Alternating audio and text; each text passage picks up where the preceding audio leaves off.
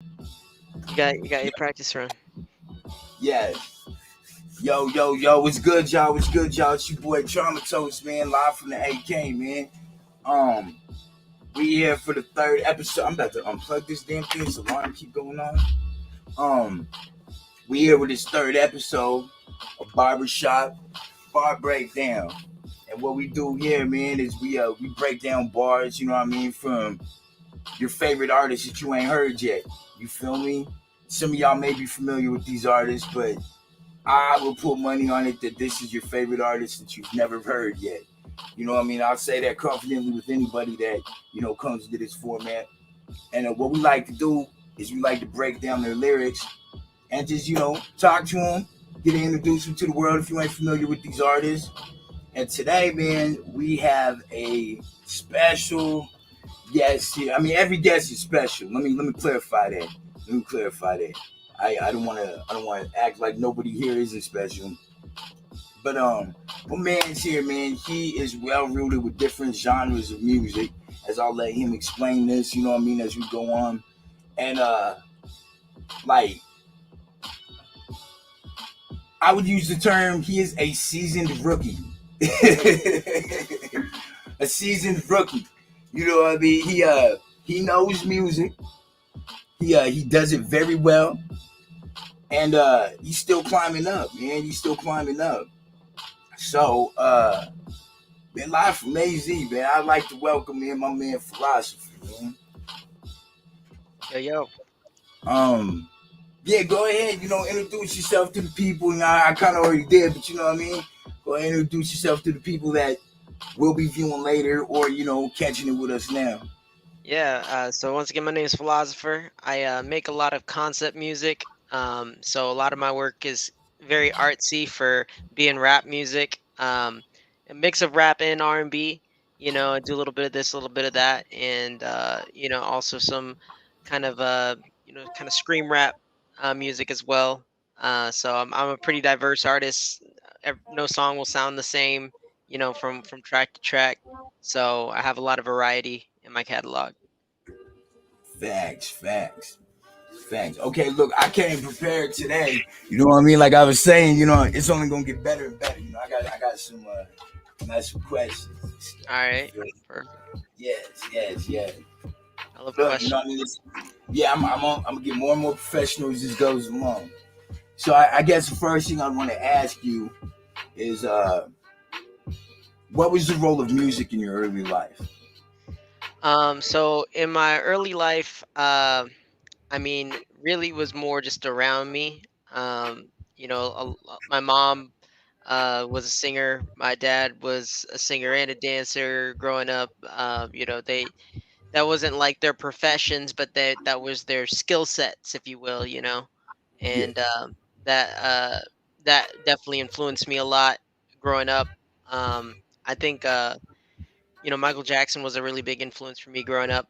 Um, facts. that was kind of like at the youngest age of me like really like getting into music and me wanting to like having the idea of like being a performer or something like that. That was kind of like what I was looking at, was like I was looking Yeah, at Michael, and Michael was still alive, so it was like a very realistic and very present thing to me, that someone was at that level, that he was at.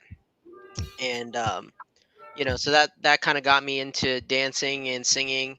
That really the performance aspect, and that's honestly, it's funny because now we've been all indoors, and I've been doing this project for just a little over a year now, so I haven't really had a chance to perform. But performance is really like the thing that I love about music, is actually going out and playing shows and stuff like that. And that was part of why I started this project in the first place. So I'm actually going to be doing my first ever live performance next week, literally a week from now.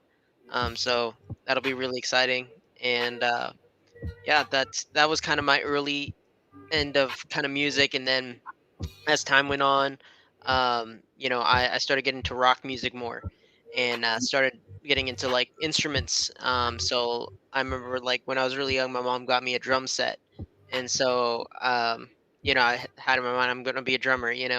So I played drums for about 13 years, um, all the way from, throughout school, and then in bands later on. But I've mainly been a frontman, mainly been a singer in a lot of my bands. So done everything from kind of more, I guess you could say like indie rock type music Yeah. to like progressive metal music, which is where like the screaming comes from.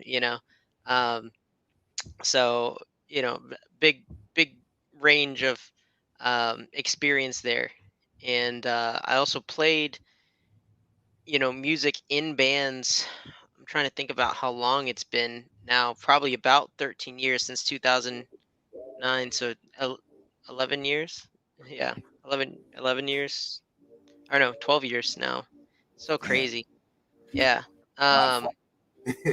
I know, it's crazy. Yeah. So like 12 years now I've been playing music and performing. And um that's been transformative for me as an artist, and in understanding different aspects of music. And that's why my music's really diverse and has a lot of influences, is because I've played a lot in music, but also I have experience in a lot of different types of music. So when typically when I think a lot of people list their influences, they're usually kind of from within their genre. Yeah. But I would say a lot of music influences me from outside as well as inside the genre at the same time. So No, I feel that like I listen to a lot of like outside of rap, I listen to like a lot of '80s music, or I listen to like I listen to Adele tough. Like so, I know me being like a rapper, you know what I mean. That's I mean, I feel like people should like all genres of music, but like Adele's pen game is like crazy.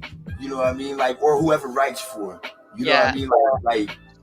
Like it's crazy to me. Like the you know what I mean. So like I feel you on it. I find a lot of inspiration from like outside of the genre. yeah, I watched a video on Adele's ghostwriter. And it was actually really interesting. It made me start thinking about ghostwriting, actually watching her But like video. I wanted to figure out how to get into ghostwriting. I just don't know how to start. With taking those steps. Yeah, yeah, a lot of it just is like submitting stuff to people. I know, like, even like on Fiverr, you can start ghostwriting there, and people pay you for that kind of stuff. But if you get on the right tracks and stuff, you can start kind of pushing your name out there a little bit more.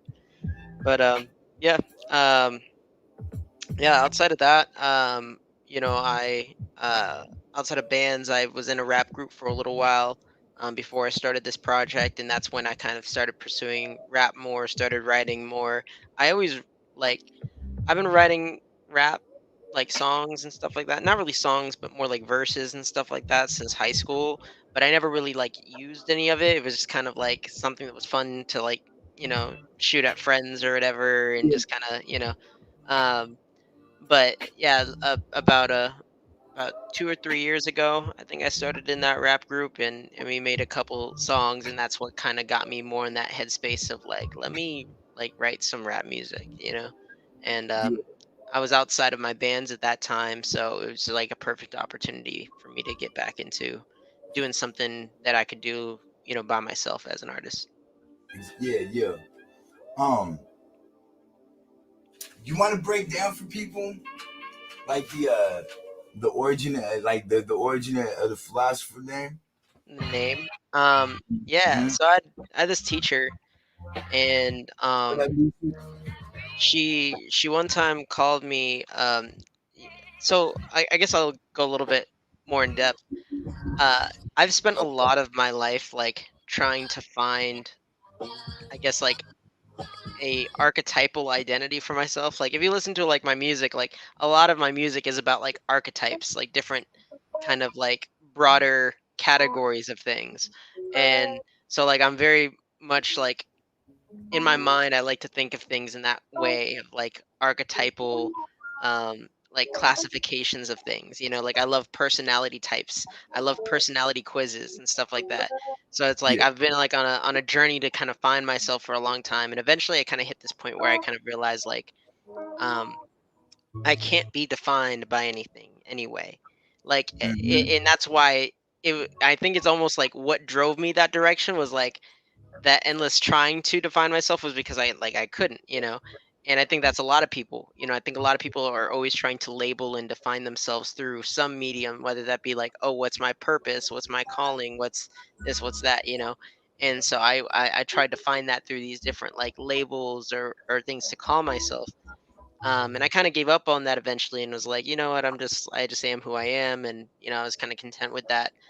And I had this teacher that I used to talk a lot during class and stuff, and talk about kind of more like philosophical topics and whatnot. Yeah, And so she kind of like uh she kind of one day put the spotlight on me, I guess, and was like, hey, you know what you are. And I was like, what's that? And she's like, you're like a cosmic philosopher poet. And yeah, I was like, it was funny because like I said, I'd kind of given up on that like idea of like trying to find like a label for myself. But when she said that, I was like, that feels right. And yeah. so I was like, I want to use that. So that was like why I kind of designed the name around that. And then I have friends that call me Lozo, so I like kind of stuck that in the middle. And Lozo actually comes from an old like rap name that I had come up with. You know, Okay. um, so it was something where, that kind of carried on through my friend group that knew about that. And then it was like, you know, I didn't want to go by Lozo now because there's a bunch of other rappers named Lozo. Um, so I wanted to do something a little bit more unique.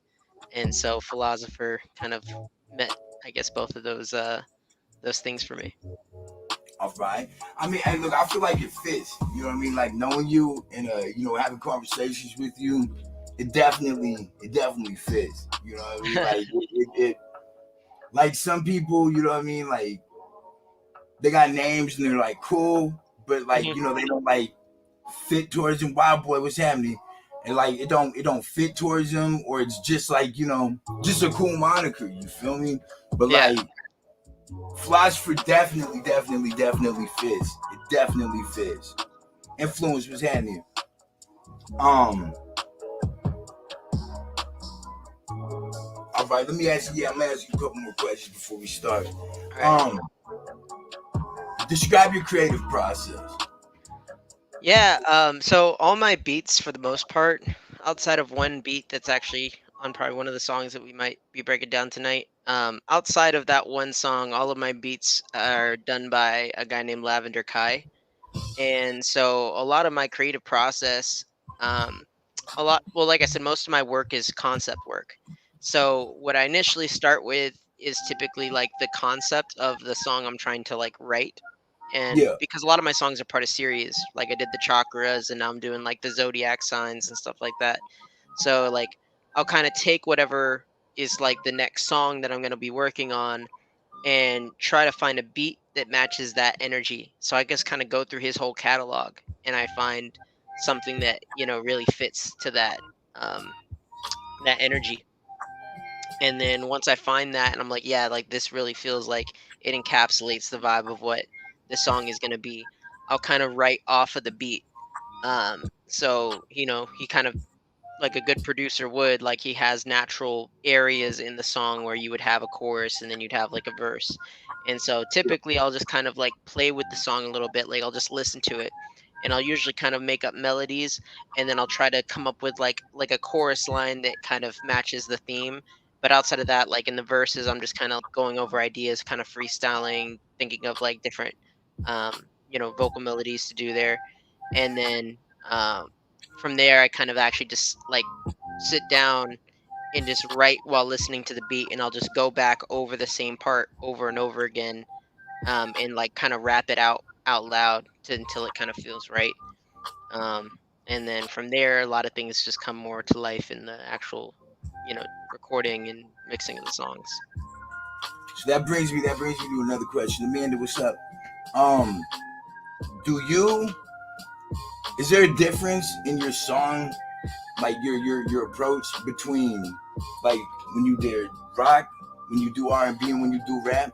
Yeah, very different. Well, and also like I said, the structure of things is different too, depending on, how, um, what the song is gonna be, because there's times where like, when I wrote rap like rock music, usually it was more like, oh, this song sounds like it's about like the beat sounds more, not the beat, but like the instrumental, you know what I mean? Like what's being Yeah, played around me by the band sounds like it has this type of vibe to it. And like what is that calling to me? Like what is that making me think of? yeah, Usually like more writing off that, but also in a way where it's like influenced by something I want to write about, so it's almost like I get like the general vibe, like the emotional aspect of the song, and then I say, okay, what do I want to apply, like what thing that I would want to write about, would I apply that emotion to, you know so if it's like a heavier song, in the sense of like being like more aggressive, um I mean, like when I was playing rock music, it'd be more like, something that maybe I felt more like angry about, or something that like I really wanted to like, like just say, yeah. Um, whereas like if it was something like a more sad song, kind of sound, then I would want to write about something maybe a little bit more emotional, or something that's a little bit more close to the heart for me, or something I wanted to be more thoughtful about.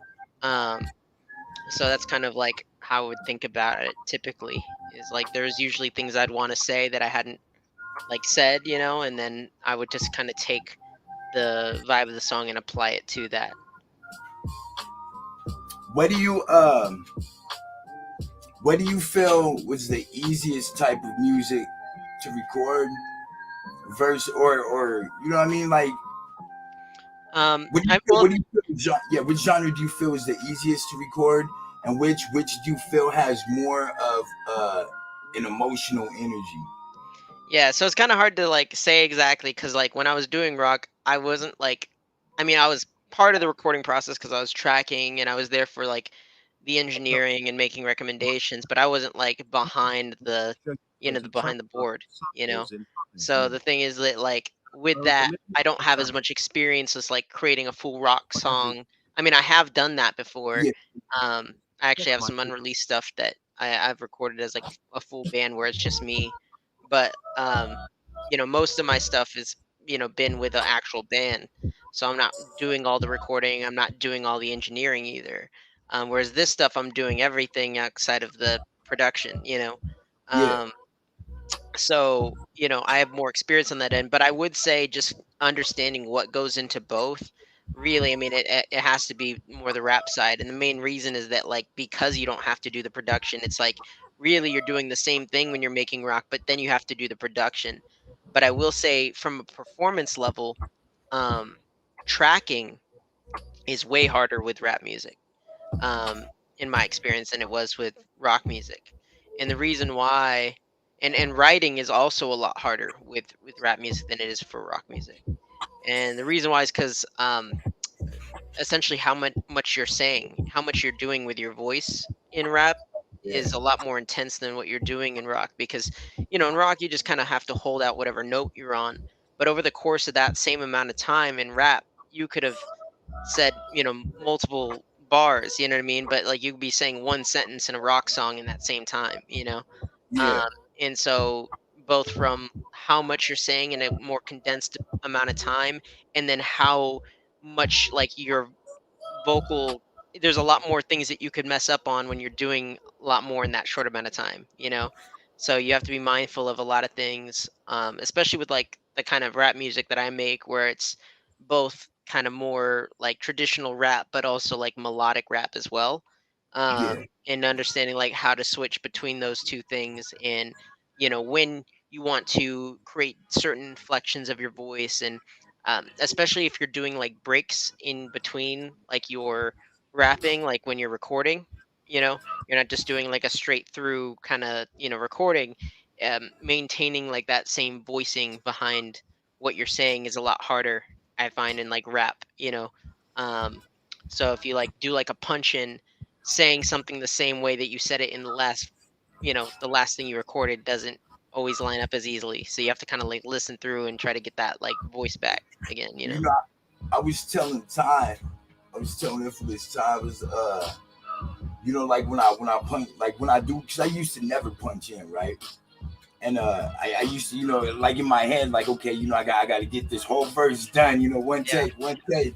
You know what I mean? Even to the point where if I got to the end and had like a couple words left and messed up, I'd can the whole thing, right? And be like, let's go, yeah, let's go.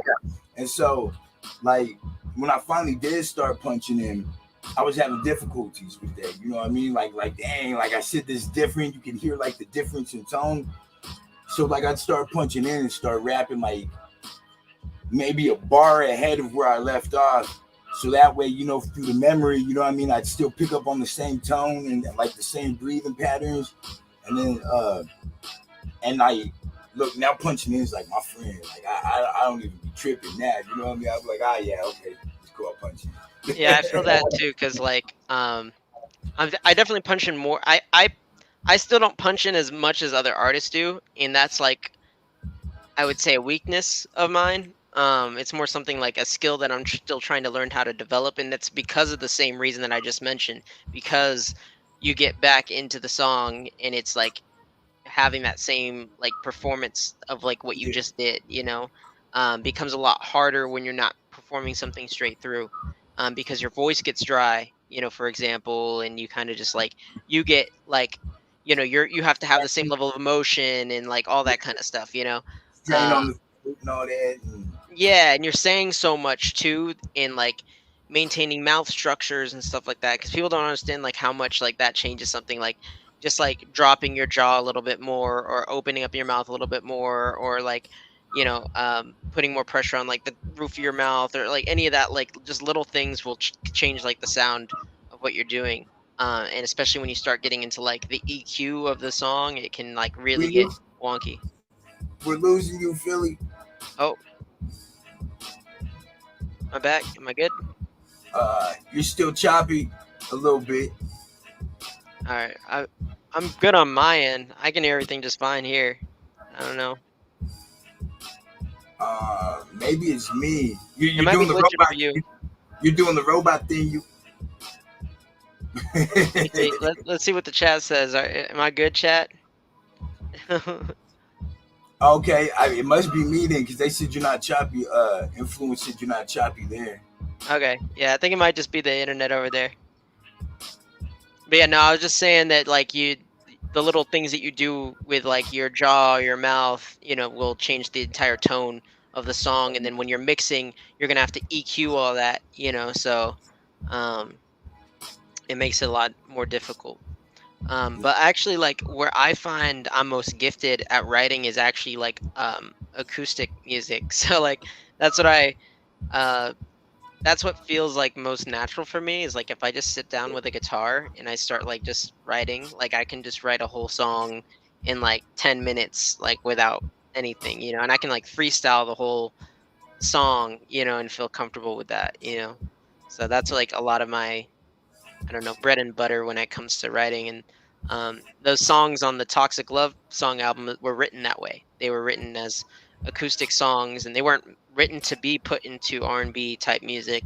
They're written to be more kind of that like Dallas Green, John Mayer kind of, just a guy with a guitar singing like type of vibe. And you know, transitioning those into an R&B song was really interesting and like, like because also I rap like saying goodbye, that song like has that extra verse at the end that wasn't in the original song. And that's the only song on that album that has that. Like everything else was like the lyrics of the original song, but in that one song I just added in that extra verse cuz it felt empty without it.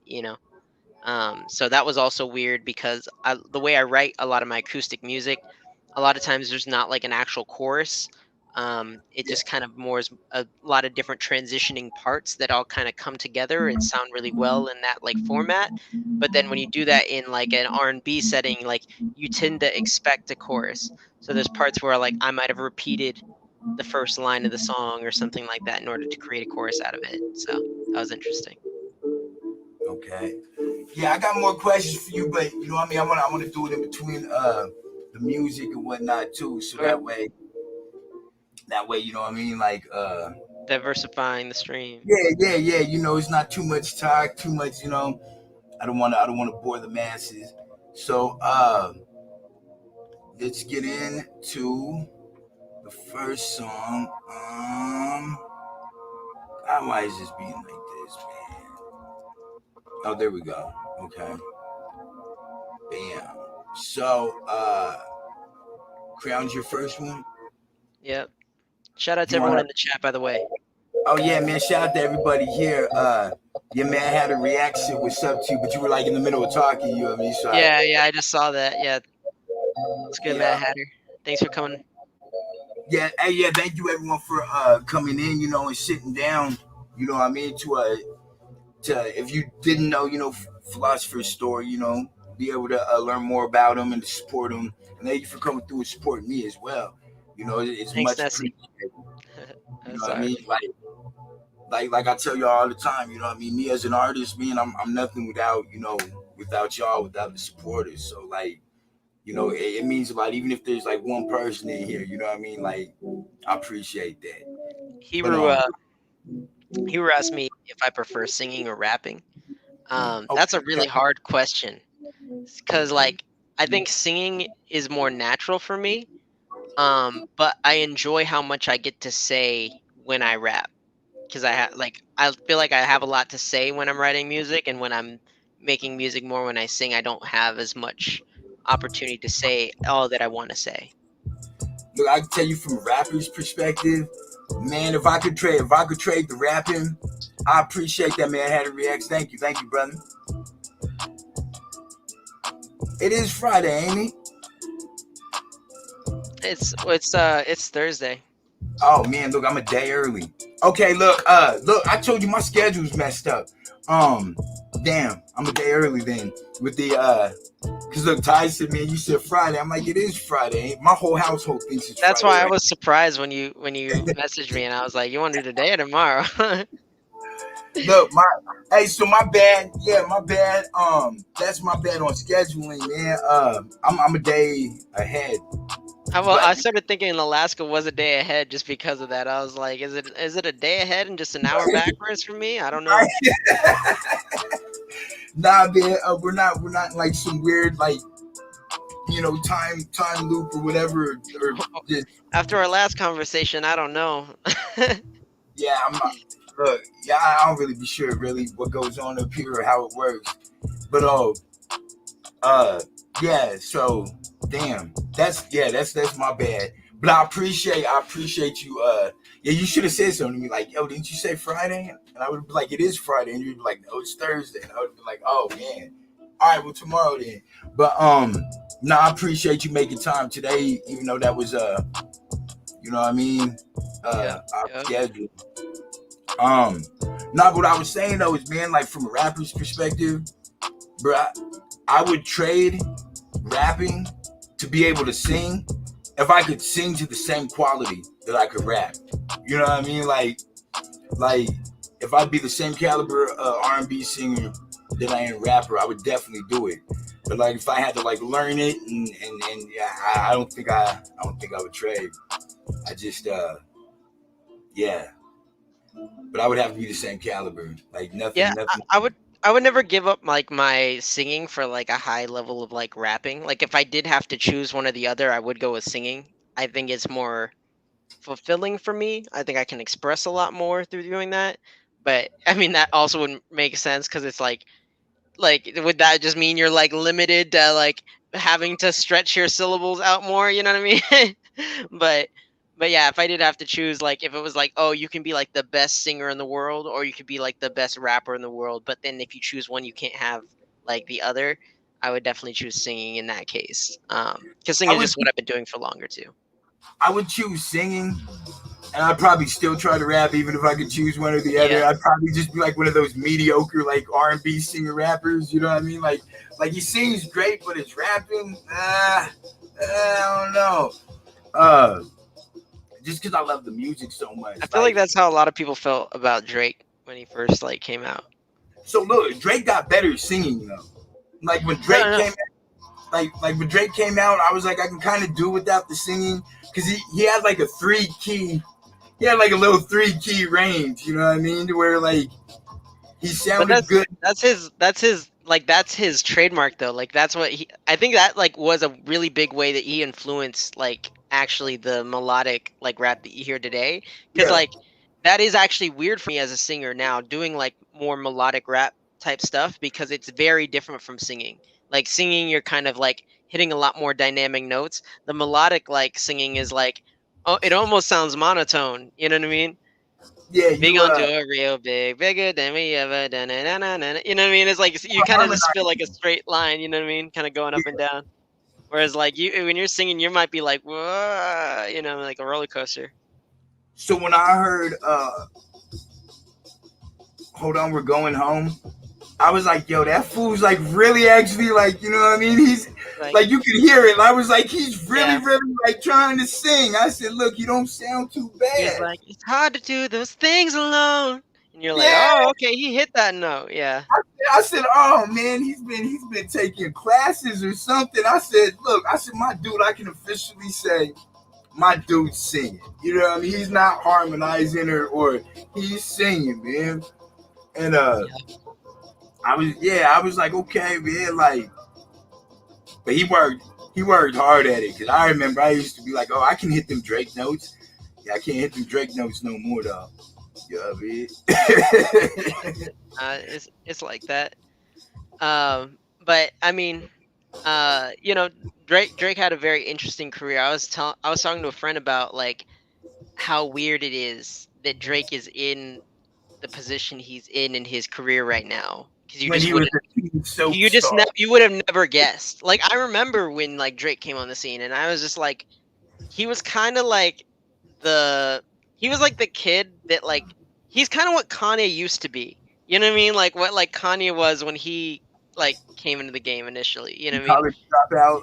Like before he even dropped that, you know what I mean? Because everyone was thinking like, oh, he's just like he's like a producer, you know what I mean? Like that's really what he does. Like he can kind of rap or like whatever, you know what I mean? But Give no him one the had benefit of the doubt. You know yeah, what I like mean? no one really had confidence in him. And then like you know he got in like the car accident and everything like that and dropped some tracks and people were like, oh, okay, you know. But you know before that they didn't really have that and I think that that's what a lot of people felt about Drake when he came on was it like because he was around really big people but he Yeah. wasn't like at their caliber, you know what I mean, when he was coming in. And I think there was kind of just like the expectation of him to He was always the cool be little brother. He was the that's little what I'm saying. brother Yeah, that he's a little bro. That's what I'm saying. Like, yeah, it's cool if he tags along because he's cool. You feel me? But like he really ain't on what we doing. But you know what I yeah, mean? He that's cool. exactly what it was. Was that he Drake was little bro to like everyone else was his big brother's like friends and all that kind of stuff. Like you Yeah. had like Wheezy was like his big bro, you know what I mean? And then like all just he had all his friends, you know. Juicy accepted him. Game accepted him, and just like people be like, yeah, yeah, it's just Drake. Yeah, it's cool. Yeah, yeah, exactly. But oh, this beat go crazy. Oh yeah, yeah. So I know I know we gonna get to the music. I apologize, y'all. My dude, he's from Philadelphia, right? My dude Spoons, man, Philly, and he pulled up on me one day. I think it was 2008. It was 2008 because he went to the feds in 2008. It was like right before he went to the Dang. feds, and yo, like, we try and put each other like on the new music.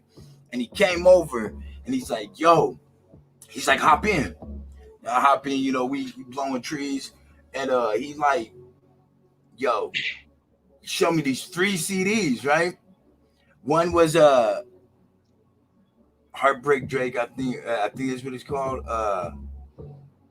No, what was it? Comeback Season. One was Comeback Season. I know that for a fact. I forgot what the other two were. Um, I forgot what the other two were. And like he was like, yo, you gotta check bro out, man. He was like, it's this kid from Canada.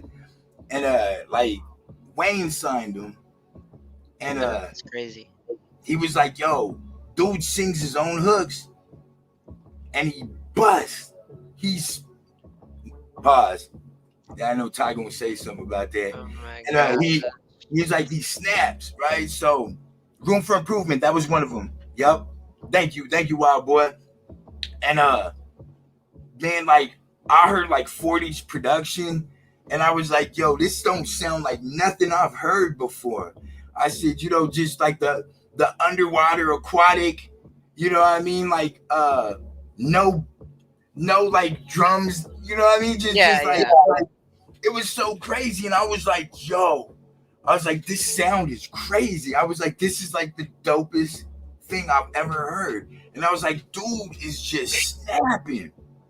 I was like, yo, I told my dude, I said, yo, I can tell you off top right now, if Wayne signed this dude, I said this dude is finna have a long career as long as he just stays who he is, man. Like this dude is finna like be like the format of what people like, you know what I mean, like strive to be.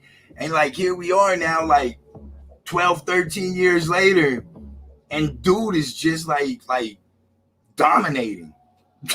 That was that was also, right around the time of like 808 and Heartbreaks too. And Mm-hmm. I feel like Drake paired with 808 and Heartbreaks like together really influenced like the new generation of rappers. Like that Oh yeah. style, it's like because of the level that those two people were at, like obviously Drake was just coming into that, but he came in with, high level people, you know what I mean? Um so because of that, it just like really made that sound more acceptable. And I Yeah. think when for a lot of, I mean, you had a conversation about this before. For like Mm-hmm. a lot of like people that had been listening to rap for a long time, I think that when they heard Kanye do 808 and Heartbreaks and heard Drake, it was more of like this novel thing of like wow, like this is a very different sound, but it was kind of like swimming in a sea of like, everything else that like was happening in rap at that time, which like rap was Yeah. like highly commercialized in like 2008, 2009, like it was very like that's when you had like Soldier Boy and like, you know Dude, yeah, yeah, you had Party Like a Rock dude. Star, people were doing the Dougie, you know what I mean? Like rap was like highly commercial It like was at it was that a point in clubbing time. time. Yeah, it was a commercial time. Like it Yeah. was really commercial. Yeah, it was very commercial. Wayne was like at like golden age Wayne, you know what I mean? Of like the point where like Wayne was just like that was the that he was the guy everyone was listening to. You know He what I was on mean? he was on every he was featured on either the original or remix of every hot song That's what that I'm came saying. out like in like this 5 year period. It was just like it was crazy. It was like, man, and I'm not sick of hearing this dude. Like this dude's on everything. Yeah, yeah, like Wayne was right there. And so, it was a really interesting time, I feel like. Um and looking at that time period and encapsulating it, it makes more sense of what we see now. It makes more sense that we see more melodic rappers, more auto Mhm. tune, more um, kind of more of like a rap based around the vibe and less around like like necessarily like the lyricism. Like not that those people aren't lyrical, they definitely are. They're highly lyrical, but their music was so um much more about like the feeling that you got from it than the lyricism, that I think that as new rappers started, people started growing up listening to that music, that was like rap for them, like that was what they listened to, that was the standard, you know what I mean? And so I think that's why a lot of people started moving in that lane, and that felt natural to them. So now you see, people like back in the day, you'd ask people like, oh, like who's the big rapper that influenced you, and everyone would say like Biggie or Pop, you know and now it's like Drake. It's like Drake or Wayne, or Kanye, So it's like crazy, like with that. So I'm from the Biggie Pac, like era, right? Yep. So like that they originally catapulted me. You know what I mean? Like to want to, you know what I mean? Like do the music more so than what I was like really doing. But I feel like they were the spark. You know what I mean? And then like Jay Z, really Jay Z and Drake are like if I were to choose three, it'd be Jay Z, Nas, and Drake. And not to say that takes away from M, because I think M is like at that point where he shouldn't even be in people's.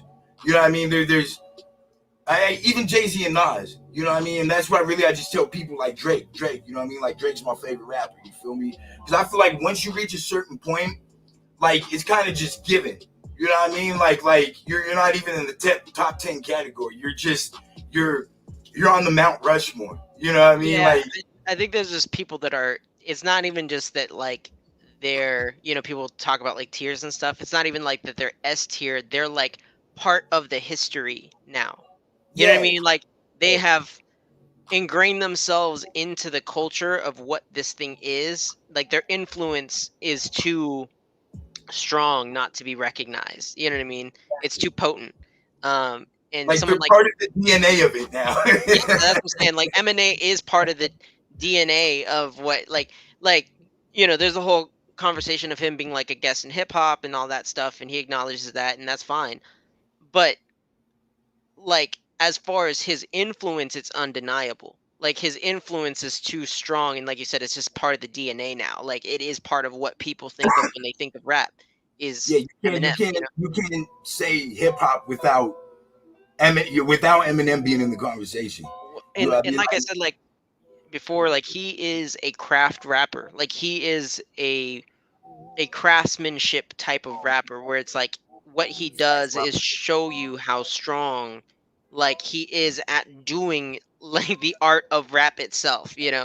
um so it's not so much, and I think that like it's his greatest strength and his greatest weakness at the same time, because it's like at one end you are never going to be looked at as someone that like you could be out rapped. You know what I mean? But at the same time, like I think that you you do have a realm of criticism around M as a songwriter more so. You know what I mean? Which is where you get a lot more of like the other side where you have Drake. You know what I mean? Where it's like mhm. Drake just writes hit songs. You know what I mean? And that's what he does.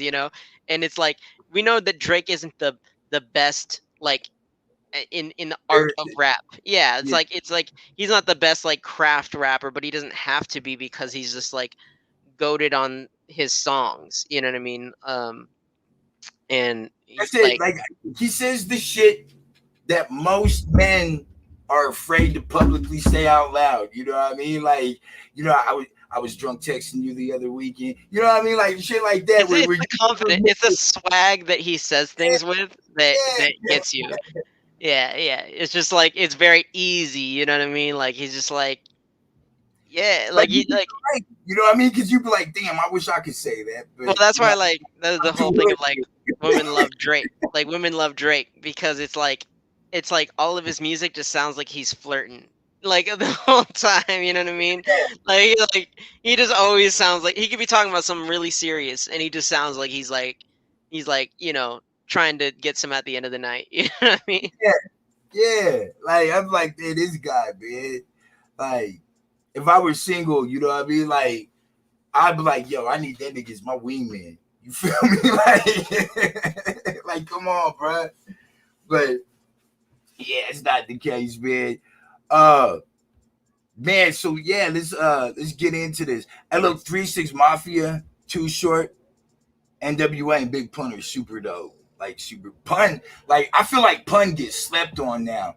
There's a point in time where Big Pun is what was what I mean, like people would give him his crown, I mean, give him his flowers, but like nowadays, bro, I don't feel like this generation really like at this generation, the generation before, I feel like they don't really be like Pun was a beast. Like if I feel like you respect lyricism, man, you gotta mess with Pun. Like Yeah, the thing is, like, it's weird when, like, it's like if you're not in the meta of today, you are kind of just forgotten. Like in like rap music right now. Like mhm. that's like another really big difference between like rap and rock is like old rockers are still like remembered, you know what I mean? And like kind of They're mythologized revered. to an extent that's like almost like unwarranted for some of them, you know what I mean? Um whereas like old rappers it's like really like people, will like remember people will remember Pac and Biggie, and like the rest just seem to like. if you either stop making music or you die, like you're just gone. Like people, or you're washed up or whatever. You know what I mean? Oh, you fell off. You know what I mean? It's like that's how people look at it. It's like Like yeah, you could have made tons of like hot tracks. Like you could been number one song on the radio, and like people will just like look at you like you fell off if you're just not making music anymore today. right? It's crazy. Like yo, I heard some young dudes, man. Like we were talking about artists, and they were like, man, Tupac's garbage, bro. Like I can't even rock with that. And I was like, whoa. I was like, man, y'all are so disconnected, man. Yeah, no, you that's the saying. Like you Like grew up on hey, on and they dead serious too. They be like, man, nobody wants to listen to that shit nowadays. You know what I mean? I'm like, man, what? as I was saying, Like, they grew up on like the more modern, like melodic style of rap, which isn't bad. I love that. I make that stuff. You know what I mean? But it's like I think that disconnects them from the sense of like, oh, like this is where this came from. This is like why this is respected. Like it's like for everyone else, you know what I mean? Like we're looking at like, oh, like this is the new like weird thing that's happening. You know what I mean? And this is like really interesting and cool, but this is like new.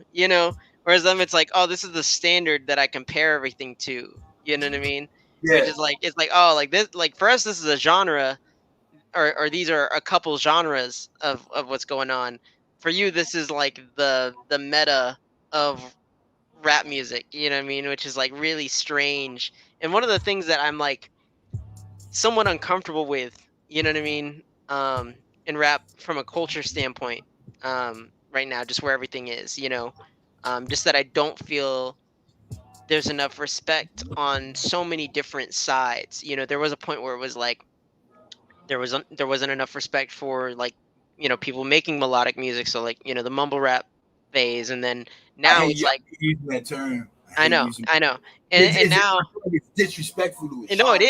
is, but it characterizes that point in time where like SoundCloud rappers started blowing up, and everyone did just kind of dismiss them as like mumble rappers. You know what I mean? It shows you where it's a good like marker of where rap was at the time and how strange that was to people. And now it's like understood and accepted, but like beyond that, it's become more of the like meta of music, and the broader spectrum of rap now is that. And I think that because of that, there's a level at which now like if you were a really skillful lyricist, you know what I mean, it's like just gets kind of swept under the rug unless you're like Cole or Kendrick, you know. And it's not to say that there's not really skillful lyricists outside of those people that are also really big, like someone like Jordan Lucas. But when you look at like the music that Jordan Lucas and even like now Cole and Kendrick make, it is kind of influenced as well by like more melodic rap music. You know what I mean? So they have Yeah, kind of moved that lyricism into that style and even if you look at Eminem, like Eminem's like rapping over more kind of like trap type beats now. You know what I mean? yeah. Um, and it's the best way that for those people to go. They're doing exactly what they need to do. But I think that, like I said, if you're just like an old school like backpack rapper, it's like almost become like a thing where like you're looked at as like the bad guy now, which is really weird, is like no, like this should be like this was already like respected before, you know what I mean? And now it's just like because we now respect something else and accept something else into the genre, it's like we're almost pushing away everything else that was built on, and that's what bothers me, is like the criticism that like, oh, you can't be, not that like it's corny to call someone a mumble rapper, but now it's corny to be a conscious rapper. I feel like you know what I mean. Like so, one thing that I do is I try and I try and be did it blank out or something? Oh no. No, I was saying, Nietzsche said, should we bring it back? I was wondering if it blacked out or something. Um, so I didn't like quote unquote mumble rap at first, but I was like, look, in order for me to have longevity as an artist, I need to be open to different, you know what I mean? Like the changes in hip hop, changes in rap. I have to be open to that, and I have to find a way to keep my essence, you know what I'm saying, and be able to blend in with, you know, what's going on without losing myself. And so, like so drill, I still have not to this day done any drill, you know what I mean, like any UK drill beats or drill like Chicago drill beats. I won't do it. And I know it's like popping and stuff, you know what I mean, but I will not do it. I can't. What is the reason for that? I'm curious. It's because like I don't want to feel like I'm following every, you know what I mean, and there's no way you can really blend in with drill unless you just do, you know what I mean, you do drill, like unless So you do like a drill beat. yeah, so like, my whole thing is I love drill beats. Like that like I do too. Like don't get me wrong, I do too, but I don't want to feel like, you know what I mean, I'm being no, part of well the crowd. I was gonna add on to that, right? So like I mean I would make a song on a drill beat, but I can't say I would not feel awkward doing it. Not like awkward in the sense of like, awkward working with a song. I feel like I would, write naturally with a song like that. But more so awkward in the sense of like where that culture is, you know what I mean? And not like being of it, you know what I mean? And Yeah, like putting myself in there. I feel like that'd be kind of the weird thing for me is like feeling like, oh, like I'm on a drill beat, but then like feeling like, a drill rapper is gonna hear this, or like someone that listens to drill music is gonna hear this and be like, what the hell? You know what I mean? Like, that's like the weird thing for me is more so well, that. Um, so like, no, I get where you're coming from. You know what I mean? like if somebody had a song with stuff already and was like, Tron, you want to do a verse? That might change, you know what I mean? Like my thought process with that. But it's like that's not, look, drill is not my culture. You know what I Yeah, mean? Because it's a culture as well. You that's feel what I'm me? And saying. Yeah, that like that and so I don't wanna borrow and use your culture because everyone else is, and then you know what I mean, just wash my hands of it after that. You know what I mean? Like yeah. I don't feel appropriate doing that.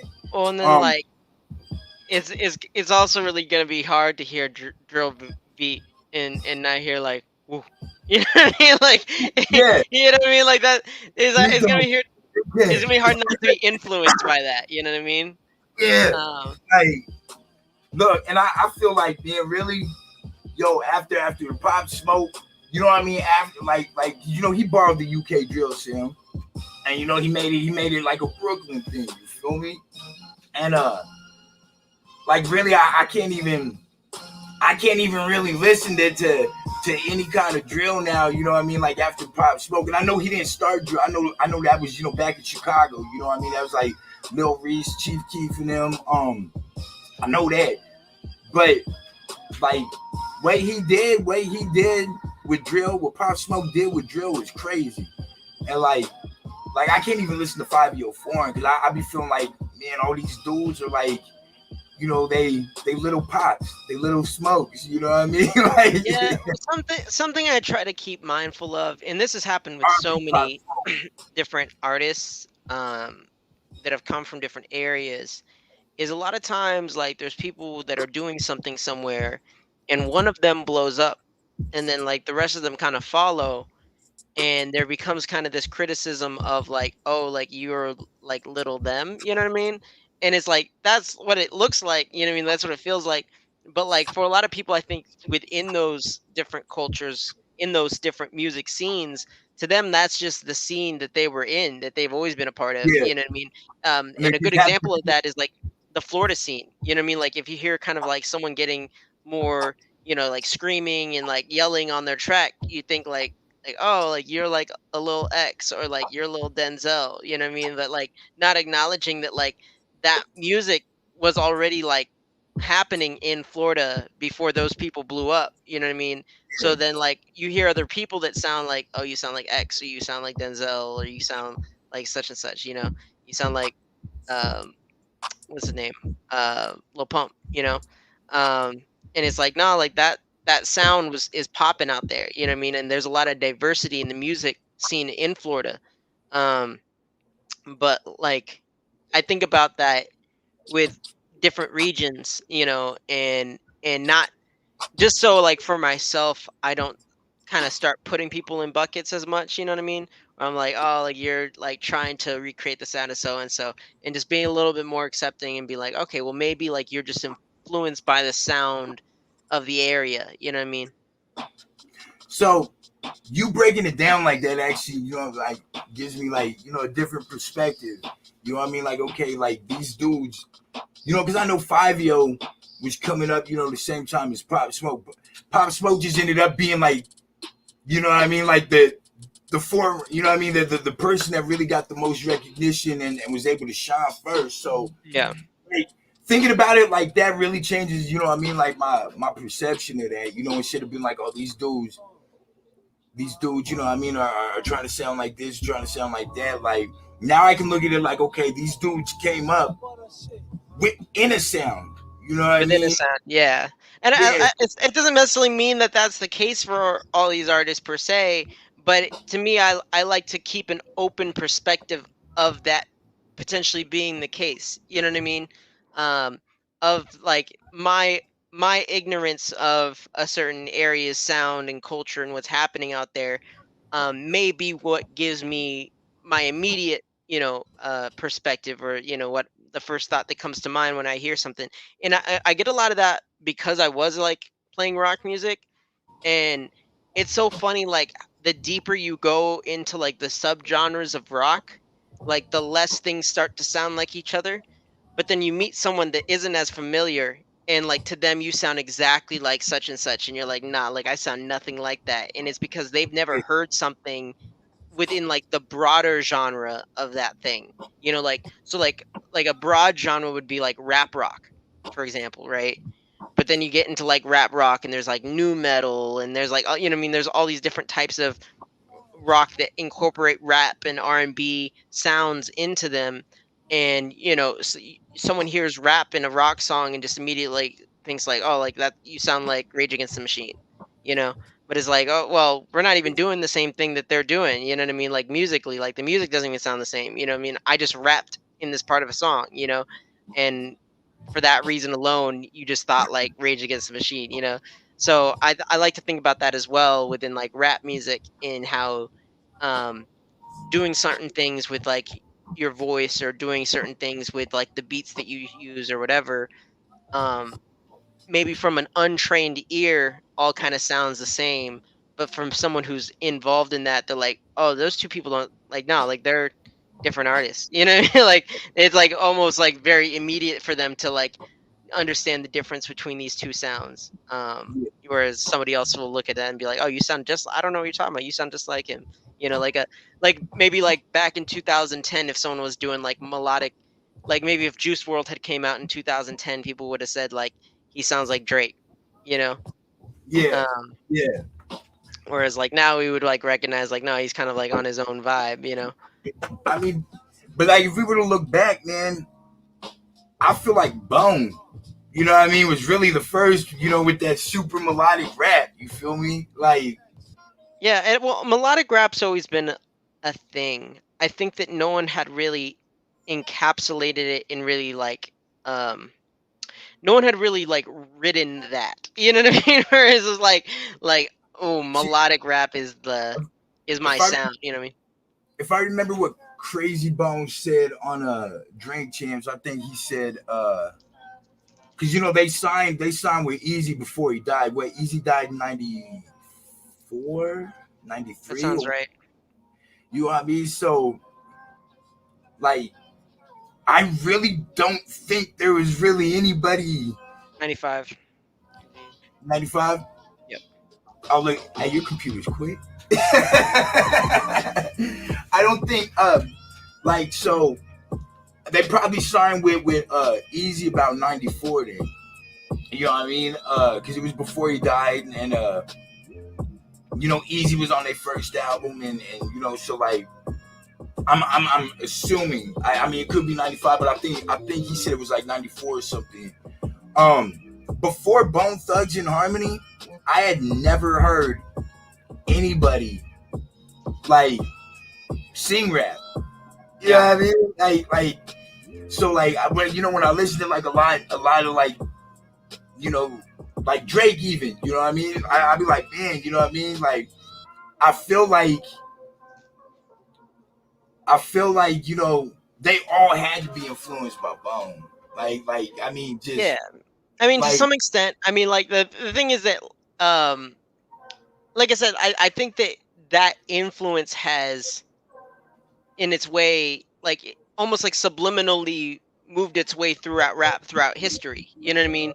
just But kind of like, like weaved yeah, its way through. yeah, like I mean, that's how influence works. You know what I mean? Is like you listen to like one artist that has a certain sound, and that like subtly starts to influence like maybe your melodies or an idea that you have for a song. Like I've done things where I've even structured my like rap verse after like a screaming part in a metal song. You know what I mean? Like just like the cadence of it. You know what I mean?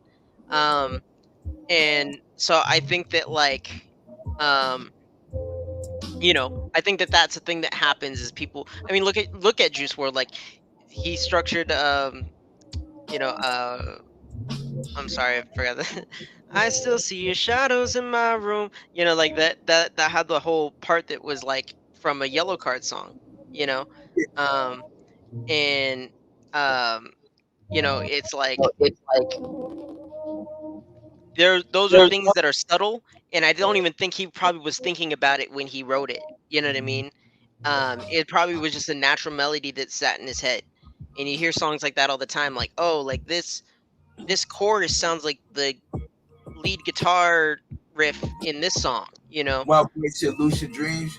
Lucid Dreams. Yep. Hey, Horseshoe Gang, they snap, they go. That ain't that Crooked Eye or King Crooked? Ain't that King Crooked's group? Horseshoe Gang.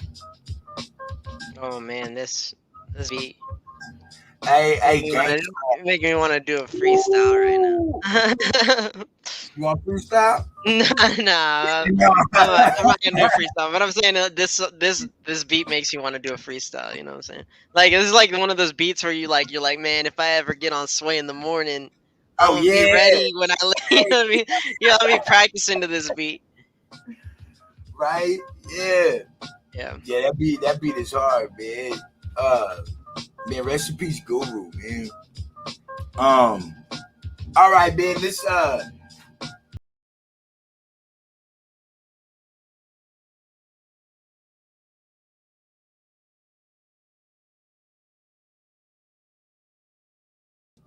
yeah. Do you mind if I smoke real quick and then yeah, no problem.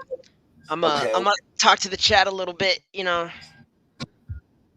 yeah, okay. I appreciate. I'm gonna smoke real quick. I know that's super like unprofessional, but I'm It's all I'm good. not a professional. I'm a nigga streaming and doing music. You know what I'm saying out my kitchen, but Maybe I'll freestyle over this beat in the meantime.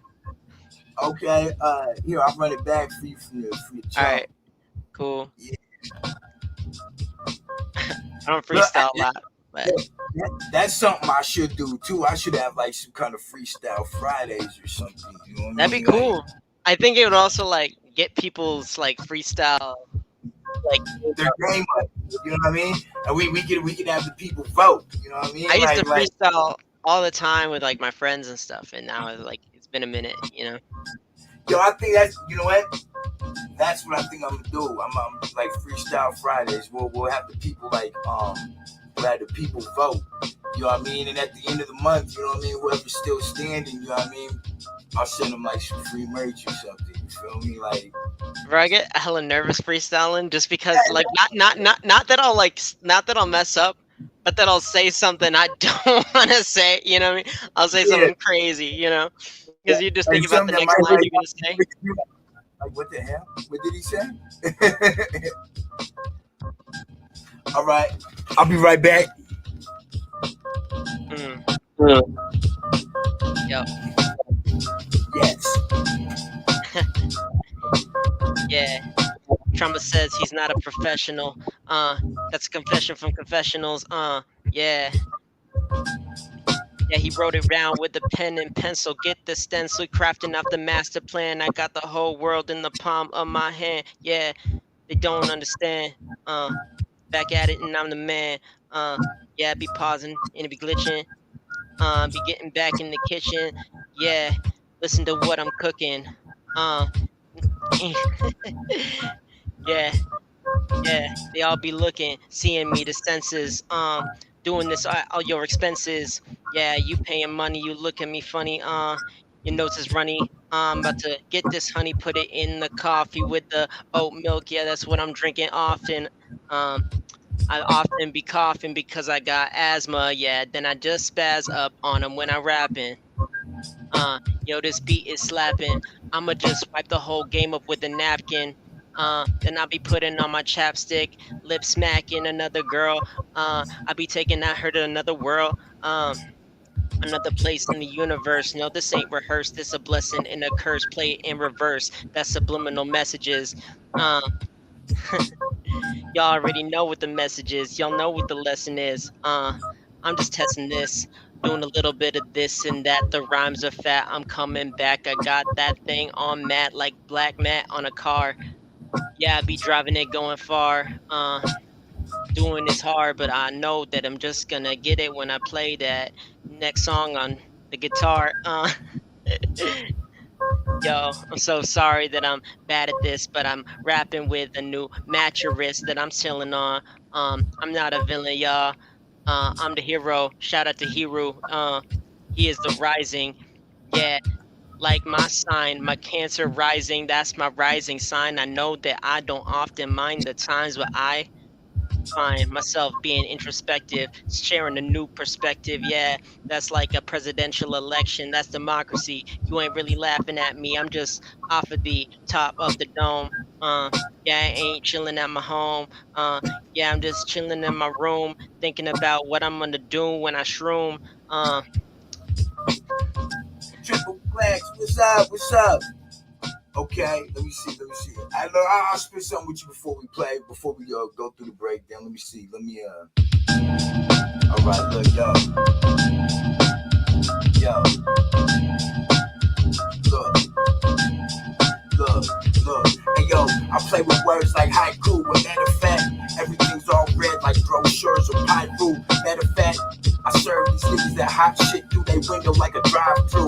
I do, married to the game. These niggas all lame, so it's hard to explain how my rap pieces come back to teach this. I tell niggas I am the beast of all beasts. You ain't ever seen a nigga like me that's hardcore, rocking like big, but heart like Shakur. I'm telling the niggas I'm ready for war. Plateau pour, it'll leak through wars. Any nigga want more, I bring that war on them. I tell them niggas to traumatose like hot sit on skin, I'm raw on them. You ain't seen a nigga like that. Matter of fact, got a tight rap.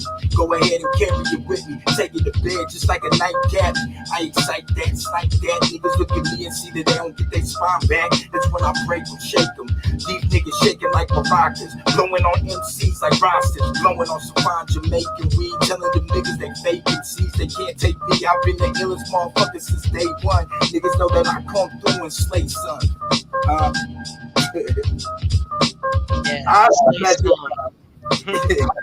I'm just messing around, man. I don't really be freestyling anymore, you know what I mean? But I was like you stepped out there, I step out there, you know what I mean? Yeah, nah, it's one of those things that it really is like something you gotta like do often, you know what I mean, to like flex the muscle, you know? I Like appreciate that. Yeah, facts. Hey, like I'm telling people, like you can lose it. You really have to. It's a muscle. You have to stay. You gotta stay like you know what I mean on your freestyle game, or else it'll get rusty. Like I quit freestyle for a minute, and then like a couple years, and I just like kind of started freestyling again. But you know I be in the room every time I be playing beats, like walking around the room like. I be telling my wife like, yeah, I ain't got it no more. I ain't got it no more. no, I know that's what it feels like because like you think you have it because you know there's been times like where you've just been on it, you know what I mean, where you've just sat and just chilled on a beat and you felt like you were Juice World, you know what I mean? But like then you Yeah, just like one day you're like, oh, like I could freestyle a bit, like yeah, I'm good at freestyling. And then you hop on, you're like, how do I freestyle again? Yeah, what happened? How come I'm ABC in it? Like, what's going on, man? Um, like I used to be that dude where I go to parties and people be like, yo, freestyle. And they be like, yo, give them any subject, like Ninja Turtles. You know what I mean? And I bust like 60 bars on like Ninja Turtles, you know what I mean? And people Be just like point, yeah, Ninja Turtles, I jump on hurdles. Yeah, you just trying to curdle up in the room. Your girl when you spoon. Yeah. you know what I mean? Like, you know what I mean? Like I rap about like bebop, rocksteady, splinter, shredder, you know what I mean? And like niggas would be like, yo, that shit is so hard. I never thought the Ninja Turtles would be so hard in my life. That's I'm crazy. I'm a good like one liner. Like if someone gives me a word, I'll rhyme with it, but then it's like everything after that. You know? Yeah. Um, yeah, I think I'm gonna do the freestyle thing, man. You know what I mean? To have people, have people vote, till the next week. And then, the people from that week, can move forward or whatever. And then yeah, just, do it till like the end of the month. Have like one final one, and see like what I mean, see who the winner is, and I'll send them some merch. That'd be cool.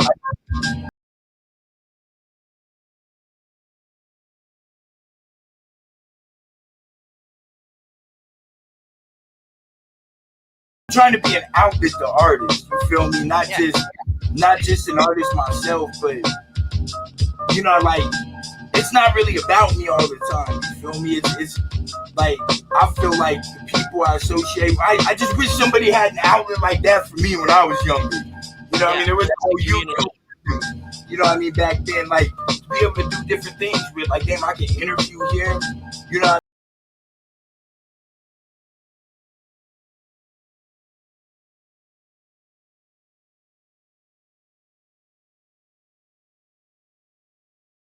this music. But man, I appreciate that. Avery. Thank you, everybody. Man. I appreciate that. Yeah, look, and man, that's what I want to do, man. Is inspire people or give people, that extra tool in the belt. You know what I mean? To be like, hey, yo, you know what I mean? Like, this dude gave me a chance, and I was maybe able to succeed off this, or so. You know what I mean? Like, yeah, it's not really about me, man. It's about, other people. I just, I'm there for the ride. If it works for me, it works for me. You know what I mean? But, maybe I could be like the stepping stone somebody needed. You know what I mean? To be able to move forward with their career. So the first song we have is Crown. You want to go ahead and introduce it? Yeah, so this is off of the Mandala album.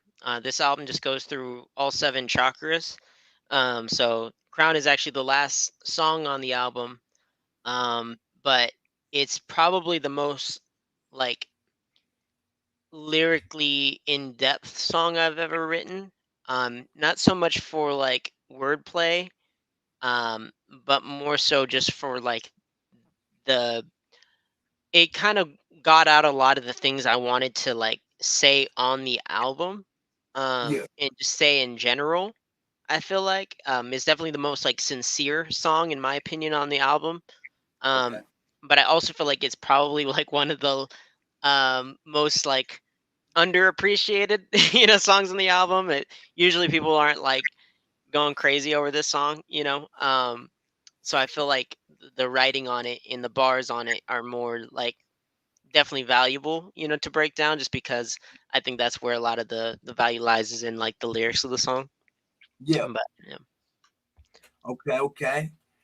And with no further delay, let's get into Crown.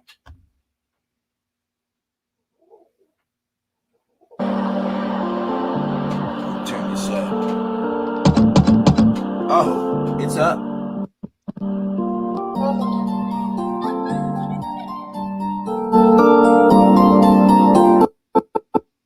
Hey. been feeling so connected. More considerate of things I neglected. Learning to respect it, never had expected. If perfection and life's imperfections, time for reflection, I look to the past. Deep value life, for how long did it last? Maybe it's because I was moving too fast, judging it through the compare and contrast. All I cared about was a life everlasting, but took life for granted with each second passing. Romantic, just looking for purpose and passion. I look to the sky and say, why did this happen? But now I imagine it happened for me, and purpose is in everything that you see. It hurts me when you say it's worthless to be, because being is all that makes life worth the read. I'm planting the seed in the ground, hope it grows. Is there a God, a devil? I don't know. If there's a heaven, then I hope I'm on the guest list. And if I go to hell, I'll be done with getting reckless. Faith ain't defined, but what hangs from your necklace? It's your willingness to take a step to the entrance of fear and acceptance. Let go and accept it, so you can transcend this and flow with the essence. In my head, feels like we're dreaming when we're not laying in bed. I've witnessed heaven and hell, but I'm not dead. All of the angels and demons are in my head. Yeah, the light gets fed through the crown on my head.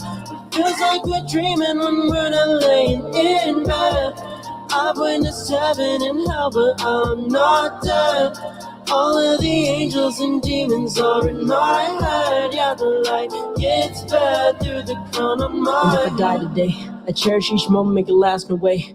Wouldn't let a single second pass away as I passed away, and laughed as I watched life pass in a flash of gray. I don't know what you believe in, but I know sometimes at least it can be deceiving when you're searching for purpose and reason to mean it, but all you can find are the demons teasing you. Please try to see what I'm seeing. Have you ever felt so connected, like the moments that leave you so breathless? Take a moment to find where your breath is. Close your eyes and connect to the message, to the nexus. I don't know what you've been through, but I want you to know that I feel you. I've been hurt and I know you can heal too, and made stronger, but what didn't kill you? In my head, feels like we're dreaming when we're not laying in bed. I've witnessed heaven and hell, but I'm not dead. All of the angels and demons are in my head. Yeah, the light gets fed through the crown on my head. It feels like we're dreaming when we're not laying in bed. I've witnessed heaven and hell, but I'm not dead. All of the demons are in my head. Yeah, the light gets fed through the crown. Just know that I'm grateful that you exist. Cause you're the piece of the puzzle that'll make it fit. Because of you we see more what the picture is. With your vision, my mission isn't so limited. The picture looks blurry and cracked through the creases, but clear when you stop trying to see all the pieces and see that the masterpiece isn't so perfect and clean. It does not lose its worth if it loses its sheen. Want you to know you're forgiven for your transgressions. No mistakes is the steps to your life lessons. Sometimes hard times can become blessings. We all learn in due time, so please stop stressing. Imagine the day when it's finally here. All the cloudy days are finally clear. You can laugh at how you went through the fear, and you can tell your doubts to go disappear, cause you know why you're here. My head feels like we're dreaming when we're not laying in bed. I've witnessed heaven and hell, but I'm not dead. All of the angels and demons are in my head. Yeah, the light gets fed through the throne on my head. Feels like we're dreaming when we're not laying in bed. I've witnessed heaven and hell, but I'm not dead. All of the angels and demons are in my head. Yeah, the light gets fed through the throne on my head. I hope you know that I wish you the best. I hope that this message helps you through the mess. I hope you can let these words sit in your chest. Regardless of hardships, just know that you're blessed. Crown.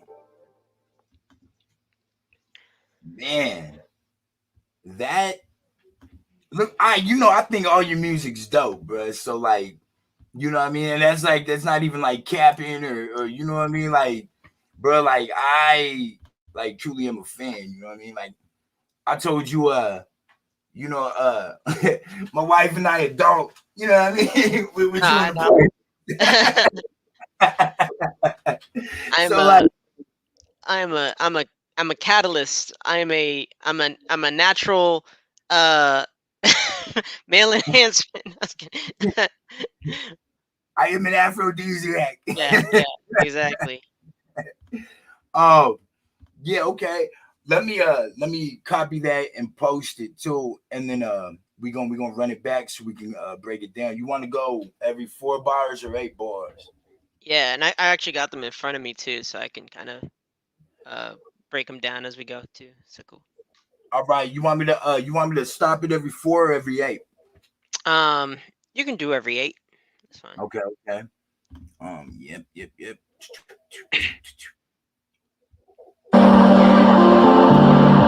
Hold on, real quick. I'm gonna copy this so I can share it that way. You know what I mean? People. Bam. There we go. All right, let's go.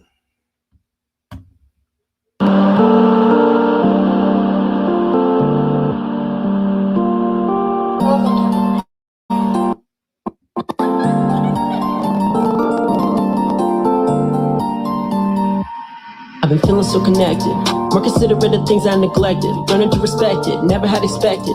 If perfection and life's imperfections, time for reflection, I look to the past. Deep valued life, for how long did it last? Maybe it's because I was moving too fast, judging it through the compare contrast. All I cared about was a life everlasting, but took life for. Oh, there we go. There we go.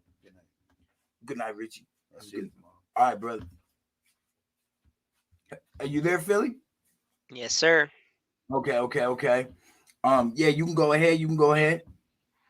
Yeah. So I've been feeling so connected, more considerate of things I had neglected, learning to respect it, never had expected. So this kind of ties into like the next kind of set of bars, but basically, um, I've been feeling so connected means like I'm kind of connected to the world around me. Um, and that's kind of one of the things that's involved in like the crown chakra is that like sense of connection to like the world and kind of the universe and kind of like what's outside of yourself. Um, and you know, being more considerate of things I neglected. Again, kind of getting outside of just like you and like your internal process, because a lot of the chakras are about that. A lot of the chakras are about you and your internal process, and it doesn't really as much connect to the outside world a lot. And so, I think that that's what I was trying to encapsulate in this song. But some of the song is very personal to me as well, in the sense of like how I related to it. Um, and I said, learning to respect it, never had expected to find perfection in life's imperfections. Um, so what I'm saying is that like I I was kind of looking at the world um, from this world as like a world of imperfections and trying to find maybe something perfect in it. But now that I'm connected to it, I have experienced perfection within the imperfection of the world, and now that, in a sense, that imperfection has become perfection to me. Um, and then I say, time for reflection. I look to the past, devalued life for how long did it last, and so I'm kind of like reflecting back on my life, and to a point where I I valued life less because of how um, finite it was, and then because of how like futile like death is, and so um it's kind of like saying like I'm kind of appreciating things more um about life that I didn't before, even things that, appreciating the impermanence and appreciating the imperfection of life itself. Okay. Yes. You ready to You ready? Yep. Okay, okay.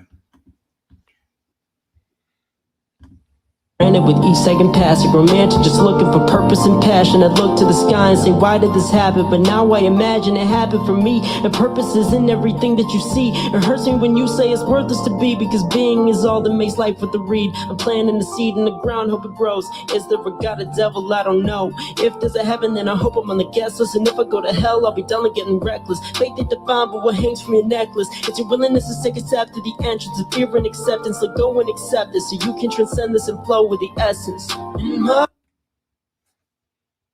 So I'll kind of break that down a little bit more. I kind of uh, cut off a little bit earlier where I was before, but I say maybe it's because I was moving too fast, judging it through the compare and contrast. So basically, saying like, hey, I didn't like stop down to slow down, and I didn't stop to slow down and appreciate life. Um, and I was kind of judging life through comparing and contrasting things, and it was kind of like, you know. looking at like the good things about something and then like comparing that with like all the bad things about something else instead of kind of appreciating these different things for like what they are. Um, and then I say all I cared about was a life everlasting, but took life for granted with each second passing. So, you know, basically looking for, eternal life. And I grew up religious, and um, a lot of my young life was focused on the idea of making it to, eternal life, um, and I think when I focused so hard on that growing up, it made me appreciate the life I was living less because everything was just getting about getting to the afterlife, um, and I say all I wanted was a life everlasting, but took life for granted with each second passing. So it's like I'm spending all this time, you know, like not appreciating the life I have now in hopes of like a life I have like in the future. And it's like you're so focused on life that you're not even appreciating life. And I say romantic, just looking for purpose and passion. I'd look to the sky and say, why did this happen? Um, so I was looking for something to basically enliven me, something to grab onto, that purpose that everyone's looking for. And and then I say I'd look to the sky and say, why did this happen? Basically saying like, if something negative happened in my life, I'd be kind of like, why? And then I say, but now I imagine it happened for me, and purpose isn't everything that you see. It hurts me when you say it's worthless to be because being is all that makes life worth the read. And I'm basically saying like, um, I kind of now view things as like, you know, even when something bad happens, um, sometimes like there's a good outcomes, and sometimes it gets you to where it needs to be, where you need to be, and sometimes like what you think is a bad thing isn't really a bad thing. You think it's a bad thing because where you think that will lead you towards the rest of your life, and really like the negative impact in that was almost like negligible. Um, and eventually it leads to something really good for your life, and you kind of like look back and say like I wouldn't have even wanted that to go the other way. I wouldn't want the thing that I wanted at that time.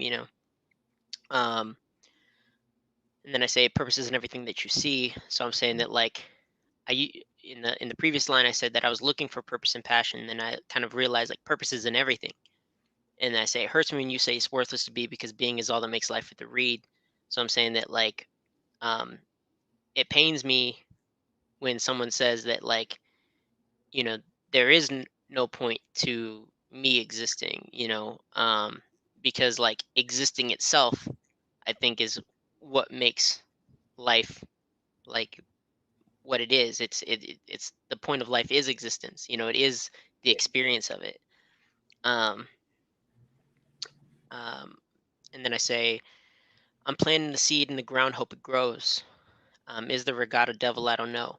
So that's kind of like on like a personal level, it's actually like a reference to a movie called The Fountain, um, where basically like this guy's like wife dies and he like plants a seed into the ground where she died so that she'd grow into like a tree. Yeah, And that's kind of like a personal thing for me. But what I'm kind of saying in the song is I'm planting a seed, um, as in like kind of in the person listening. And so I'm hoping it grows. I'm hoping that like this song reaches them and touches them and moves them with the message. And I say, is there a God or devil? I don't know. If there's a heaven, then I hope I'm on the guest list. And if I go to hell, that I'm down there getting reckless. So I'm saying, like, I don't know if there's a God or a devil, but, whatever happens to me, regardless, I'm going to make the best out of it, yeah, um, in whatever the situation is. And I say, faith ain't defined, but what hangs from your necklace. It's your willingness to take a step through the entrance of fear and acceptance. Let go and accept this so you can transcend this and flow with the essence. So I'm saying that like a lot of people say like, oh, I have faith, but they'll like tie that faith to like their religion, but like not so much that they gain faith from their religion, but that like their faith is their religion. yeah, And faith is something that a lot of people can have. You can have faith, you can have hope, in something. um, and basically I'm trying to get down to like what faith itself is. um, and I say it's your willingness to take a step to the entrance with fear and of fear with acceptance. So I'm saying that like it's okay for you to be afraid and have faith, to do things in fear and faith, and it's your willingness to do things in the face of fear and to move forward. Yeah. Um, I say like go and accept this so you can transcend this and flow with the essence. So I'm saying like go of that barrier, basically, let go of that thing that's holding you back, or that you're connecting to faith in a way that's maybe stopping you from having faith, um, and then so you can rise above that, and begin to like basically experience life from that perspective. Okay. Yeah, if anybody has any comments or anything, you can feel free to comment or ask. Um, Appreciate that, Nessie. um, you want me to go on through the hook, like keep playing past the hook, or you want me to start um, with? you can, yeah, I mean, if you want to, I mean, I guess I'll talk about the hook too, Okay. because I hadn't really done that. So yeah, if you want to play through the hook, I I'll mean, if you just want, you can talk about the hook now, and then I can play it through, or it's up to okay. you. So I say, in my head, it feels like we're dreaming when we're not laying in bed. I've witnessed heaven and hell, but I'm not dead. All of the angels and demons are in my head. The light gets fed through the crown of my head. Um, so that part, a lot of it's kind of talking about. It's actually kind of a reference to a quote from Joseph Campbell, Yeah, um, and basically kind of says like all the angels, all the gods, all the heavens are like all inside of you, basically. So it's kind of like a reference to that, where I think a lot of people are like always kind of searching for something and not seeing that like that, like regardless of like what you believe in, like even if you believe that there's something out like external from you that you're trying to like get toward, like it could be even something mundane, like I want like a really nice car, for example, right? yeah, Let's say like your dream car was like a Lamborghini or something like that, right? yeah, A lot of like that passion, that like drive to get that car is already inside of you.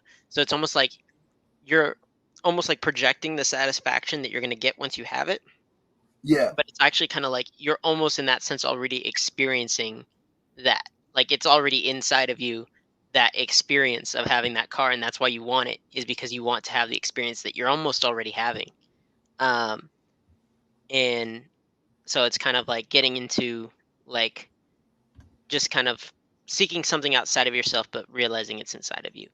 Um, and, obviously the song is Crown, so everything's, like, related to the head. The crown chakra's, like, right here, yeah.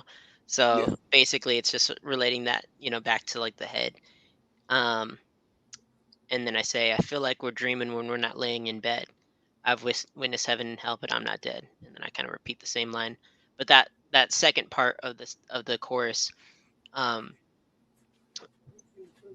just, like, saying, like, "I feel like we're dreaming when we're not laying in bed," um, is, like, basically saying, like, it's like life kind of almost feels like a dream, like through that perspective. Like you start kind of like looking at life as as more than you did before, more than the mundane, because it's both this very real physical material experience that's mixed with this very conscious experience, and how we imbue things with meaning and purpose. um, and so that's kind of what I'm getting at in the course. Okay. Ooh. Ah, I'm sorry. Here we You're go. good. Um, My head feels like we're dreaming when we're not laying in bed. I've witnessed heaven and hell, but I'm not dead. All of the angels and demons are in my head. Yeah, the light gets fed through the crown on my head. It feels like we're dreaming when we're not laying in bed. I've witnessed heaven and hell, but I'm not dead. All of the angels and demons are in my head. Yeah, the light gets fed through the crown on my head. And if I die today, I cherish each moment, make it last no way. Wouldn't let a single second pass away as I passed away and laughed as I watched life pass in a flash of gray. I don't know what you believe in, but I know sometimes the least can be deceiving when you're searching for purpose and reason and meaning, but all you can find are the demons teasing you. Please try to see what I'm seeing. Have you ever felt so connected? Go keep going here. Yeah, no, that's fine. I'll go over that. All Um, right. so I say, and if I die today, I cherish each moment, make it last no way. Wouldn't let a single second pass away as I passed away and laughed as I watched life pass in a flash of gray. So I'm saying like, if I were to die right now, um, I'd still like cherish the last moments I had of that life, and I feel like, um, you know, often death is a very scary thing. Um, and the thought of it can sometimes terrorize people. It can drive people crazy and into depression. And I'm saying like, basically in those moments, like even if I were to die, that I'd like cherish what moments of life I had left. Um, and I said I wouldn't let a single second pass away as I passed away and laughed as I watched life pass in a flash of gray. So just kind of like again, kind of like laughing at those final moments and being happy. And I said, I don't know what you believe in, but I know sometimes beliefs can be deceiving when you're searching for purpose and reason and meaning, but all you keep finding are demons teasing you. Please try to see what I'm seeing.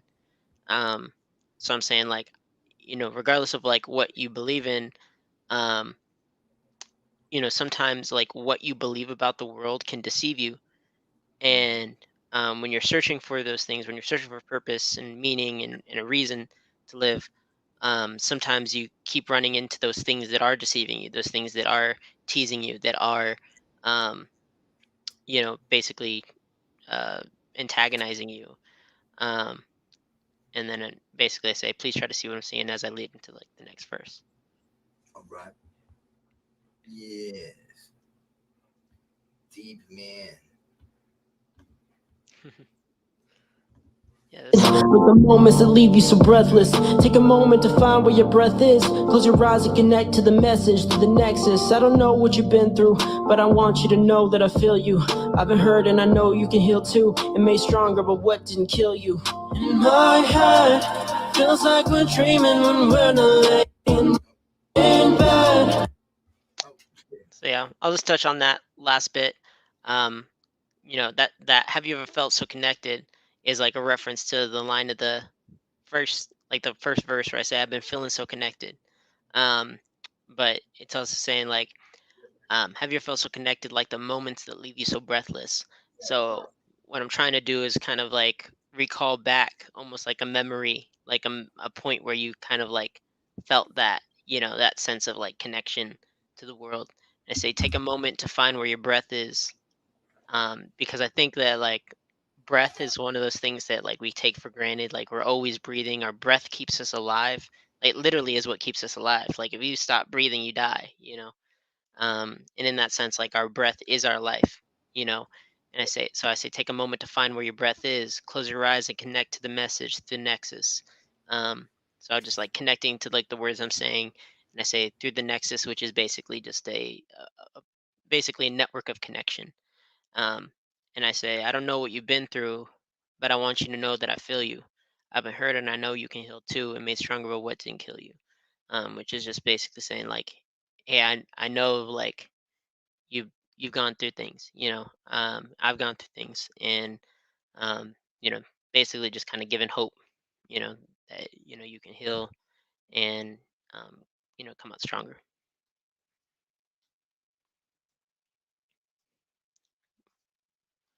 You, oh, I think we lost you, trauma. You paused up right now.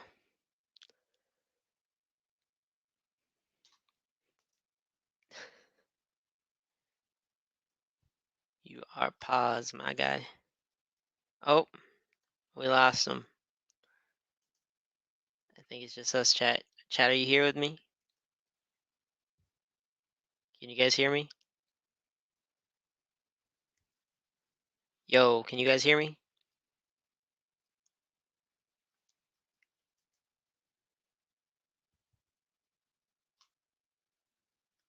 Trauma froze. Trauma goes, trauma ghost. We lost the trauma host.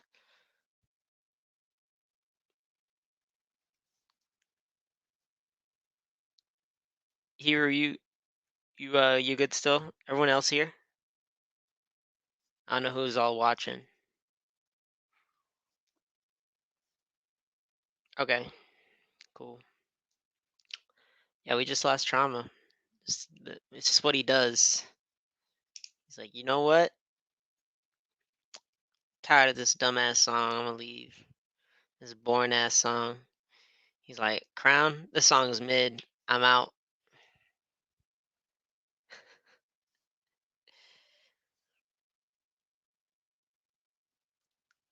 Dang. I'm gonna check my phone real quick just to see if he's like messaging me or something. Put you on some books. Um, what do you want to know? What do you want to like? What do you want to learn about? You know what I mean? Because I read a lot of different things for different purposes. You know, so like, what are you trying to develop? Oh man, I don't know what happened. I got booted Oh, out my own they screen. got him back. He's back. Yeah, I was like, man, I was like, yo, I got booted out my own screen. Yeah, yeah. I like he said trauma froze, and I was I, like, I was like, ah, I I was like see that. trauma ghost. We I was lost the like, trauma host. yeah, right. Um, yeah, I apologize about that, y'all. I mean, That's that's all good. It happens. every Technology.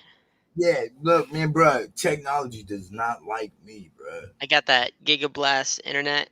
I would show you my computer right now because I like what I'm on right now is a new laptop, and it's pretty crazy. Man, look, I need to get me, I need to get me a new computer, new phone, new everything, man. Like, Yeah.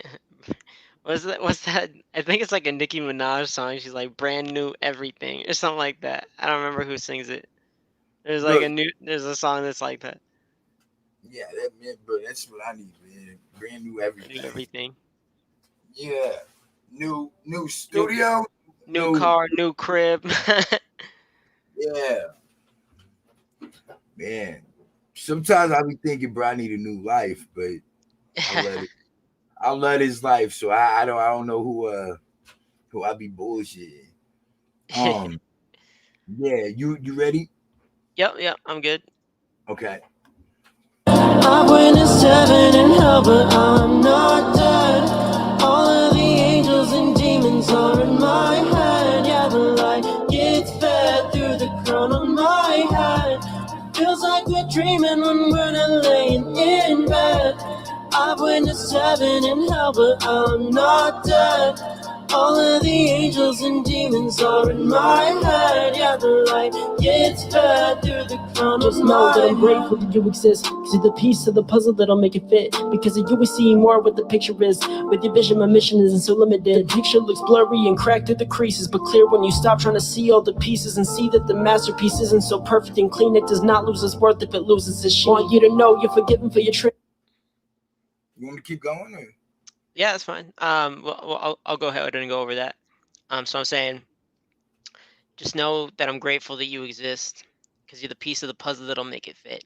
And what I'm saying there is basically that, like, um, one of like the big perspective changes I had growing up was this concept one of my friends gave to me of ego versus eco. Yeah, And I'd never heard that before. And when he first said it to me, I didn't get it.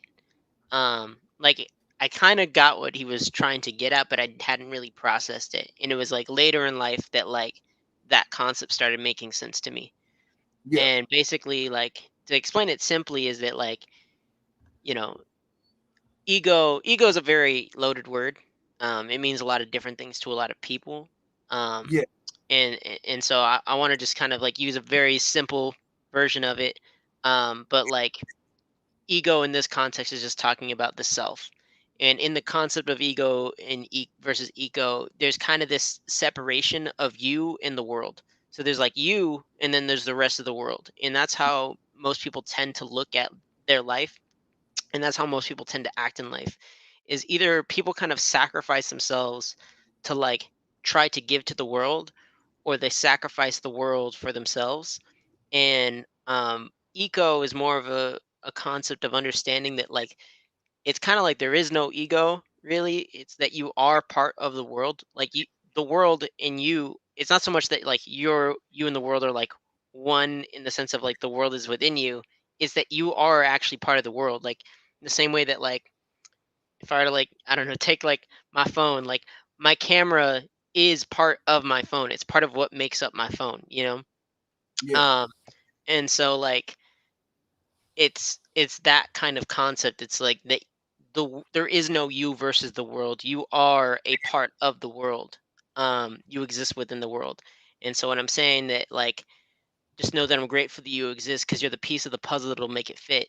I'm saying that like I'm grateful that you exist because like you are part of what makes the world what it is. yeah. Um, and then I The say world, because the world without you. yeah, the world would be different without you because it wouldn't be the same world. And I say because of you, we see more of what the picture is. With your vision, my mission isn't so limited. And so what I'm saying there is I'm saying that because of somebody else, because of you, you know, we get a fuller perspective of what the experience of life is. And um with more people, the world becomes more expansive in what is possible, what experiences can be had, what perspectives can be had. And I'm saying that like my perspective of life isn't as limited as it would be with you here, because it means that there's another perspective to have and it's another perspective to share with somebody. um and I say the picture looks blurry and cracked through the creases, but clear when you stop trying to see all the pieces. And what I'm saying is that like you know, a lot of times we look at the details of life and we get so caught up in the details. And so I say it looks blurry and cracked through the creases.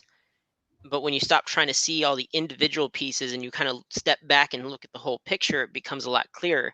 And you can like see this like if you were to, you know, zoom in on like an image, right? You could like see all the imperfections in it. But if you were to zoom out and make it like smaller, it like almost improve the definition of it. Um, Yeah. and then I see and see that the masterpiece isn't so perfect and clean, and it don't lose its worth if it loses its sheen. So I'm saying that like just because uh, the masterpiece is dirty and has things that are broken, and just because something um, you know is damaged or has you know imperfections, basically doesn't mean it's not a masterpiece. Um, and that's all I'm saying there. He said, all right, that's all I'm Yeah, saying. that's all. That's all. That's all. All right, here we go.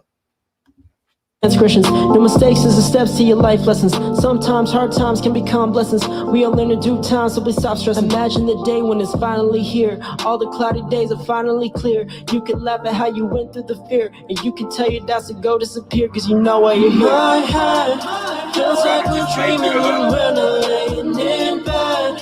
I went to seven and hell, but I'm not dead. All of the angels and demons are in my head. Yeah, the light gets fed through the crown of my head. Feels like we're dreaming when we're not laying in bed. I went to seven and hell, but I'm not dead. All of the angels and demons are in my head. Yeah, the light gets fed through the crown of my head. I hope you know that I wish you the best. I hope that this message helps you through the mess. I hope you can let these words sit in your chest. Regardless of hardships, just know that you're blessed. So, in the last couple bars there, I say, I want you to know you're forgiven for your transgressions. No mistakes, just the steps to your life lessons. So the forgive you for your transgressions, I was actually trying to kind of approach things from almost like a biblical perspective in that sense. Like God, you know, the people say like, oh, God forgave you for your like transgressions, you know, um, and just kind of, I wanted to kind of share almost like um, kind of a divine sense in this song, because that's kind of some of the energy of like the crown chakras. It's very like divine and grand, and so I use that word specifically for that reason, is because it's kind of a word that's like often used with like people talking about God in the Bible. Yeah. Um, but also knowing that like you are forgiven, and there's not mistakes, but there's steps to your life lessons, you know. And so basically anytime that you do something that would say like, oh, that was a mistake, it's like it's just part of the learning process. And then I say sometimes hard times can become blessings. We all learn in due time, so please stop stressing. um so basically just saying like, hey, like again, like those times that you think are really difficult, those things can transpire into something good. And um we all learn, you know, over time. So don't stress too much about it. You're going to learn the lesson eventually and be able to reflect on it and say like, oh, like this, that's what was happening. And I say, imagine the day when it's finally here. All the cloudy days are finally clear. You can laugh about how you went through the fear, and you can tell your doubts to go disappear because you know why you're here. And basically just saying like, hey, like the future you, like your higher self, um, the better version of you will look back on this and kind of laugh about it and say like, you know, like that wasn't a big deal, and I like imagine just being there right now. Yeah. And then at the end I say, I hope you know that I wish you the best. I hope this message helps you through the mess. I hope you can let these words sit in your chest regardless of hardships. Just know that you're blessed. And that's just kind of my send off to the person listening to the song, of kind of letting know like these are my intentions, you know. You So I know, hope this hits you. yeah. Okay. All right, I'm gonna run it through one more time now. You know, now that we got the full breakdown.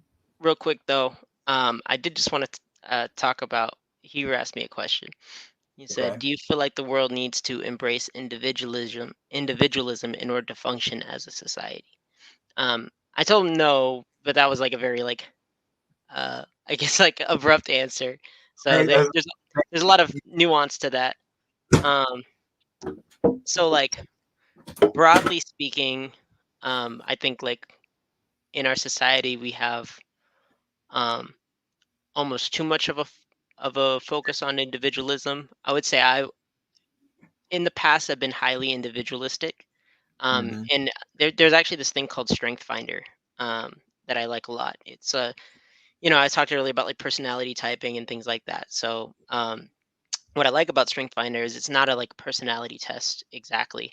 What it's trying to do is find like your top 5 strengths, the things that like stand out the most to you, in general, like as like just general human skills. Um, and so my top strengths are ideation, connectedness, relator, individuation, and adaptability. Um, and that individuation means that I can see how people are different and Yeah, how that is a strength, for them. You know, to be different from other people. Basically, the ways that people are unique from each other, how that like is a positive thing.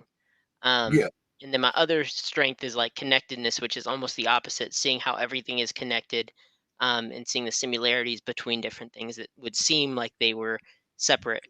Um, and so with like individualism, I think that it's healthy for us to recognize like our uniqueness and our unique gifts and what makes us like, you know, special yeah, and different and everything like that. I think we, yeah, you know, should recognize people's like individuality.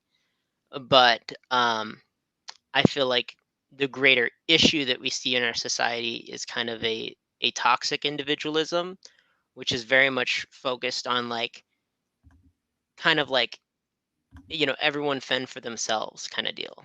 And like basically as long as everyone has the opportunity to fend for themselves, then everything's good. um and I think that like that's kind of almost built on like a false sense of equality, because yeah, like it's kind of saying like, hey, as long as like everyone has a like the same chance, as long as everyone has like, you know, the basically the opportunity to do something, then it's like the same. But like it really doesn't work out that way. And I think that that's kind of a mindset that like favors basically the winners in that situation. um and it's like at any point, if you're on the losing end of that, you're not really going to take that same perspective, you know. uh, um because what and everything that happens in the world, in one way or another is a system. Everything is going to have some sort of structure, some sort of um, variables that are kind of like constantly playing a role in that system.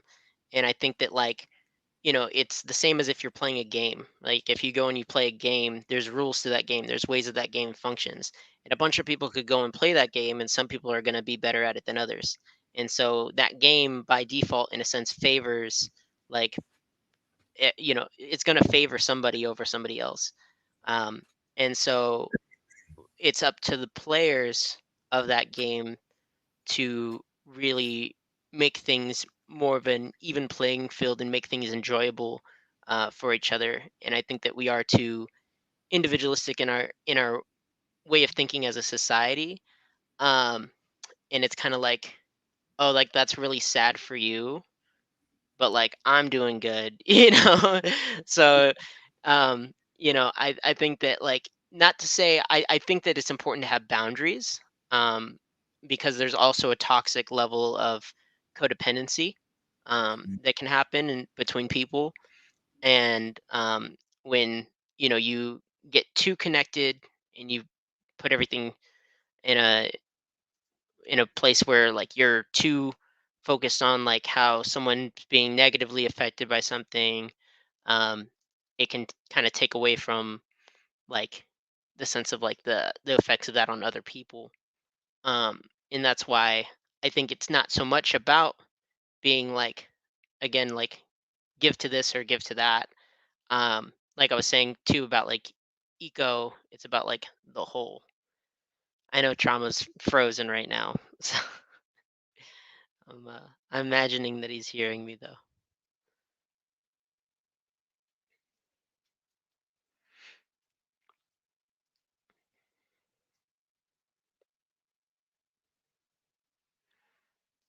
Trauma. Trauma.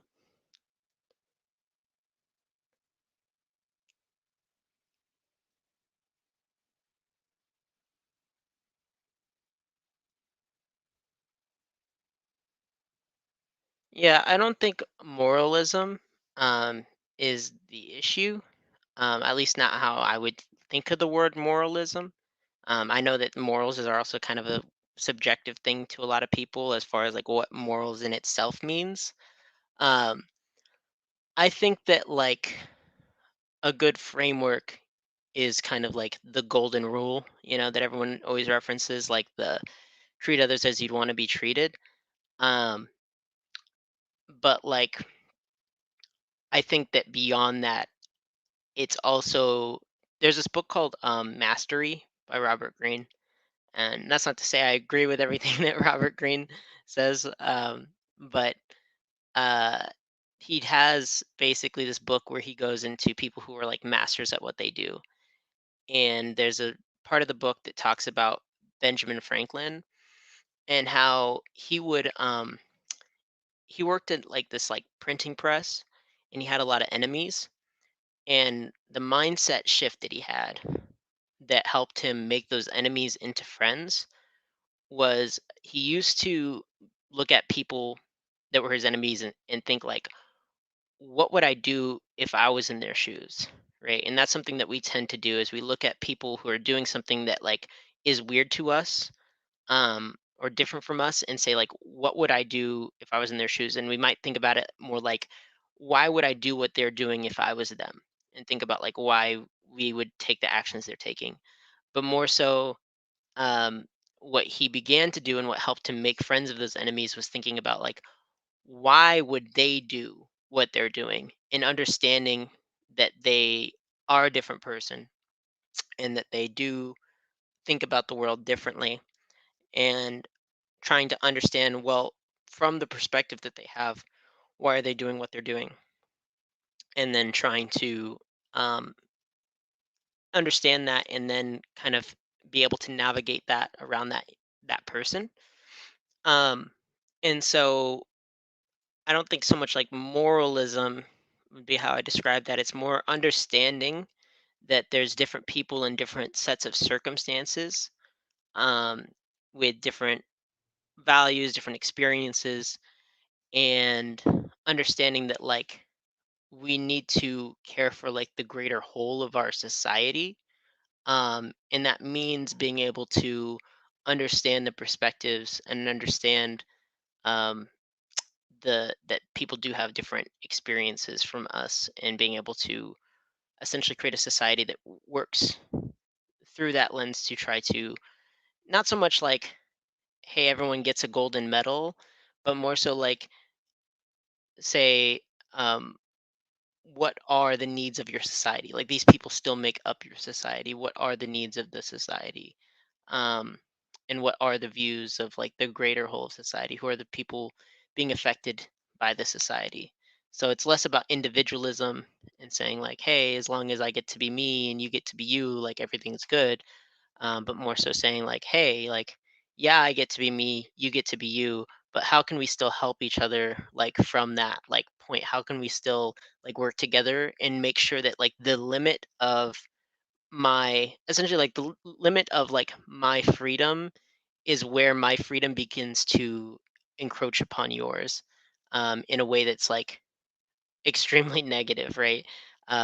So it's like, oh, like you have the ability to do all of this, but the only way that you're able to do that is at my expense.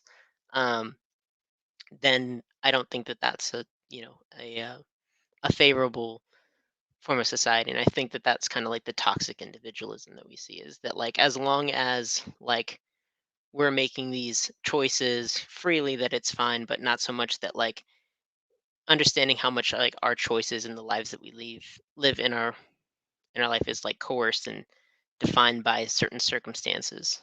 Not to say that like you're a victim to your circumstances, or that you're going to always be in the circumstances you're in, but that whatever circumstances you're in, like, do influence your situation that you're in right now.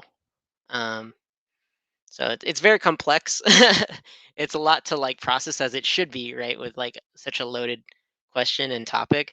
Um, but I do think that like right now, as things are, we're very individualistic, and we've been very individualistic for a long time. And while I don't think we need to focus everything around like a concept necessarily of like morality per se, I think just having more of a general concern for like how other people are affected by individual action, is important. So that's what I'd say.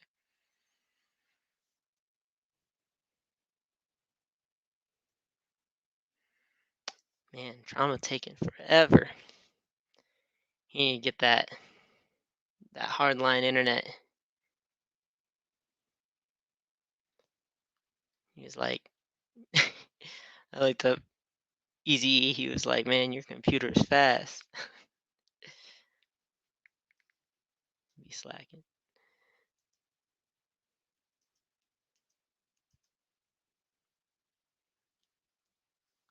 Where you at, trauma? Trauma. Bam. There he is.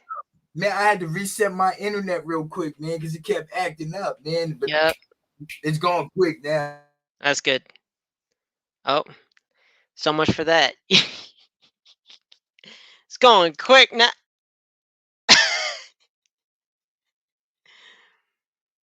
It's so fast, it's slow. Man, There it I, goes. man, I hope it's good now. Yeah, you literally was like, it's going fast now. And then you just froze up. Okay, well, we should be good now. Yeah, man, I was like, damn, what the hell? Um, okay, what I miss? No, me and he were just talking about like individualism. And you brought up like the concept of moralism and wanted to know my thoughts on that. So I was just kind of going over that. But Okay, okay, you okay. pretty much wrapped up my ideas there. All right. I'm gonna I'm gonna play a song so I can run around and turn everything off that's connected to the internet. Look, I got that Alaska internet. I don't know. You know what I mean? I don't know what y'all's internet's like down there, but I got some Alaskan internet, man. A And lag, a lag Afghanistan. yeah, yeah. You know what I mean?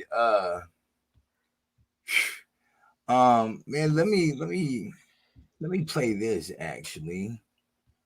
I got some Philly on the playlist, and I'm gonna figure this not figure it out, but go and plug this other stuff so that way Yeah, we can that way we can keep it moving. Um, I don't want to play the wrong version and you not be on some of these. Um, I don't know if you're on this one. I hope you are because I don't want to play it and you not be. I know what to play. I know what to play. Yeah, where's FWM?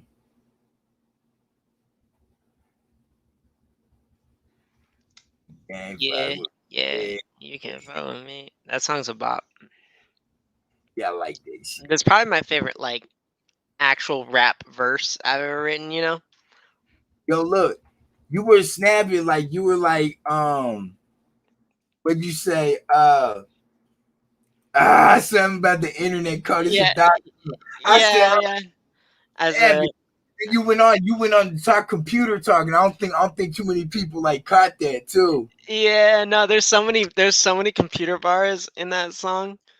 Internet Yeah, out the chain, that's a dot com or something like no, something like that. Oh man. I'm looking for it right now. It should be up here actually. I'm in the S's. Oh, you can't Um, fuck with me. Anti-fragile mind on the grind, that's a luxury. yeah, Reboot, look, y'all bitches can't do what we do. Yeah. yeah, Oh, yeah, I love that. Control, you all get deleted because we yeah. don't need you. Yeah, control, alt, control, delete. Look, I caught on that. I was like, yo, Philly snapping. And I say for the task that we manage, like the task manager, like Yeah, too obsolete for the task we manage. In the trash, we ain't got room for the baggage. Delete it, put it in the recycle bin. and I need to update my playlist, man.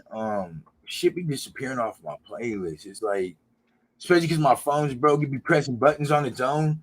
So like, I be so scared. Like, I'm like, where'd that song go? I'm like, oh man, don't tell me my phone like deleted it. But I have it like all like elsewhere too. Um, I'm gonna play a beat then real quick while I go and make sure everything's straight, and then I will be right back. Cool. Huh? You did? Yeah, let's do it. Oh, this a trauma produced joint too, man. For the record.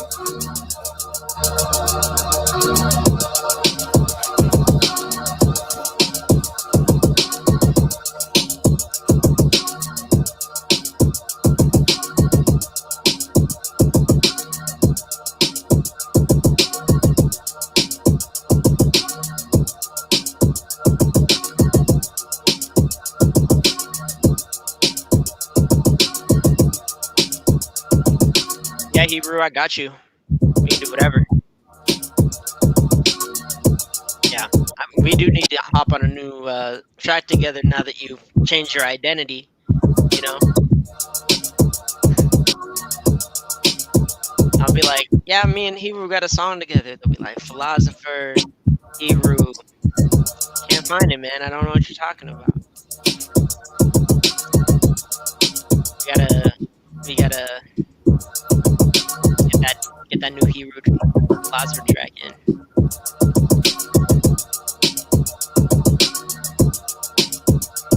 I'm not sure if anyone's into like tarot or not, but I got death on my necklace.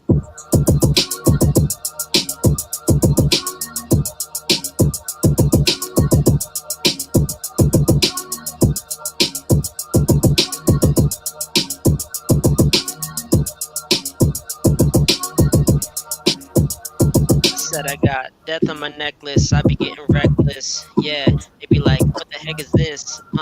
Yeah, this shit is effortless. Yeah, I put emphasis, yeah, on every word that I spit. When I'm getting it, yeah, I put it out, it's a hit, yeah. You know I'm about to rip like a Beyblade. Uh, you know I'm the one that they paid. Yeah, man, I got it made up in the shade. Yeah, doing shadow work. Yeah, that's what I do with Moon. When we be getting in the booth, you do it soon. You know. Uh, yeah, I said Moon, but he now is hero. Hero of his own journey. He be putting people in the gurney when his bars when they kill him. Yeah, I'm a villain when I spittin'. Um, got the rhythm. Yeah, put it together. That's a syllogism. Two words, one meaning. Uh, opposite, opposite of what I just said. Uh, I be killing shit, so I'm just dead like my necklace. I'm getting reckless. Yeah, I'm just affecting everything around me. Yo, the earth, you know, it ground me. Uh, deep into its roots like a chakra. I'm going off the top of the dome.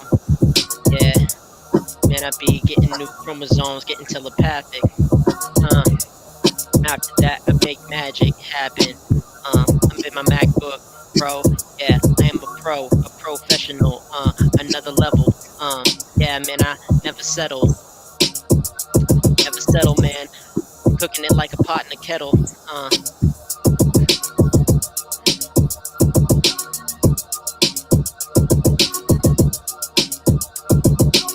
oh yeah, Shadow Work was lit. It was cool to do that song because it was like shadow work is one of those niche topics that even in like the realm of like spirituality, um, people don't really know about it. Like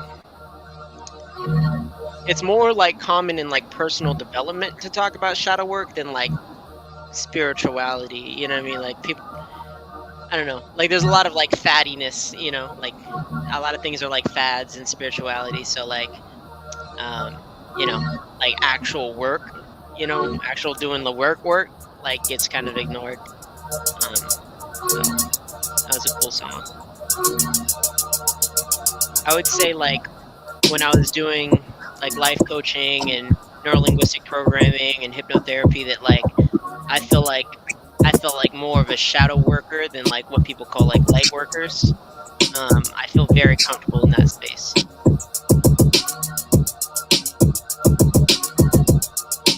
Yeah, we gotta get this cipher in. It's gonna be crazy.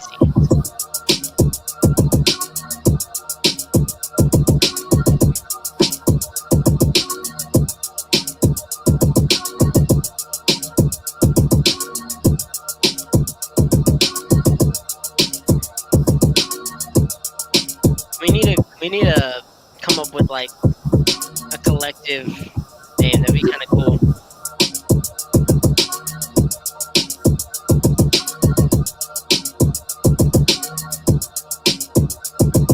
Like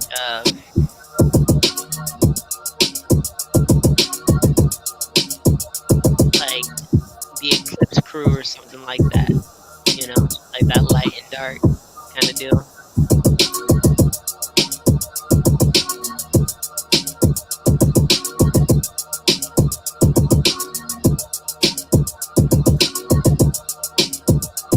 You have like rising in your name. I don't know.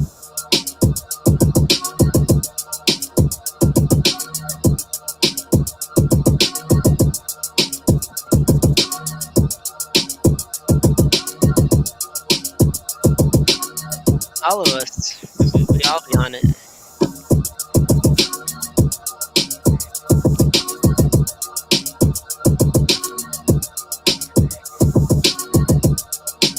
Encyclopedians? Is that supposed to be encyclopedians? I can't tell. Or is it encyclopedia? Am I even pronouncing that right?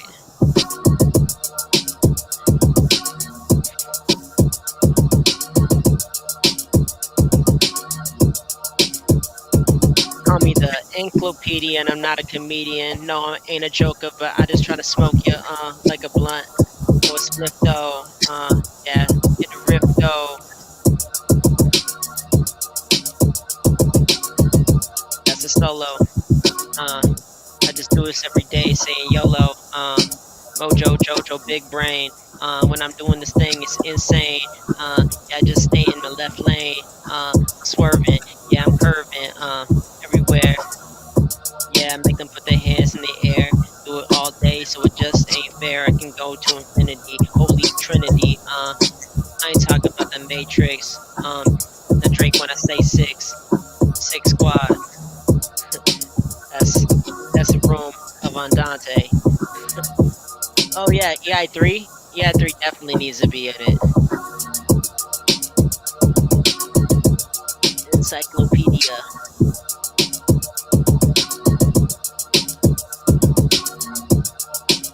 I like that too.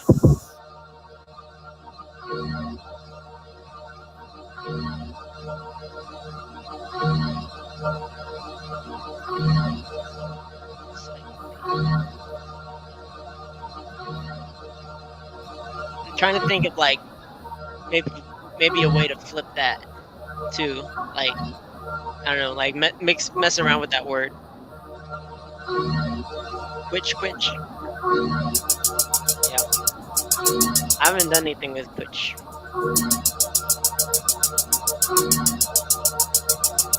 I haven't done anything with you either, Wild Boy. I've done stuff with Hiru. I've technically did a song with Ty and Hiru, but I don't know the story on that one. And then I've done multiple songs of Trauma. HJ. Yeah. And the whole squad in here. Okay. I don't know about it.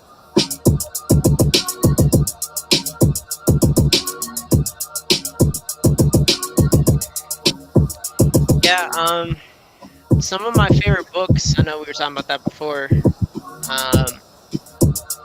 Like I like The Magic of Thinking Big. That was kind of like my first book that I really felt like changed my perspective after I read it. And it's kind of more general. Like I feel like where you're at probably, like a lot of books that I like we're pretty much probably very similar in where we're at in our journey as far as like kind of spiritual stuff. So I don't know how much you would get out of it, you know. But yeah, Magic of Thinking Big is just kind of like about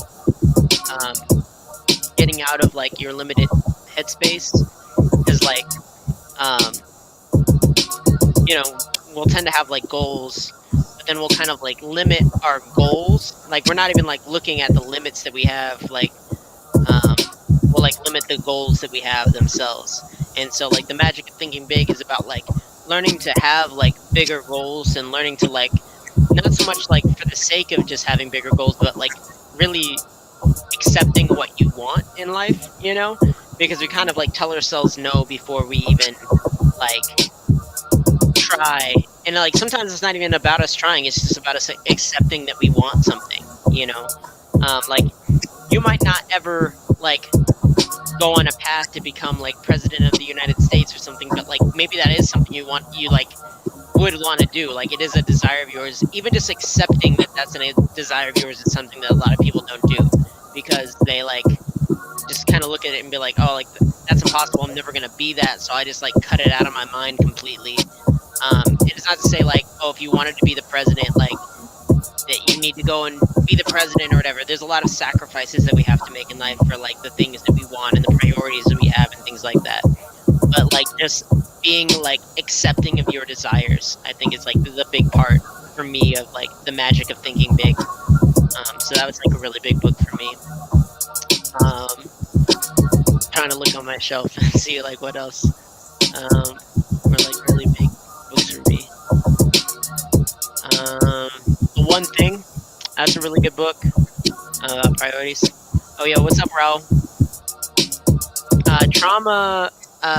He had to go plug some things in, so he's just playing this beat, and I'm talking to peoples. I don't even know how well you guys can hear me right now, to be honest.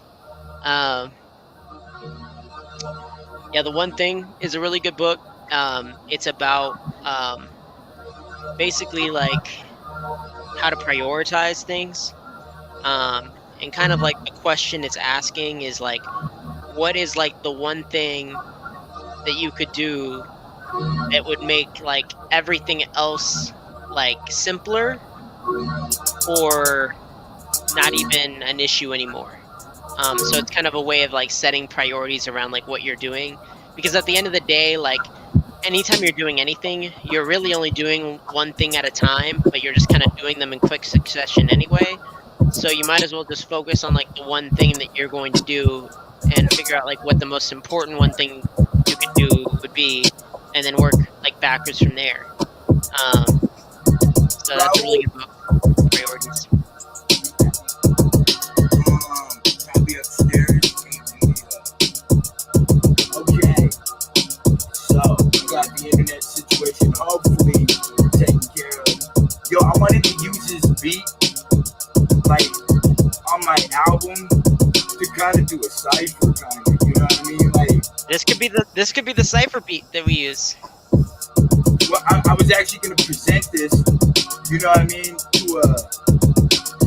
To you guys as one of the beats. You know what I mean? Like, it's got like that cipher, that hip hop. You know what I mean? Like feel to it. That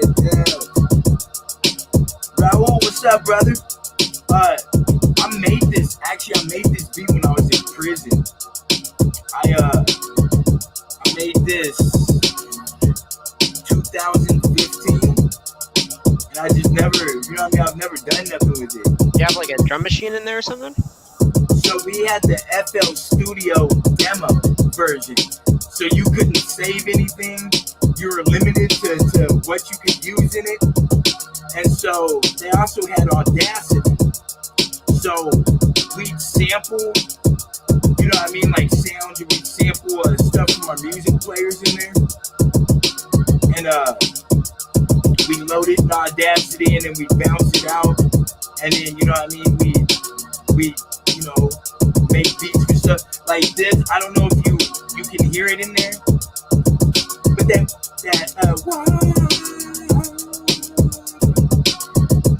that's a little Wayne sample from I think one of the songs from I'm Not a Human Being. That's cool. It's I can't remember what song it is, but like, you know, I took that little bit, sped it up some, and then, you know, built the beat around that. That's cool. That's like one of those things that like a lot of people don't understand about like sampling. It's like how like deep samples go, and like a lot of the music that people listen to now is just sampled. Like it's just samples of other things. Like I remember when I was like going to school for audio engineering, and one of like the first things we learned was like, I don't remember what song it was. I want to say it was like a Rihanna song or like an Usher song or something like that. But it was just like one of the free loops inside of I think it was Empire State of Mind. That's what it was. Oh yeah. It was Empire State of Mind, and we like figured out like I think it was either like the beat or the drum part in that song was just a loop from GarageBand that they had like basically just like slowed down or sped up, one or the other, and it just made it's like the exact same beat. It should be down there still. No blood. No blood, says the blood.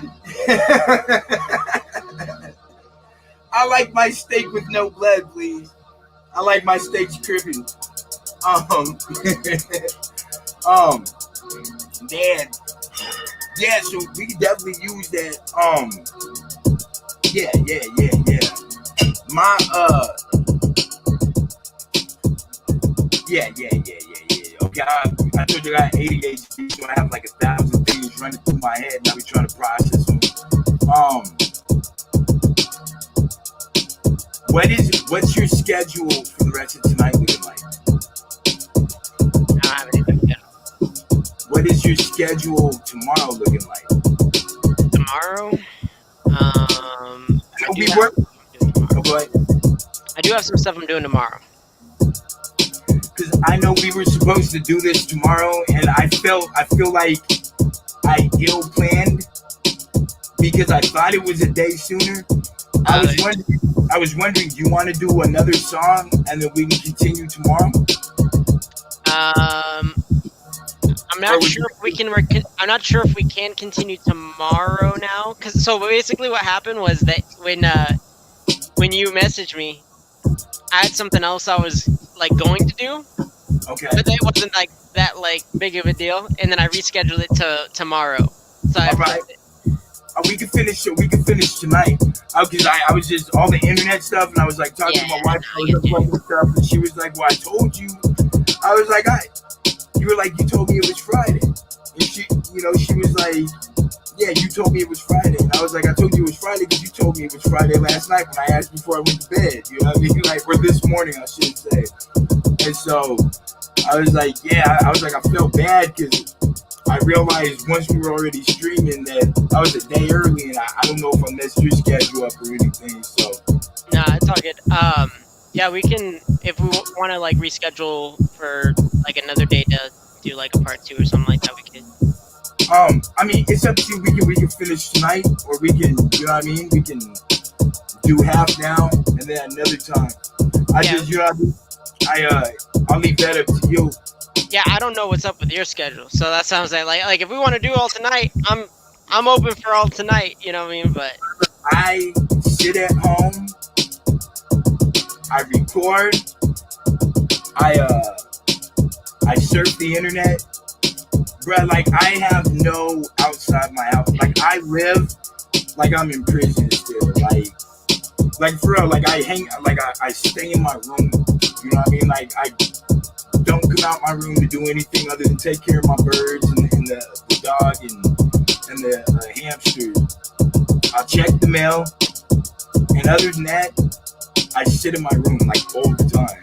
Like it's kind of sad, really. You know what I mean? Because I'm institutionalized. I'm so used to being in a cell that my comfort is in my living area. You know what I mean? So like, yeah, that's like my comfort. And I be trying to get my. do you still like have moments where like you're doing something that you're able to do now, but you think you're not like supposed to be doing it? I want to say yes, but I just can't think off the top. You know what I mean? Like, I get hungry around certain times. You know what I mean?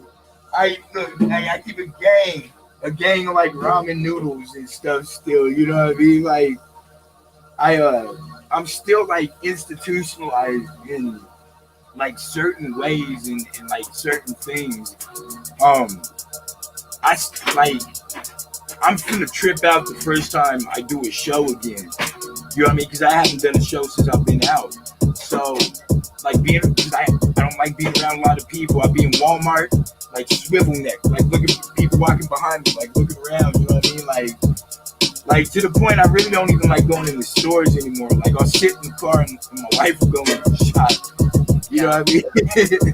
So like, there's still like things that like are still like instilled in me that make me still kind of uncomfortable. I've been out 2.5 years, and I still like feel uncomfortable like in certain things, you know. So like, it's weird, man. Like, Yeah, I know that is like a common thing is like just not feeling like you have the freedom that you do, you know. which is probably a good thing, you know what I mean? Like, to some extent, yeah. I'm still, you know what I mean? Like in this quest to look at myself like a citizen in society and not like an ex-con, you know what I mean? So like maybe not feeling like still having those mental bars, you know what I mean? Like kind of keeping me put. I think that's a good thing as I'm learning still how to function in society, you know, like, because I went to the halfway house. That was like you know, from prison to the halfway house. But that was too much freedom for me. I didn't understand it. Like being locked down, but being able to go out and look for a job. And then, you know, being able to go to work and then having to come back. Like I ended up taking off from the halfway house, right? And like that's another story for another time. But like, you know, you told me a little bit about that already, so yeah, you know what I mean? Like there are a lot of things that led to me leaving there, but like the main thing was having all that freedom yet being still, you know what I mean, locked up. So it it was weird. It was weird for me. You know what I mean? And Yeah. I think feeling like or having those mental bars is a good thing for me as I'm like still learning. You know what I mean? How to, like I said, be a functional citizen in society. Yeah. Sure. He's like, no, you good, babe. Too much freedom I've learned, and not enough. Like I work great with structure. You know what I mean? Like structure and freedom, like I'm great. But like things that are just too like loose and left in the open, I tend to fuck up. I tell you, but I mean, I know myself though too, so like that's a good thing. Before I didn't understand, but Yeah. I mean, you know, like they say, GI Joe used to say, "Knowing's half the battle." You feel me? So Yeah. I yeah, think you know, uh, I think appreciating like the things that you like, having enough time to like miss the things, you know what I mean, that you like didn't want to. Sometimes will just kind of like make you like kind of like, oh, like like that's not worth it, you know. yeah. Um, and you know, I definitely I get that. I didn't have that before though. You know what I mean? Like, No, you of know, course, that's what I'm saying. I talked about before. You feel me? Like, you know, I'd go to the Bing, and then I'd be like, it's just uncomfortable. You know what I mean? Like, you know what I mean? I'll be out eventually. I ain't got no life sentence, you know. But going in for something I didn't do, and then you know, being with my wife, and then going back in from the halfway house situation. Like there were things out here I missed, you know what I mean? And I was like, man, I don't like this. You know what I mean? Like Yeah. this isn't just an uncomfortability anymore. Like I'm missing out on a life right now. You know, there's a life situation going on for me that I'm not a part of. As before, I didn't look at my home. You know what I mean? Like when I go to job, like whatever, I'll be out. You know what I mean? I didn't look at it like I was missing stuff or because I don't think I ever felt like fully really a part of society. I felt like there was society, and then there was me and my life. You know what I mean? So yeah, Yeah, I think a lot of that too is like the culture shock of like it's not just how much like your life has changed and how different that is, but also like how much like the world around you has changed, you know? And that's something that's really interesting to me too, is like just seeing like if I talk to my dad, like it'll be like the way he talks about things is really interesting because like for a lot of people like certain pop culture topics will be like common, you know, but it's like things that he learned about like, you know, 7 years later, you know what I mean? And it's really interesting to like see that, you know, and it's almost like you're coming into like a new world in that way too. so a lot of like the pop culture, like you talking about, like a lot of the pop culture trends, like what's that one? Where that dude's like, damn Daniel, right? Damn, Like, yeah. like I just got up on Dan Daniel like 2 years ago, right? Yeah. So, like I watch shows on TV in prison, and I'm like, you know, what's that? You know what I mean? Like, it's Yeah. weird. But then when I watched it, I was like, this is funny. But everyone's like, yeah, it's old. Or like the mannequin challenge, right? Like I was locked up during the mannequin challenge, and like it looked so cool to me. You know what I mean? Like you know, it's like the reverse of a flash mob, right? You know what I mean? Yeah. I was like, that's super dope. You know what I mean? Yeah. Like, but you know, like I miss stuff like that. So you know, I get out and all that's old, and I'm trying to like catch up with everything and look online, you know, at all these crazes and all these trends, and I'm like, wow, like that kind of lets you know what I mean? Like, man, like, I mean, it's nothing really. It's just like a silly trend, but it's like, damn, I miss like a lot. You know what I mean? It's one of those weird things that like it just kind of begins to expand your like sense of like the world around you. You know what I mean? Like this is like what society or like what socially people like recognize, you know, and those types of things. And yeah, like it's definitely like the world has changed like crazy from even just the last 10 years. The last 10 years has been nuts. Like I didn't really appreciate that for a long time. And then I look back to like 2009, 2010, 2011.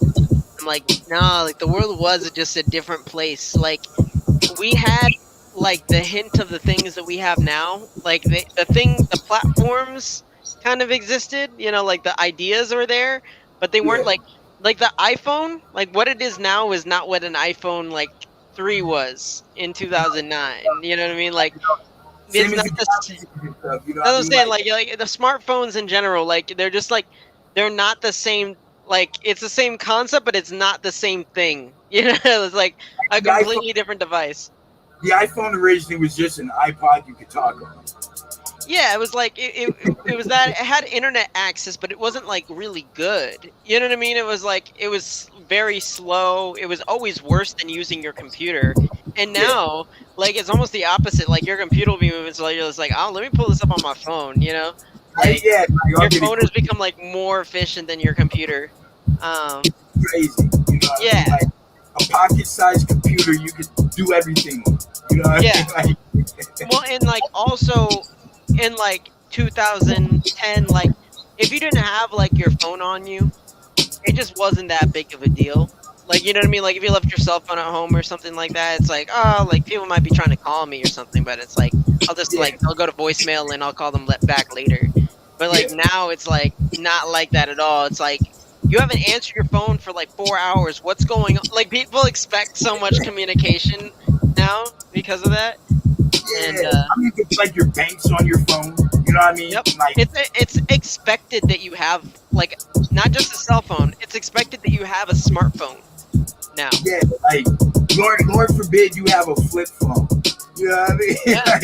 Like well even like a lot of like restaurants and coffee shops, they used to do like stamp cards for like loyalty programs and they got rid of all those now and now they're all like on like apps and stuff like that now.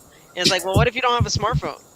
It was like, well, like now you just don't have access to like the loyalty programs at these places.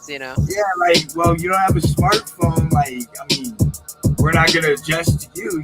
You need to adjust to us. Yeah, which is crazy because like the concept of a smartphone, like while like there's definitely like lower tiers of smartphones and it has become like more affordable, like in concept would be like very like unaccessible like 10 years ago. Like it was like like it was like people had them, but it was like it was kind of like, oh man, like you got like if you had the latest iPhone, it was kind of crazy. You know what I mean? It was like wow. Yeah, fool. That fool either got a good job, he's selling dope, or he's making rap money, or plays Yeah. ball or something. And now they finance this stuff and like make it like try to work into your plan so it's like more affordable and stuff. So it's like now like people like, oh man, like if you had like an iPhone 3 now, people would be like, what are you doing with that? You know what I mean? Yeah, But it's super strange how that. get it together. Get it together. Um, yeah, like it's just it's crazy how things change. Like, so I know people that got locked up like in 2019, right? And they're not getting out. You know what I mean? Till whatever.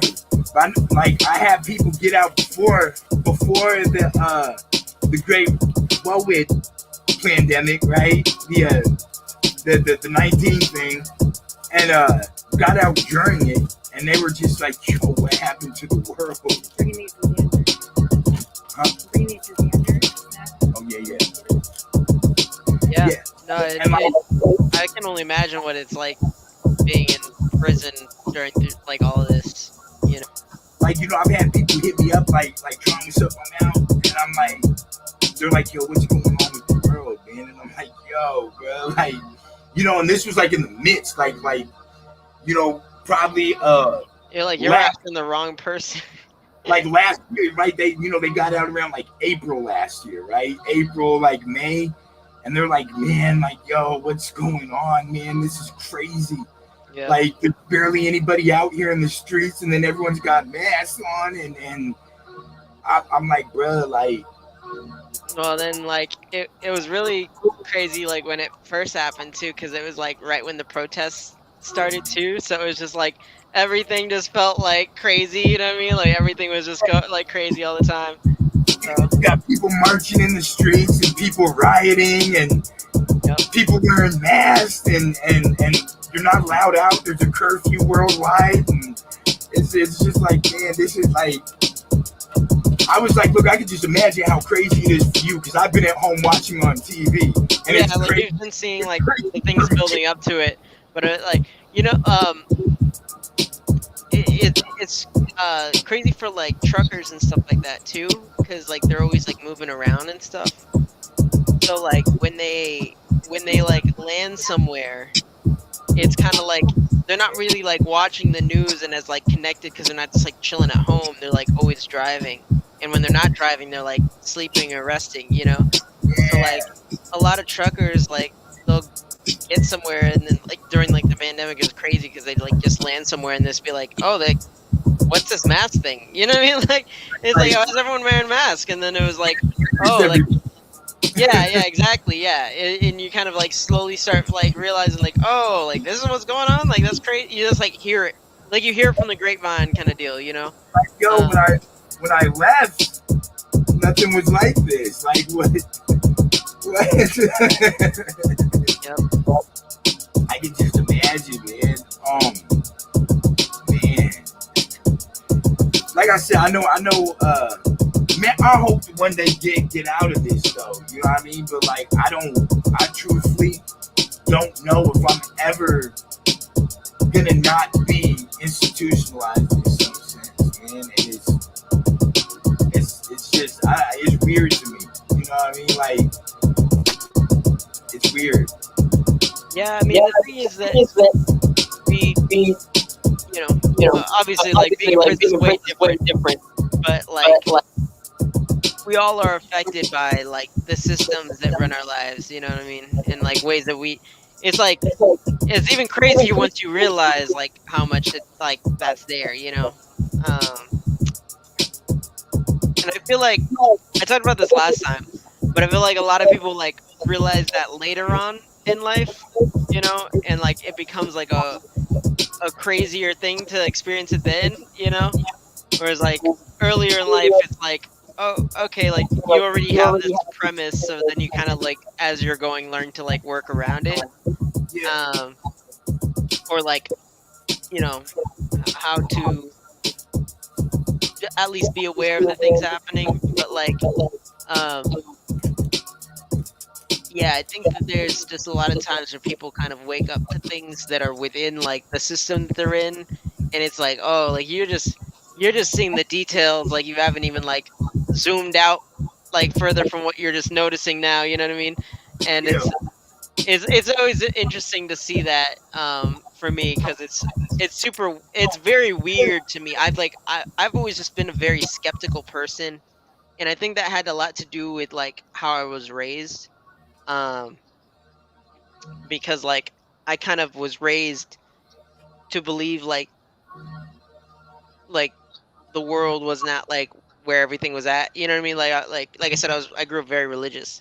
So like I grew up kind of looking at the world as like the antithesis of like what I was like looking for, which was like, again, like, heaven, life beyond, all that kind of stuff, you know what I mean?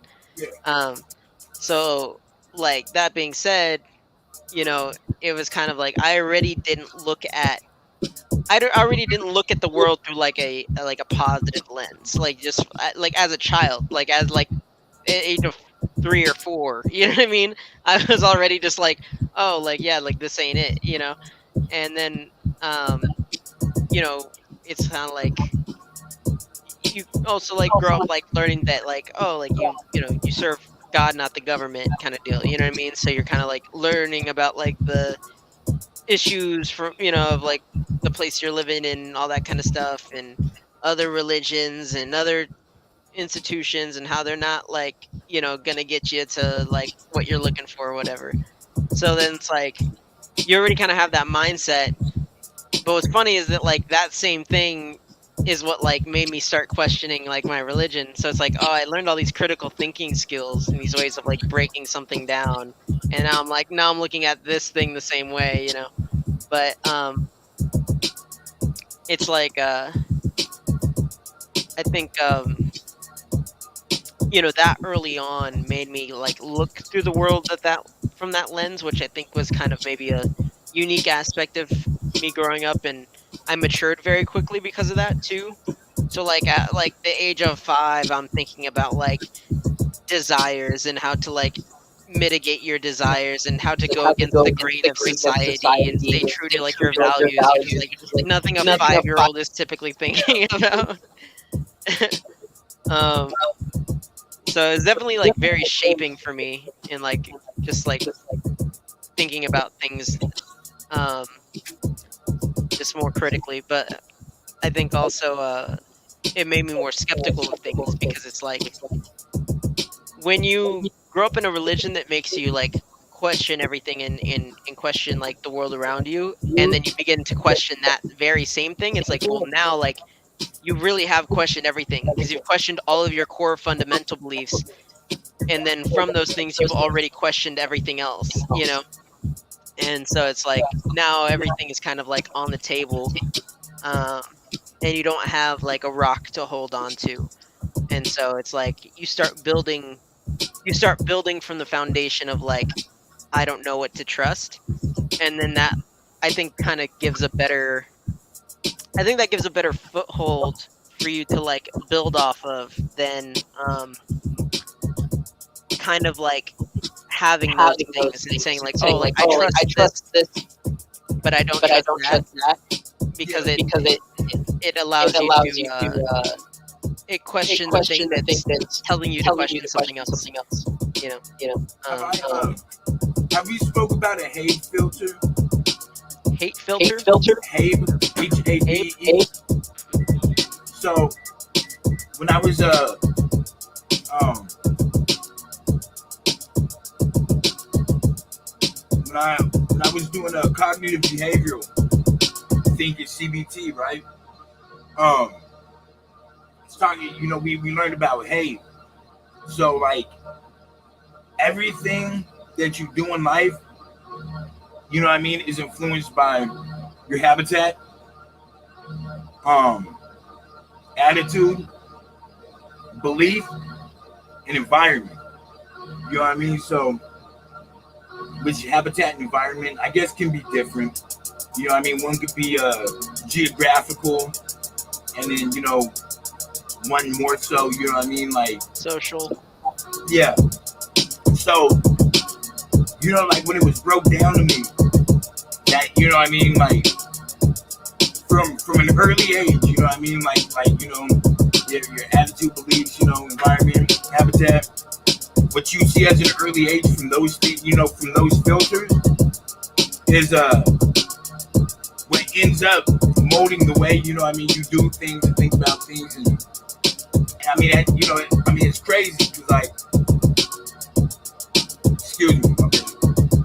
So it's like, I think about that and I'm like, damn, like, I think things and believe things and, like the way they are because of these, like 4 elements, when I was young.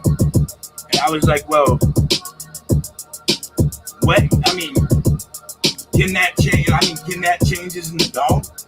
Or do I still view things the same way and just question them?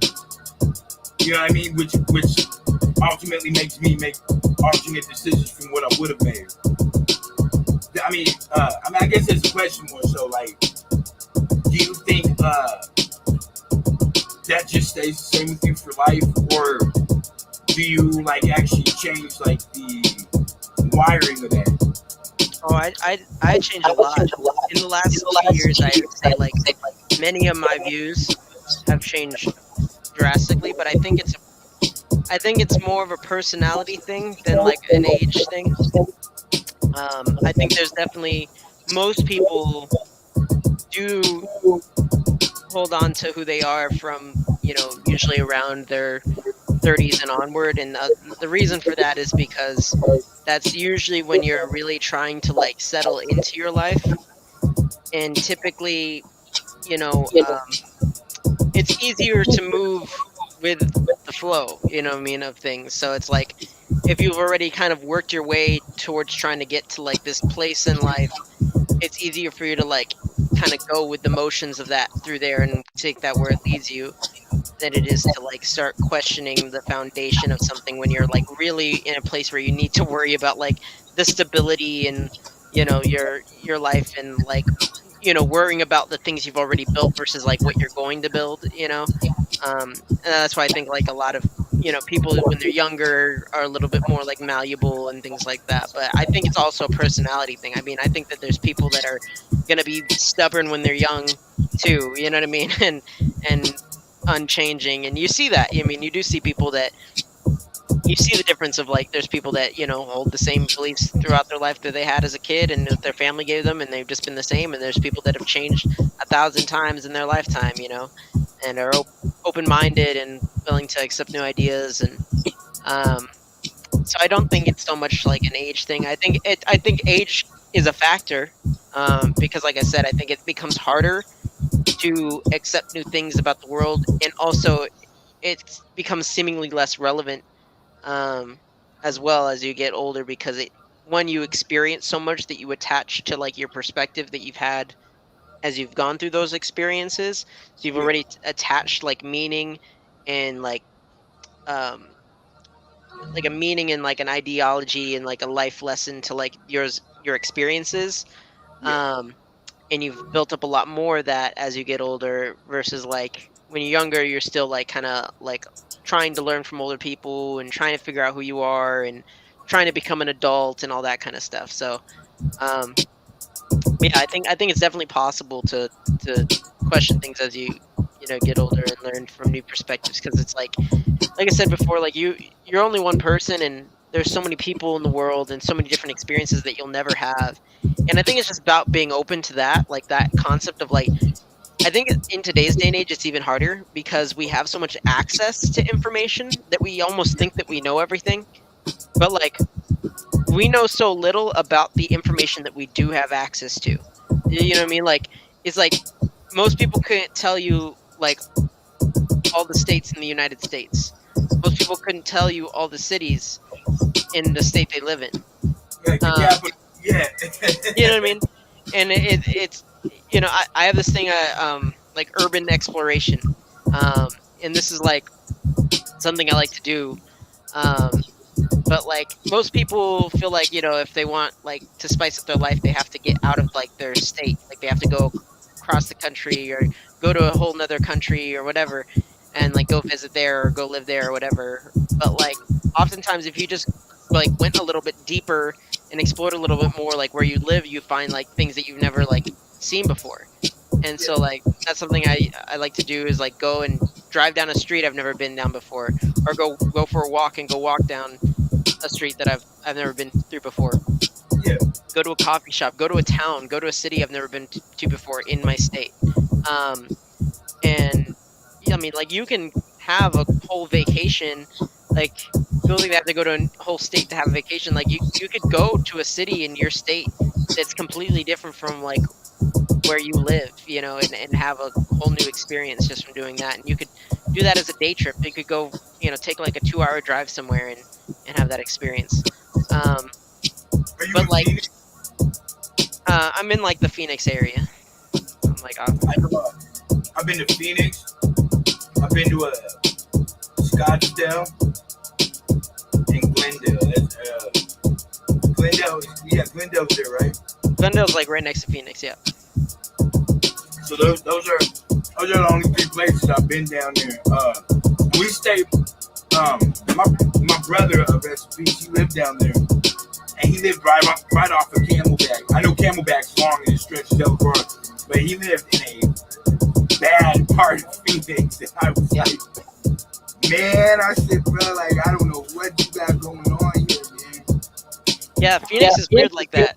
Phoenix is like a very mixed place. Like you go down one city, like one street, and you feel like you're in like this really nice, like wealthy neighborhood or something, and you could literally like be on that same street looking at like a 3-story house or something, and then you just turn the corner and you just see like just like the most sketchy street you've ever been on in your life. And It's that's just what like it that. was. But I was like, yo, you guys have nice houses. This is the hood.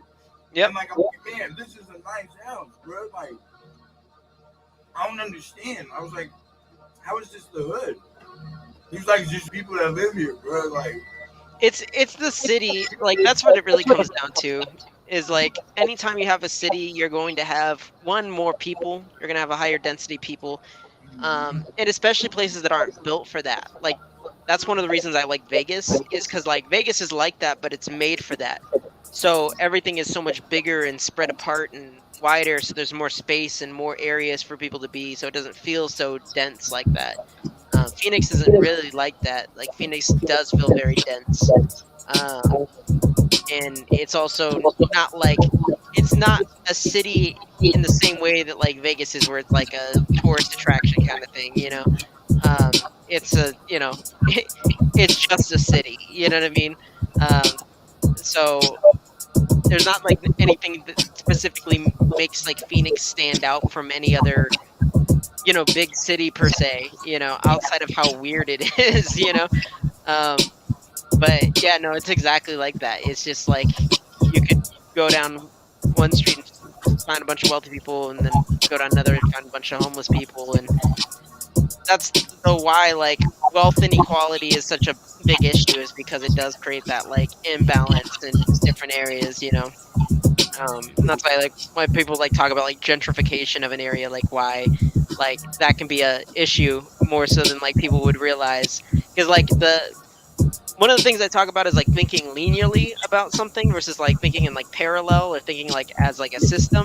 And like when you think linearly about things, like a lot of things seem like the simple answer, but the reason they seem like the simple answer is because you're thinking simply about them.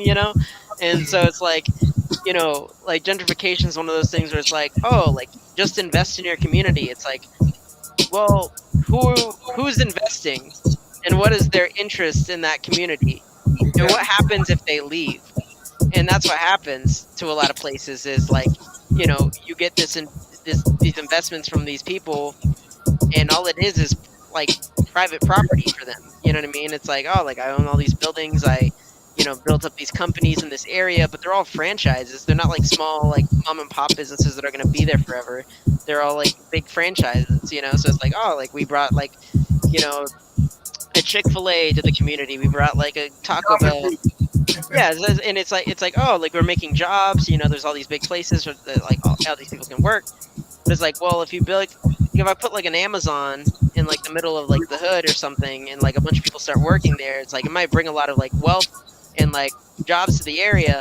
But like if that Amazon just gets up and leaves, like all the jobs that existed are just suddenly gone. You know what I mean?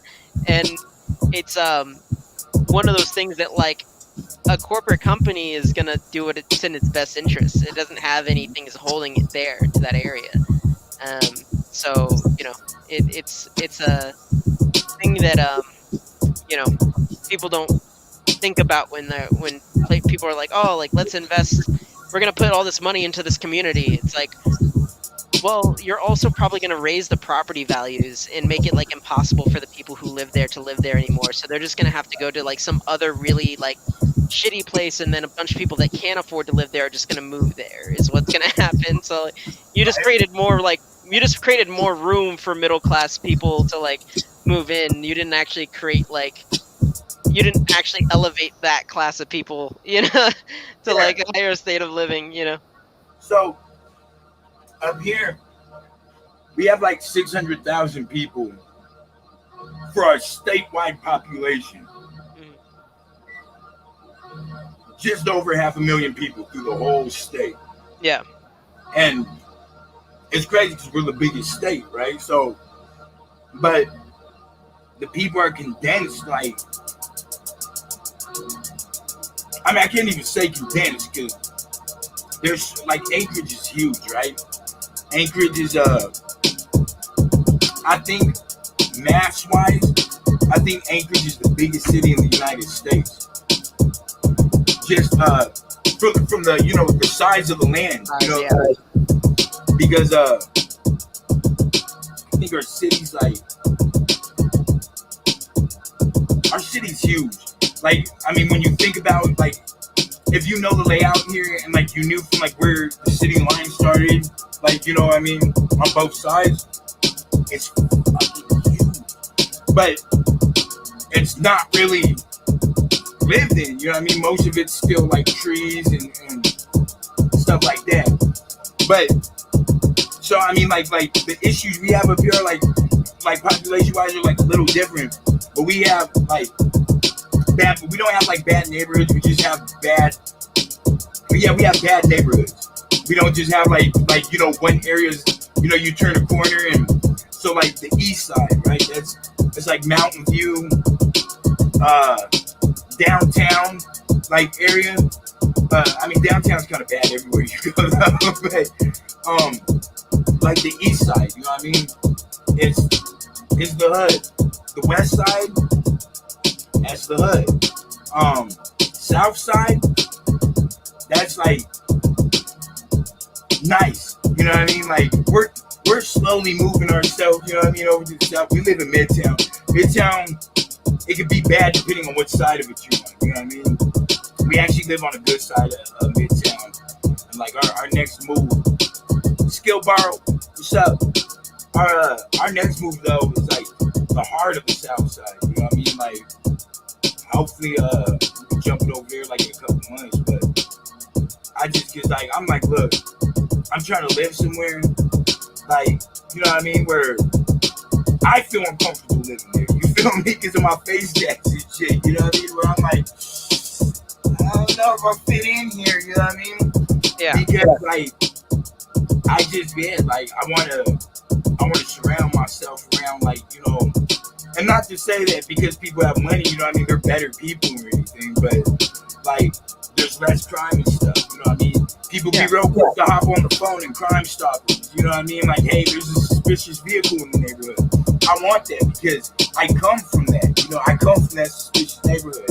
So I feel like the less of that stuff around me, you know what I mean? Like, the more inclined I am to be successful. There's less temptation.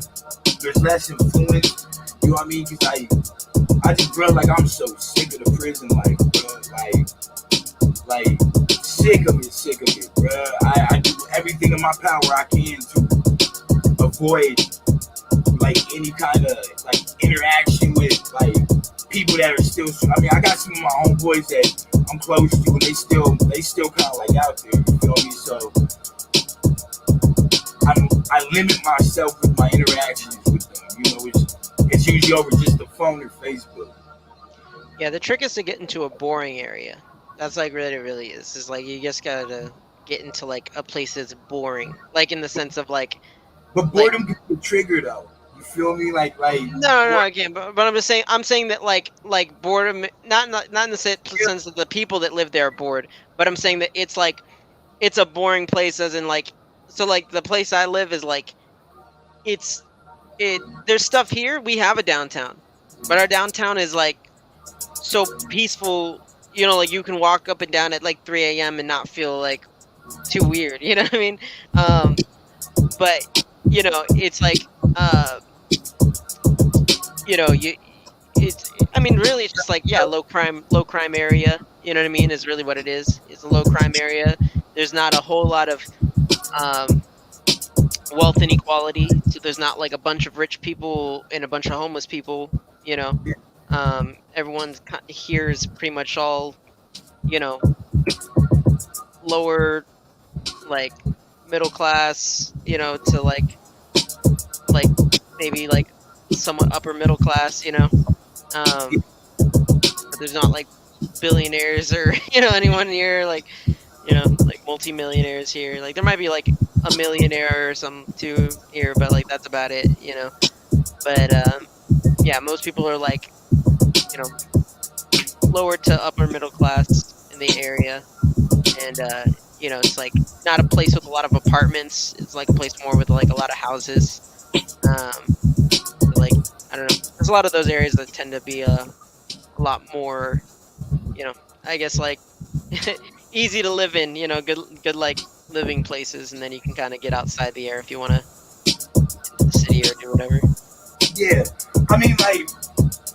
Overall, Anchorage is nice. I mean, like, Anchorage is nice. Like, the hood, I guess, like, the hood is really only problematic if you know what I mean? Like, the east side and the west side, they only really problematic if, you know what I mean? Like,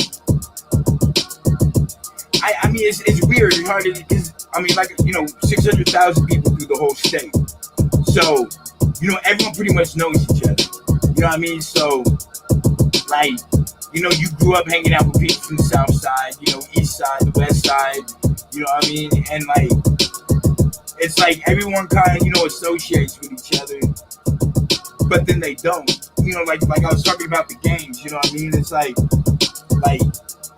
you have a blood, a folk, and a crib be the best of friends.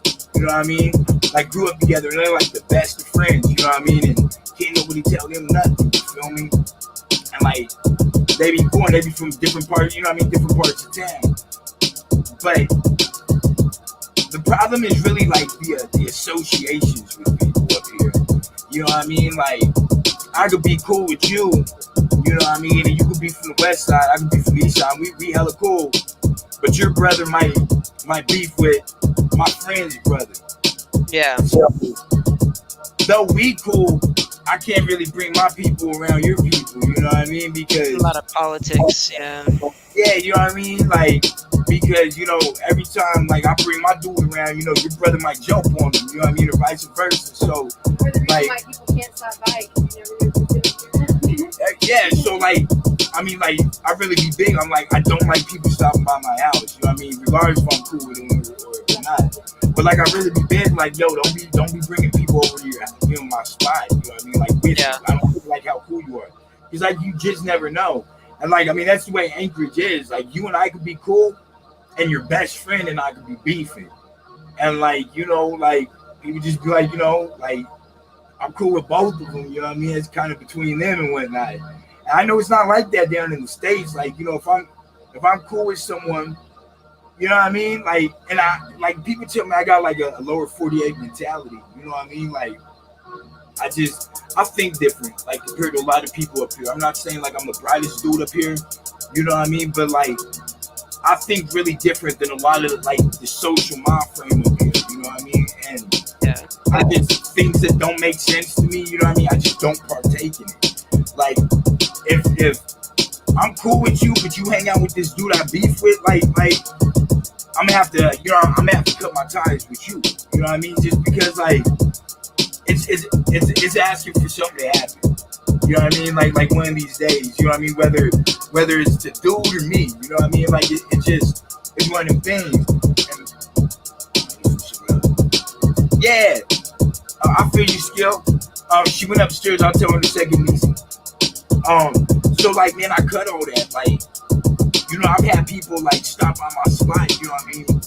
And they be like, oh yeah, I got so and so in the car, and I'm like, bro, I don't even fuck with that dude, bro. Like, you know what I mean? Like, what the fuck you doing, man? Like, now this nigga knows where I live, you know what I mean? Like, that's why I tell you, don't bring people with you, bro. Like, you know what I mean? And they be like, oh, my bad, I won't next time. Well, I mean, shit, you know what I mean? Like, damn, it's done. Yeah. Oh yeah, I don't park it no more either, Skill. I'm too old for that. Plus, I got the sickest dance moves. I don't want to embarrass people. But, like, yeah, I just, you never know. You know what I mean? Like, you never know. And that's why I just kind of try to keep my associations, like, what they are, you know what I mean? And, like, I tell people, like, I mean, unless it's someone I really, really, really, like, you know what I mean? Like, mess with, and I trust their judgment, and I know they think like me. You know what I mean? Like, I tell people, like, bro, your friends are your friends. Like, you know what I mean? Like, I want to meet your friends. Like, I don't know who they are. I don't know, like, if I have prior issues with them or vice versa, or they could be cool with somebody I don't get along with. You know what I mean? Yep. And I mean, it's different for me, like, when I'm out of state, because I be out of state, I don't know nobody. You know what I mean? So I kind of be like, okay, like, who can I, you know what I mean? Like, who should I mess with, and like, who not? So I go, like, if I know somebody, like, if I were to go to Arizona, you know what I mean? I would. I trust, you know what I mean? Oh, you like, all right, cool. Like, you rock the Philly, cool, all right. Like, yeah. I mean, like, but like here in town, Nisha said hi, baby. She said hello. Yeah, you know what I mean? It's just up here, man. It's so weird because you never know, man. Like, it's just, I can't tell you how many people are in prison for somebody bringing somebody over to somebody's party, and then the person at the party shoot and kill the person. Oh, so was it, do you It was Hayru that ordered the shirts that You should get Ty and the Philozopher he did. Or Philly, you got your shirt, right? No. No. No? Okay, well, have him and Ty give you the addresses so I can send stuff out tomorrow. Okay. Yeah, I Make think sure you get the correct. I think we tried twice. Yeah, you one tried time- sending it to me and it like got sent back or something. Yeah, we got it back once and then Oh no, I think we were gonna Oh, send it back. yeah. We opened it, I think, and put it back in stock. Yep, okay. That's what happened. Yep. So Because it came back. Yep. It came yes. back the wrong address, or they said it was the wrong address. So make sure they have their sizes, and the their addresses. Make sure you get those all right, I'll get them. before tomorrow, so I can send those out. How long ago did you live up here in Anchorage, Skill? I know where Natural Pantry is. It's like right down the street. I don't know. And you know what's weird? Because Alaska seemed like some like exotic place, kind of. I mean, not exotic, but you know what I mean? It's like so mysterious to people. From the outside, yeah, a lot of people were like, "Oh, Alaska, like, what's that gonna be like?" Yeah, now, I know people that moved up to Alaska, like from here. And I'm like, you know what I mean? Like, living up here, I get amazed when people are like, "Oh, you know, I lived up there," or "I live up here." I'm like, "Yeah." I'm like, "Man," like it's amazing to me because, like, I know how different this place is up here. Like when I went to Cali, like, you know what I mean? When I lived in Cali for like 3.5 years, and like people down there were like, "Yo, man," I didn't know nothing about California except what I seen on movies. You know what I mean? And like from which one? The Diamond Center? The Diamond Center, like the only mall we have up here. They ain't got the Northway Mall. We got like one mall or two. We got 2 malls up here, but one mall is like really a real mall. The other one's like a mall that tries to be a mall, but it's not really a mall. Yeah, it's weird. But we ain't got shit up here. Like, I'm gonna be honest with you. We don't got no Sonics up here. We ain't got no Macy's, no Did you Bloomingdale's. say Sonics? Yeah, we ain't got no Sonics up here. That's so funny. Oh, hold on. Excuse me. There's one in the whole state. They just opened it. It's in the valley, I guess. I guess they opened it not too long ago. Oh yeah, that's the Diamond Center still, with the skating rink in the center of it. But we ain't got what's that place I like? Jack in the Box. I love Jack in the Box too. You know, so Waffle House. We ain't got no. yeah, we ain't got no Waffle House. We got like 2 IHOPs, but we ain't got. We got IHOP, Denny's, and a freaking Village Inn. Yeah, we got IHOP, Denny's, Village Inn.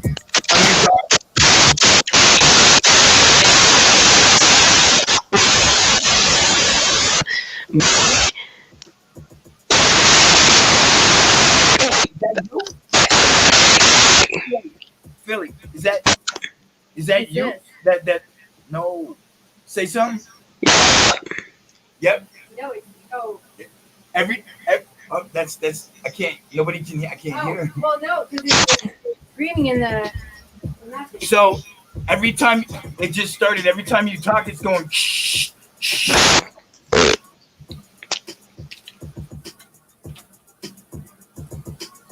Oh yeah. There is an FBI headquarters up here in Scale. Say something, Philly.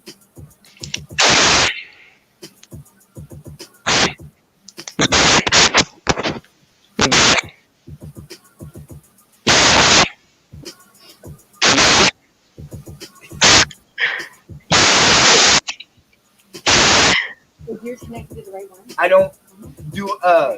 Do you guys? Do you hear Philly like playing, or is he like staring at you? Oh, it's better.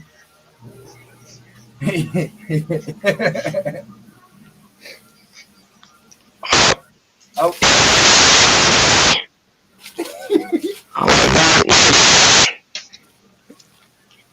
Do you have batteries in there?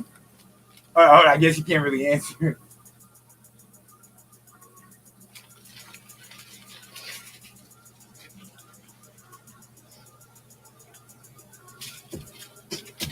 He's like, damn it, I like the headphones, man. I didn't want to come off the Oh, headphones. did he just change out his whatever he was using? Not, he had the headphones on the whole time, and just all of a sudden it just started.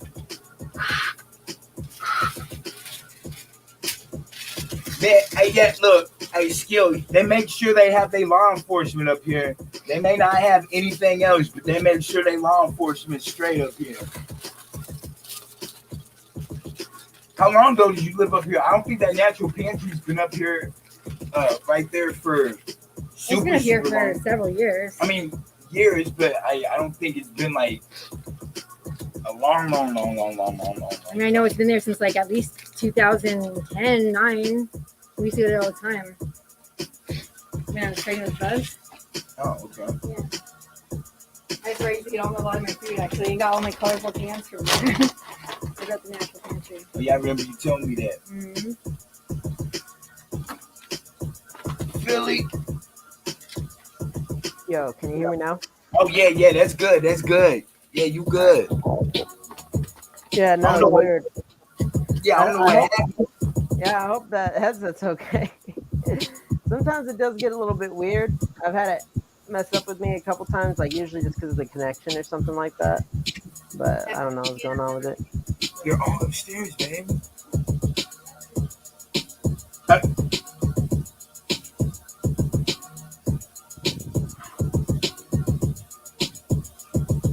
Marriage.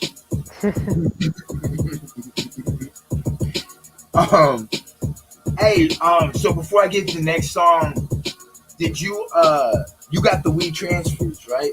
I did get them, yeah. So the reason I wasn't seeing everything was because I was looking for your name specifically. And look, that's what I thought. That's why I was like, did you check the weed transfers? Yeah. If I would have searched for your government, I would have found it. Right. I use the weed transfers for like, because with the Gmail you can only send like, you know what I mean, like so much, and then it's like, oh yeah, it's too big, so no homo. So You guys want baked potatoes? y'all should baked potatoes. I like baked potatoes. Sounds good. So sounds really good right now. Some In-N-Out. In-N-Out with bus right now.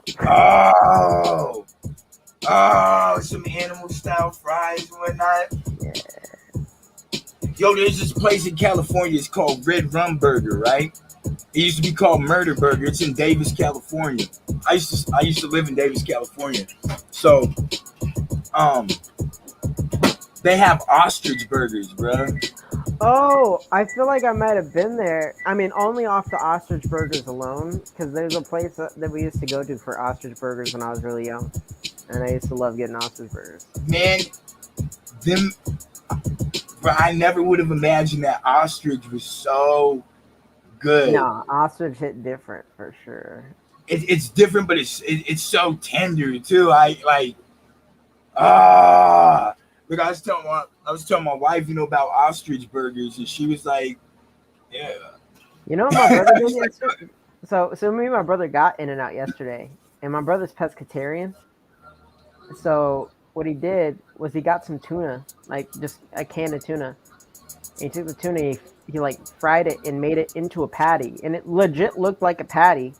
And he got like a grilled cheese with like raw chopped onion and whole grilled onion from In-N-Out, and he just put the tuna patty in there, and it made like the best tuna melt ever. It was so good.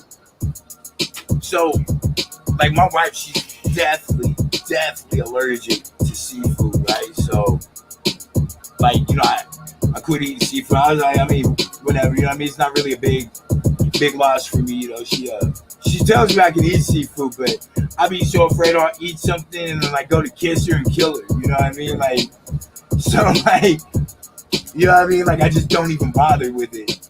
But like tuna, I think is probably like the one thing that, because it used to be like with my working out and all that. You know what I mean? So like, I think it's like the one seafood item I miss. Like the crab, I can go without. The lobster, I can go without. The shrimp, you know what I mean? I can go without. I don't even really like crab and lobster too much. I feel like it's too much work, especially with the crab. It's too much work for too little meat. You Yeah, know what I mean? I'm the same way. My brother loves crab, he loves lobster and stuff, but I'm like, that's too much work for me, like to enjoy it. But I love sushi, so Sushi's here. Then we yeah, got a place sushi. here called Samurai Sushi. They got this That's hot, the spicy tuna. Ooh, that's yeah. good. I can't not have sushi. Like sushi is like my favorite food. You know what I mean? So like, if I ever wanted to like do some sort of weaning off meat, I would be like I'd do what my brother does, just be pescatarian. Yeah, move. Man, the nastiest thing. I got introduced to sushi from gas station sushi. Oh no. Here's the thing. I've never even seen gas station sushi. I'm surprised that's ever even like I've heard it. Like I've heard places like do that. I've never seen it. I've Yeah, never had it.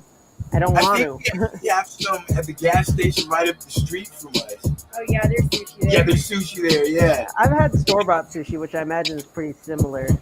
I think it's all bad, babe. But I think it's all from the same time, but you can it's check just though. worse thinking about it being at a gas station. Yeah, hey, Um, look. So now you know that I'm older and I know. I just thought of that. I'm just like, yeah, ugh, like, it's funny. ugh. How is that even legal?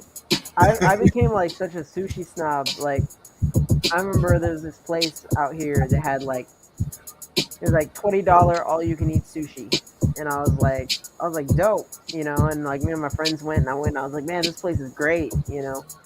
And then I started eating like more sushi and going out to sushi places, and I went back to that place, and I was like, I can't believe I ever ate this. Like, And like so, this ain't yeah. even good at all. Yeah, no, I'm a bit of a sushi snob now, so I know all the spots out here. Yeah, it's like, I didn't know. You know what I mean? I was like, oh, the gas station sushi, this is fire. You know what I mean? And then I ate real sushi and was like, oh, whoa. If you ever What? if you ever come out here, we'll definitely grab some sushi. I'll show you some cool spots. I'm at. Yep, we can. I'm just gonna have to like scope and all kinds. Yeah, she is definitely Oh man, allergic. allergic to fish. That's crazy.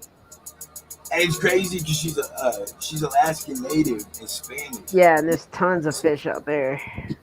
Well, I mean, that's like like being Alaskan Native. That's that's the prime cultural food. You know what I Yeah, mean? that's what I'm saying. Yeah. Like whale, fish, seal. You know what I mean? But yeah, she can't mess with. Whatever. How'd you do that? It couldn't open the door. I was carrying all that food. Why didn't you call for me? I was trying to open next door to her. I brought her dad some and Xander some because I used drinking.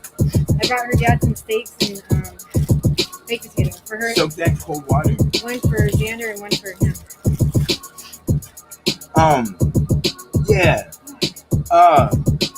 We'll definitely have to do sushi. Definitely. I love that. Like now seafood, for me it's like it's just since I've been with her, I think oysters is like the only thing I had. Look, I love oysters too. I love oysters. Yo, did we lose everybody since we got 0 people here? We probably do. I would not be surprised. We actually yeah. Assholes. Yeah, I don't think anyone in here. Like it's been fluctuating like the whole time, you know what I mean? Like Yeah, it's just like that with streams. You have your ups and downs. yeah. They're back. It's funny with this music in the background. It makes me feel like we're in a club or something like that, trying to talk to each other. You know what I mean? Like yeah, and I was talking to this girl over by the bar, and Yeah, hey, I gotta pee. I'll be right back. Yeah. I'll meet you over by the. Okay. Bro, I hate that about clubs. Because you spend the next 45 minutes looking for this motherfucker. You feel me? You be like, have you seen Sorry to Bother You? no. Oh, you have to watch that movie. Do you have You have Hulu? Yes. I'm pretty sure it's on Hulu. So Is it? Hold on. Sorry to bother you. Hold on. it's about the guy with the white voice. He's like works at the job. He's like a salesman. He's a black dude. No, I haven't. He's like, "Hello, sorry to bother you." You haven't seen that? No. Okay. I had to Oh. think. There was another show we watched like with this mom, and like it was like the husband and they had a baby, and she was just crazy. The mom was just crazy. Just did the most off the wall shit, and the husband was like all proper.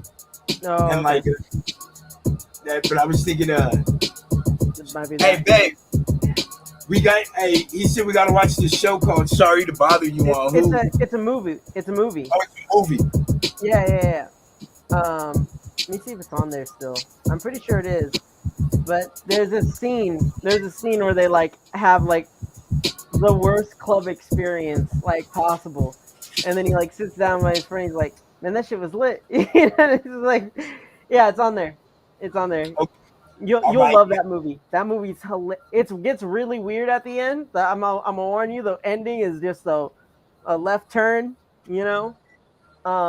But the movie is hilarious. Is really good. You'll love it. All right. Yes. Yeah, I love. So I'm not really much of a TV person. I feel like most music people really aren't so much. You know what I mean? Like, I mean, I could be wrong, but from my experiences, like most people that really work on music, like TV's not really like a big thing for them. Yeah, So I don't watch much TV. I watch like YouTube basically. yeah, and YouTube's like my TV. Yeah, that's like I'll watch other people's streams. I'll watch videos. I'll even watch movies and documentaries on YouTube. But Yeah. I don't really feel like I'm doing that. I feel like I'm just on YouTube. You know what I mean? Like, Yeah. I'm not. Yeah. There's a couple shows. Like I told you. Today's Thursday. 2 days ago. Oh yeah, the new episode of Wentworth. Yeah, it came out on Tuesday. Yeah, like Wentworth, I mess with Wentworth. You know what I mean? That's my shit. Yeah, you guys gotta watch Sorry to Bother You. It's Okay. it's one of those movies that like it just hits so many like funny moments. You know what I mean? It's like it has like it's one of those movies you'll reference a lot after you watch it. You know what I mean? So I love movies like that. yeah. Let me ask you a question. What's up? In relation to your music, what kind of movies and television shows do you find influential on your music? That's a good question. It's hard because so much of like my music is very focused, and narrow. But really everything in some way, like I'm very open to like influence from other art. So sometimes like when I'm like imagining things or thinking about the vibe of something, I might think about like a TV show or something like that. It's really hard to like explain, but like I watch a lot of anime, and so like anime is very like abstract. You know what I mean? So like when I'm thinking about like a song, sometimes like the abstract nature of like an anime or like a very like crazy fictional movie might like come into my mind because of like the vibe it creates. You know what I mean? And like me trying to recreate that vibe through the music. So like or like video games is like another one. So like in the song Cancer, that song, when I was like making it, like part of what influenced the vibe is this thing called Ada from this video game called Dot Hack. And like Ada basically looks like, imagine like a bunch of like black bubbles that are just kind of like spawning off of each other and just kind of moving around. It's like that, and like I just kind of thought about like that I don't know, that idea or image, and I like wanted to create that vibe of like what it felt like looking at that thing in that video game. I wanted to create that vibe in the song almost, like when I was mixing it. What is the most unexpected influence that has influenced a piece of your work? That's interesting. Um, Unexpected influence that's influenced my work. Maybe like actually on the topic of like anime, I guess like when I was going through making mandala, Avatar the Last Airbender. So there's this scene where they actually go through like the chakras, and like as they're going through the chakras, Aang is like having these like experiences basically like associated with each chakra. So like the root chakra deals a lot with like fear, for example. So like he kind of experiences like his fears there, you know. So different things like that were like an experience. And so as I was going through that, I did get like kind of the idea of like, oh, like let me create this like experience of like what it would feel like to like go through this chakra, you know. So things like that maybe might be like an influence like as far as like media. Musically though, probably like one of the like I don't know, like bands or something that influences like all of my music is my favorite band is a lot like Birds. They're my favorite old band. They're not together anymore. My favorite new band that also influences my music heavily, and I actually wanted to talk about this on this stream, is Silent Planet. So Silent Planet not only influences like my music conceptually, but it also influences like my writing. Um, because like in my mind, like their vocalist Garrett Russell is like the greatest like lyricist. Like I would mark him down as like my favorite lyricist, you know. And the reason for that is that when he writes his songs, he writes them as research papers. Like that's how he writes the songs. So what he does, he'll like all of his lines. If you were to go and like genius their lyrics, they all have a footnote next to them. Yeah. So it'll be like 1, 2, 3, 4, and all those footnotes correlate to like a source that like that line is inspired by. So it'll be like 1, like Plato's cave, 2, like the Bhagavad Gita, or you know whatever like book, you know. Yeah. And a lot of their music is also conceptual. It's also very archetypal, and he himself is just like a very influential person to me. You know, a lot of things about him kind of mirror me in some ways. Like he was um, like a counselor, Yeah. and so you know he's a counselor in like a metal band and stuff. And like I'm not a counselor, but I am like into like you know like I said like coaching, hypnotherapy, stuff like that. And so like I guess more of like the aspect of being in touch with like emotions and psychology in that way. You know, is very influential for me in my music, and it's been influential for him in his music. And I don't know the level of his creativity. I met him once, just after a show.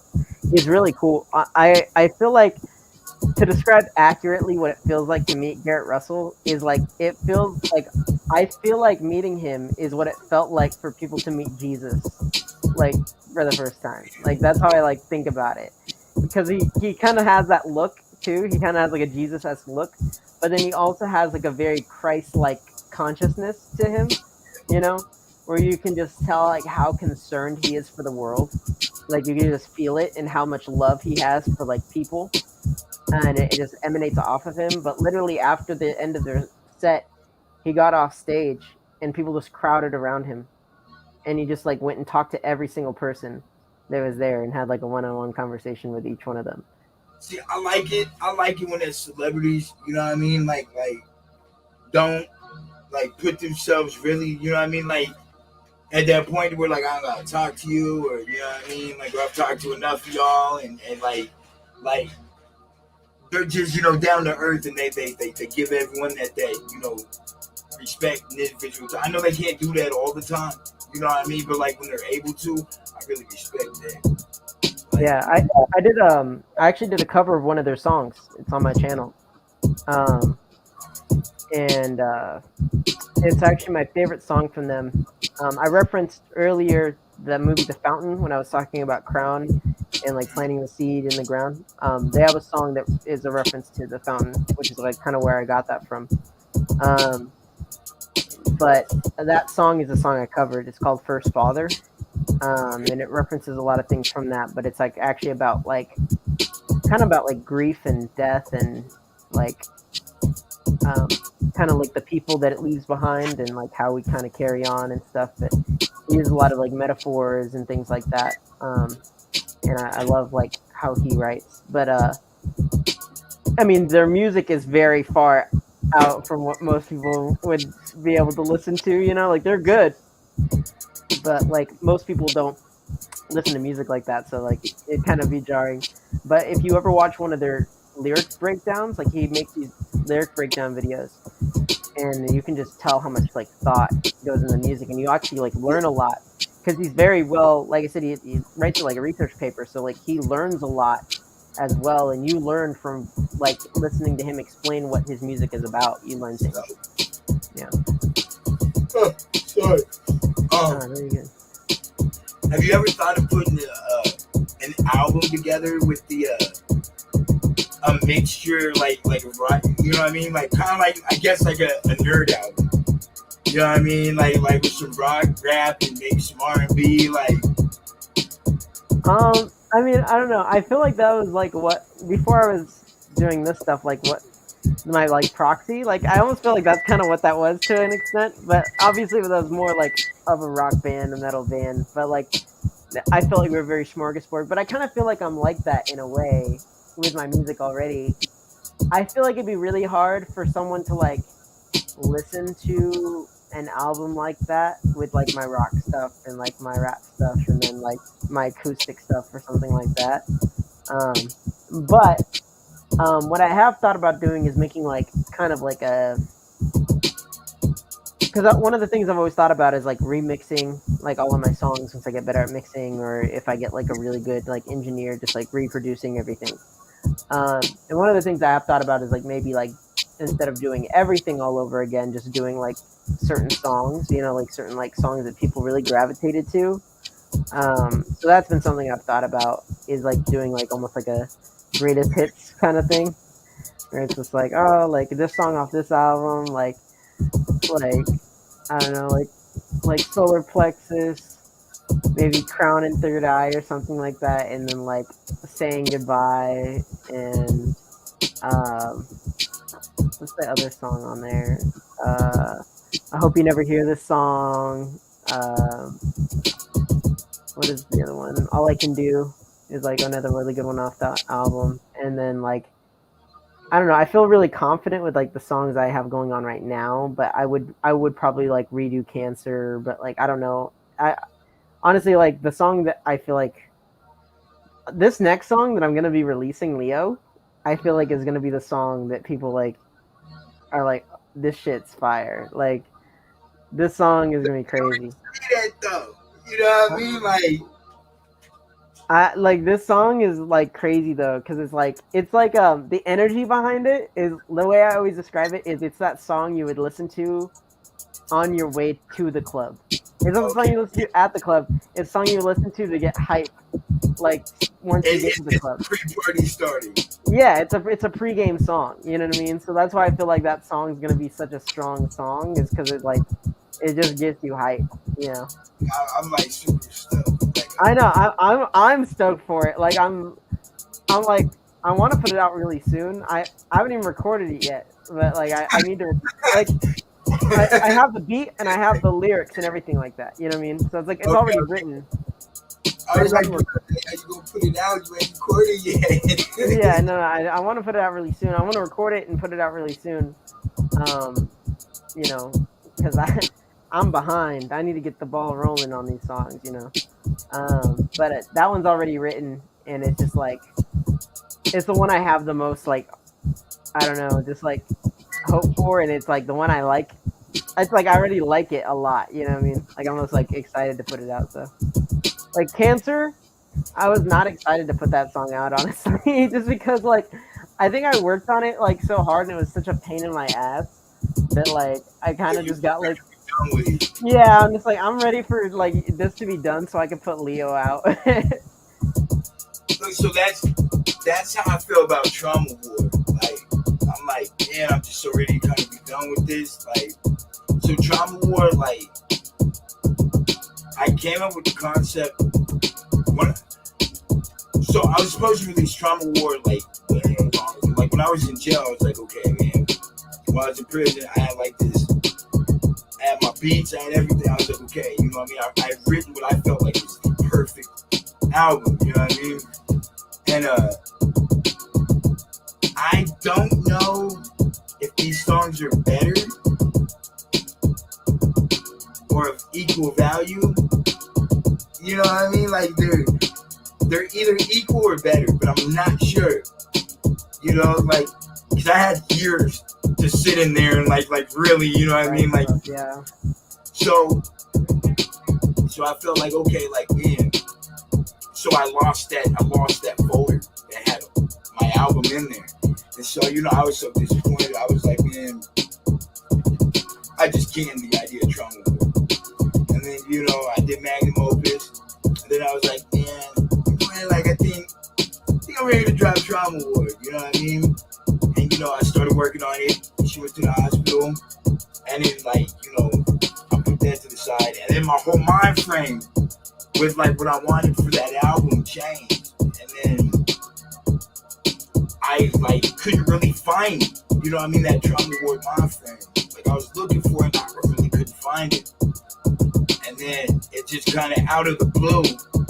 You know what I mean? It was like okay, I'm in album mode, and then I realized I had so much music for it already that I was like,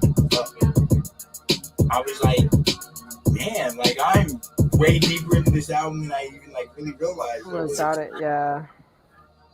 It's always like that. And it's hard too with those types of projects because you get in and out of those places. Like it was really hard for me to make Toxic Love songs because I was so far away from those songs, you know.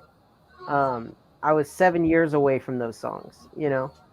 So it was really weird for me making that album. It was something I wanted to do because I like made these songs and I didn't have anything to do with them. You know what I mean? Like I didn't have any like outlet for them. Yeah. But that they were like pretty much like the songs I had been like just sitting on for a long time. And so yeah, I was like, what if I just did an album where I like really released these as like R&B songs? And you know, it was really cool what happened with them, especially like honestly the first two songs in the album are like my favorite, that and like War. But like acoustically, War was already my favorite song. You know, like War of the like a lot of the songs that people have heard from me, like War is probably the one that most people like when they heard them acoustically.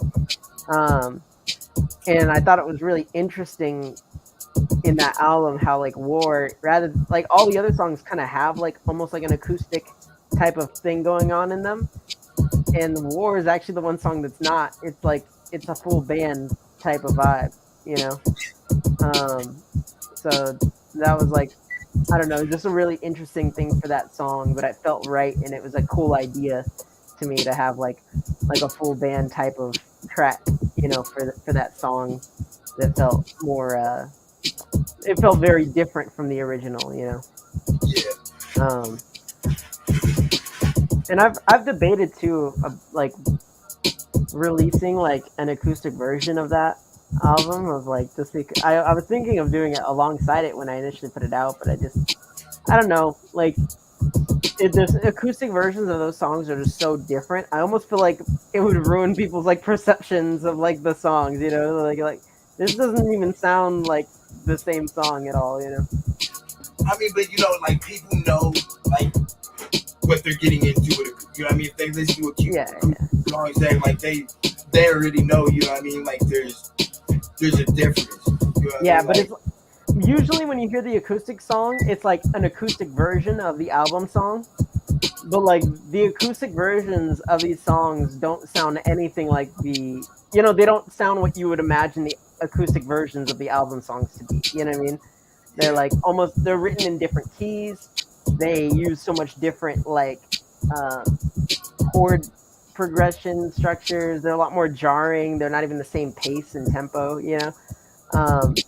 But it's really interesting. Like there's songs that I felt like sound like sadder acoustically, and there's other ones that sounded like happier, you know. Yeah. So like the first song on the album sounds very like emotional, whereas like the original sounds kind of almost like upbeat, almost, you know, like a happy sad kind of vibe. Yeah, yeah. I'd say that you know, I was talking to you earlier about like, you know, unexpected influence for a song, right? So I think I still have it. I have a song upstairs called The Doors, right? And it's like it's based on Jim Morrison's life. Like the song's really about you know what I mean? The song's really about Jim Morrison's life, like from like a different, you know what I mean? From like, I guess a hood perspective, you know what I mean? Because I read his his biography, and like I was like, man, I was like, whoa, this is crazy. And so like I ended up writing a song like about everything I just read, like afterwards. I like never recorded it, you know what I mean? Because I don't think most people would understand it. They listen to rap, you know what I mean? Like they wouldn't grasp like the references or understand, you know what I mean? Like everything I was talking about. I think it's like a genius piece of work. You feel me? Just because like man, you don't really see stuff like that. You know what I mean? You like, know, as far as rap. I think actually like projects like that are really interesting for people, like especially when they don't understand it. Because when you think about it, like lyrically, a lot of people don't understand what they're listening to anyway. A lot of times when they're listening to songs, you know, like a lot of times people like hear a track and they'll be like, "Oh, this is really cool," but they like if you ask someone like, "What's that song about?" People are like, "I have no idea." You know? Yeah, but they're not listening.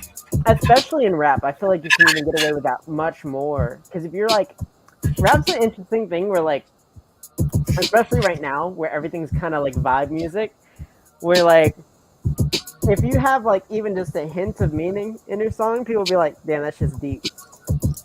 Right. Like people hear a song and be like, "Man, like he's really saying shit," and then you'd be like, "What's he saying?" And they're like, "I don't know, but he's talking some type of shit. He's talking about something in that song." Hey, for real though.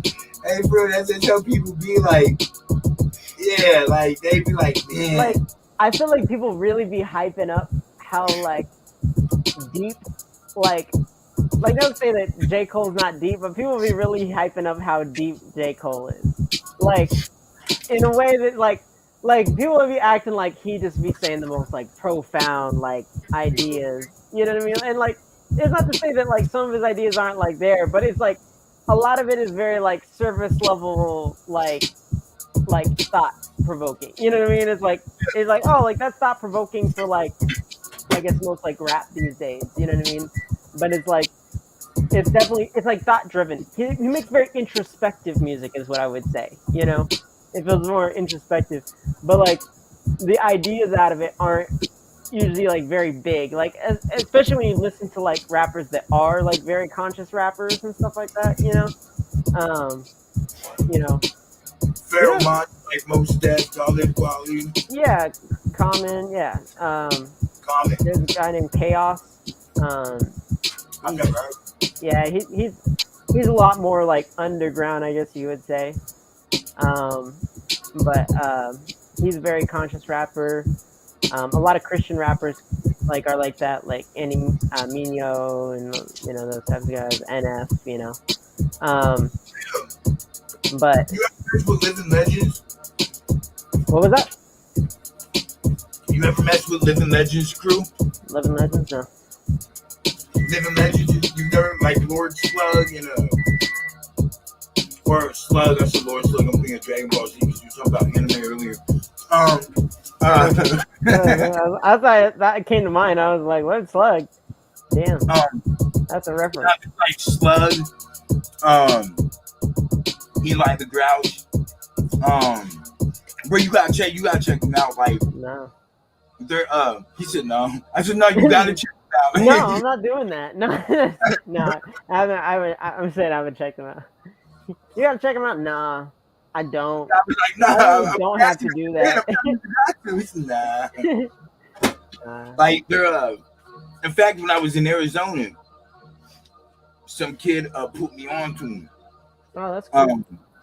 Yeah, there's some kid that smoked weed like down the street from where I was staying, because I was only there for a funeral. I think you better. Except it's over here. And like, so I used to go to his house and smoke trees. He was like, "Yo, you ever heard of Living Legends crew?" Thank you.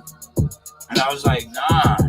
And so like every time I went over there, like he played it for me the first time, and then like every time I went there, I was like, "Bro, you gotta play that CD." Yeah, hey, play that shit again. He's like, "No, I'm trying to put you onto some new shit." You're like, "Nah, play that shit again." Yo, like, and like, man, they had this, man. I think, Wild Boy's back. Ayo, ayo. Yo, yo, yo. Like, so Eli the Grout, he got this song. I think it's Eli, if I remember. What? It's garbage. No, we don't eat bloody meat around here.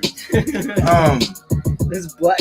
That's like 3 times blacker than you. Yeah, your mom likes them burned. I just like them cooked to no blood.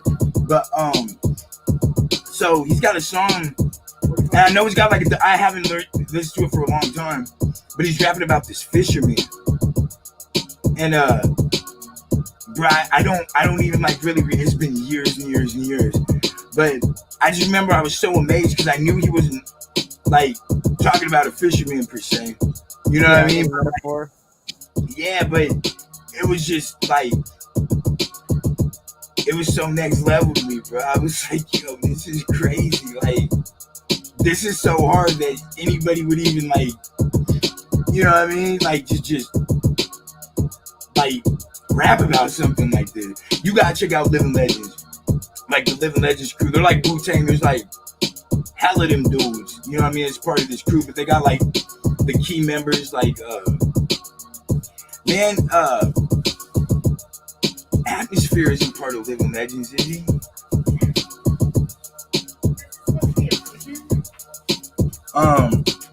I mean, yeah. I think that's supposed to be a pumpkin. It's not a pumpkin. This looks like a spider web. What the Like a heck? flower, like a sunflower almost.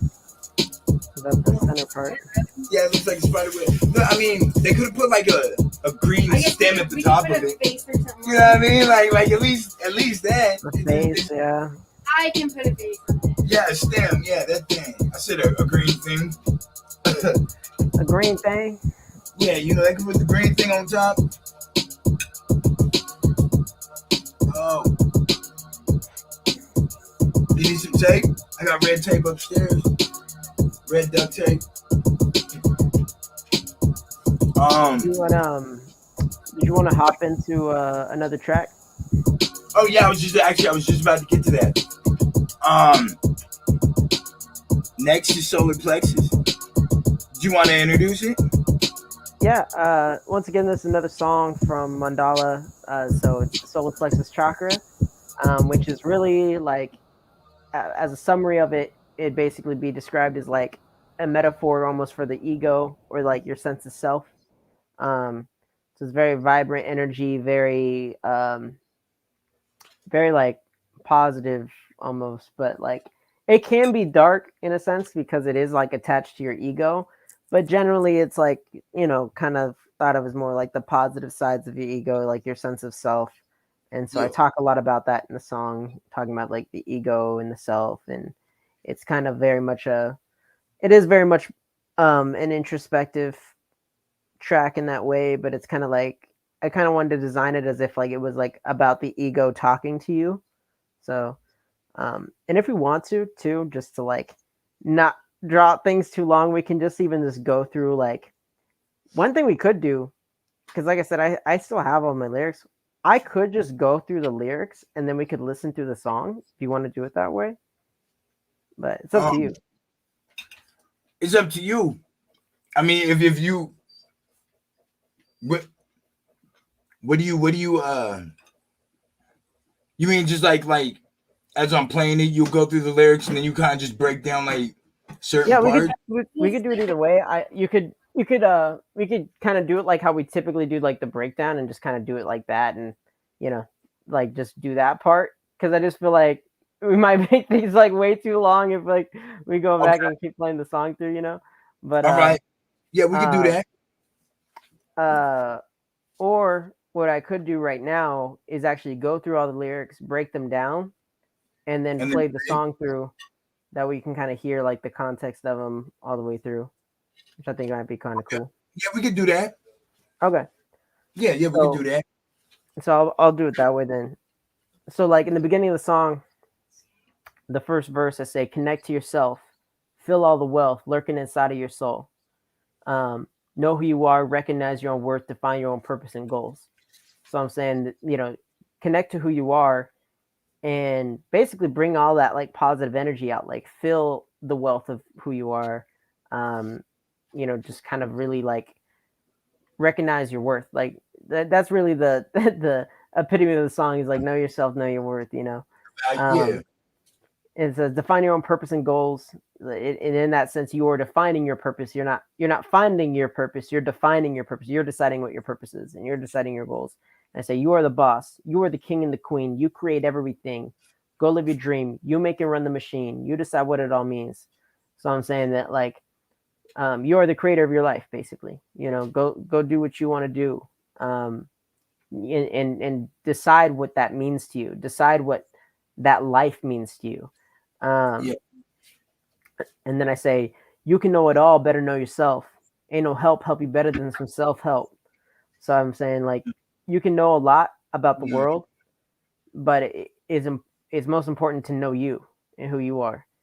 And I say, yeah. ain't no help you better than some self help in the sense of like, nothing's going to help you more than like, not to downplay the importance of like other forms of assistance, but like if you don't have like that inner like wellness, you know what I mean, like if you don't, if you can't help yourself, you know, it's going to be hard for you to like experience the help of others in a way Mhm. that's like beneficial to you. Fact. um and then I say think about the way you feel about the way you felt, and what I'm basically encouraging is like get more introspective. So don't just think about how you feel, because that's what most people do is they'll think about how they feel. um but I'm saying think about the way you feel about the way you felt. So what I'm saying is like think about how you feel about the fact that you felt an emotion. So go Okay. deeper than that. Like think about like think about the emotion that you felt, and then think about like how you feel about that thing as well. You know, the fact that you felt that emotion. And I think a lot of times once you kind of get to that level, you can kind of almost zoom out from that emotion a little bit more. Because it's like It's like to the root if you're of to it. like if you're to draw like a line, right? It's like if I think about how I feel, like that's one area, right? And that's kind of still like almost like creating a connection directly from my mind to like let's say my heart, right? Mhm. But then like if you were to think about that in addition, it's almost like you could like take a clone of yourself that's thinking about that, and then you can then analyze that person in the like what they're doing, you know. And I think that's like the step that we don't take. um Find out how to play the cards with the hands you dealt. So basically like with what you do have in front of you, like figure out how to play with your hand, you know, figure out how to play with what you have in front of you. I say don't believe in anything more than you do in you. So I'm saying like a lot of people believe in things but don't believe in themselves, or Yeah. people believe in things more than they believe in themselves. And I'm saying like you should believe in yourself more than anything else. um, Find out what you need to do is what you need to do. um, so I'm saying like figuring out what you need to do is the thing that you should be doing, whereas a Focus. lot of people will do things without figuring out like what that is, you know. Yeah. uh, so just getting more deep about like basically like analyzing like what you're doing, and that's kind of another big part of the solar plexus chakra is like kind of self-analysis. um who you are, most people don't have a clue. If you believe in a dream, it'll make it true. So it's just encouraging you again, like follow your dreams. um most people don't know who they are. Um, Real I talk. say a lot of power in a lot of people. No exception. No, you are my equal. So I'm saying like, a lot of people have power, and I say that you're not an exception. I'm saying that you are my equal, and then I say, and I'm the best. So you're the best to me too. So it's like I'm the best, but because you're my equal, you know what I mean? Be the best Yeah, as I well. I recognize the best in you.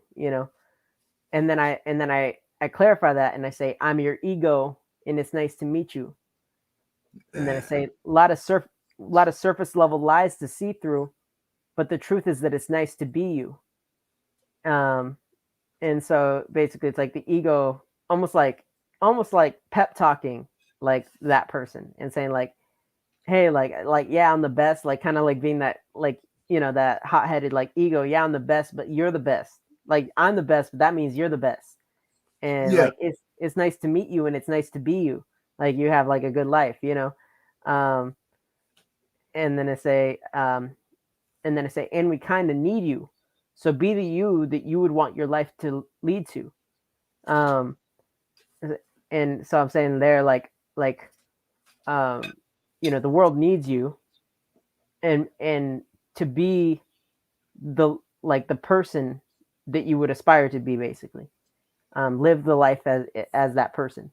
And then I say, because that's the you when you decide to be true to the life you'd live without a redo. Treat this like a sequel. So I'm saying that like that's that version of you, that idealized version of you that you would live to be. That's the person you would be if you knew that you only had one life to live. And I say treat this like a sequel, because it's like if you get like a second chance, like you're probably not gonna get another one. You know what I mean? Um, and then I say ain't no trilogy. Show me who you are, not who you pretend to be. So I'm saying like show me your true self, not the person that you Project. project yourself. Yeah. And then I say takes a lot of energy to have integrity. When you're honest with your actions, you will find serenity. So basically, finding peace in being honest with yourself and having integrity. But it's not easy, so it takes a lot of energy. And I say, have you tried surrendering to yourself or the universe? Before it's better, it'd only get worse. So I'm saying, have you tried to just let go and like be one with the world around you? Because you'll be basically a more honest version of yourself. Yeah. And then um, before it's better, it'll only get worse. When you surrender, you're often going to go through a kind of a bad experience in a way. It's kind of like when people say like they had like a bad shroom trip. It's like you're going to have this bad experience, but then like you're going to come out of it on the other side, like having like learned like a lesson, and in a better place overall. Um, it's better before it's better. It'll only get worse. Some blessings will appear in the form of a curse. Light inside, let it shine till the sun bursts. So just kind of like letting yourself shine, letting yourself be expressed. And then the chorus comes in. Who are you? Who am I? Well, maybe if I looked inside, we could see the light. Got to let it shine. So a lot of people don't see like the light inside themselves. Um, and then I say in the next verse, who are you? Who am I? Spend a lot of time trying to analyze. A lot of time in my own mind, trying to see myself through my own eyes. So again, kind of like I was saying before, like almost as if you could take a clone of yourself and see them from like far away. Like if you had like an outer body experience and you were to look down like at yourself and see yourself almost like a mutual friend or someone else that you knew, and looked at yourself from that level, like what would you see? Because most Yeah. people don't look at themselves that way, but they look at other people that way. Yeah. Um, trying to see and then I say eyes on my own eyes, like as if you're looking at yourself. Eyes on my own eyes, telling no lies, finding truth in my own life. So like you would find truth about yourself from analyzing yourself and seeing yourself in that way. um Life lies on the inside, not the outside. No life till I know why.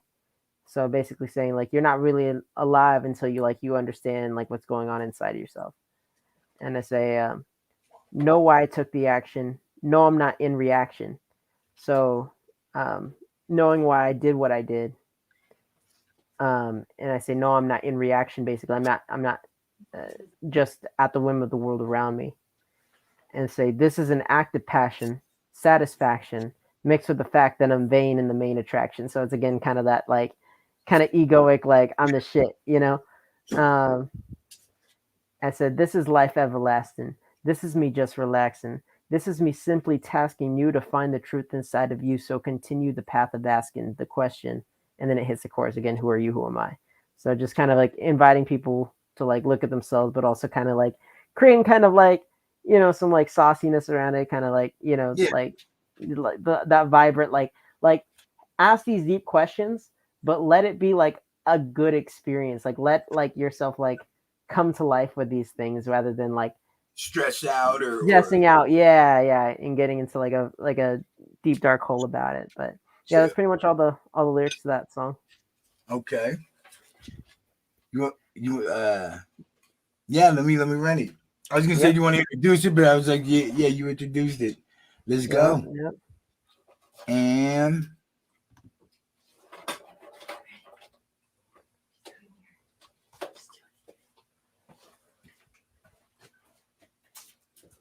damn internet.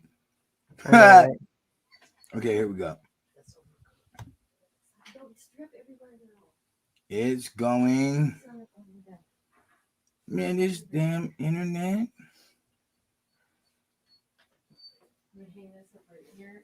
Oh my god. It's fine. Hold on. I'm gonna try a different way. Stupid internet. Bam, right here.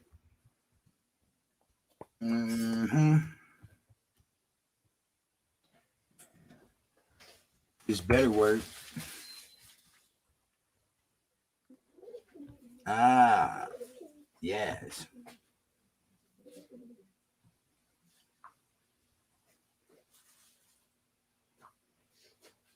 And, ladies and gentlemen, They're oh my chomping god, at the bit now. I can't wait to hear this song. man. Hold on. This is We're dropping this like Donda. man, this internet is being super garbage. Yeah.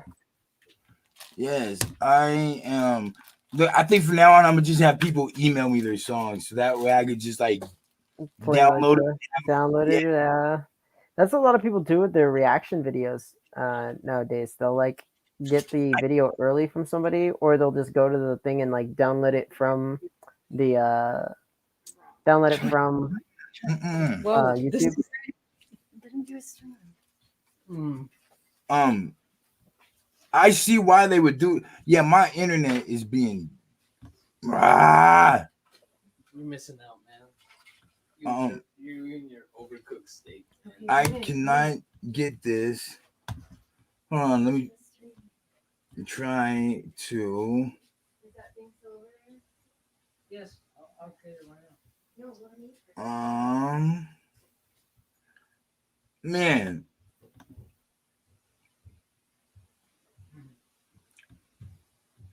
Man, son of a.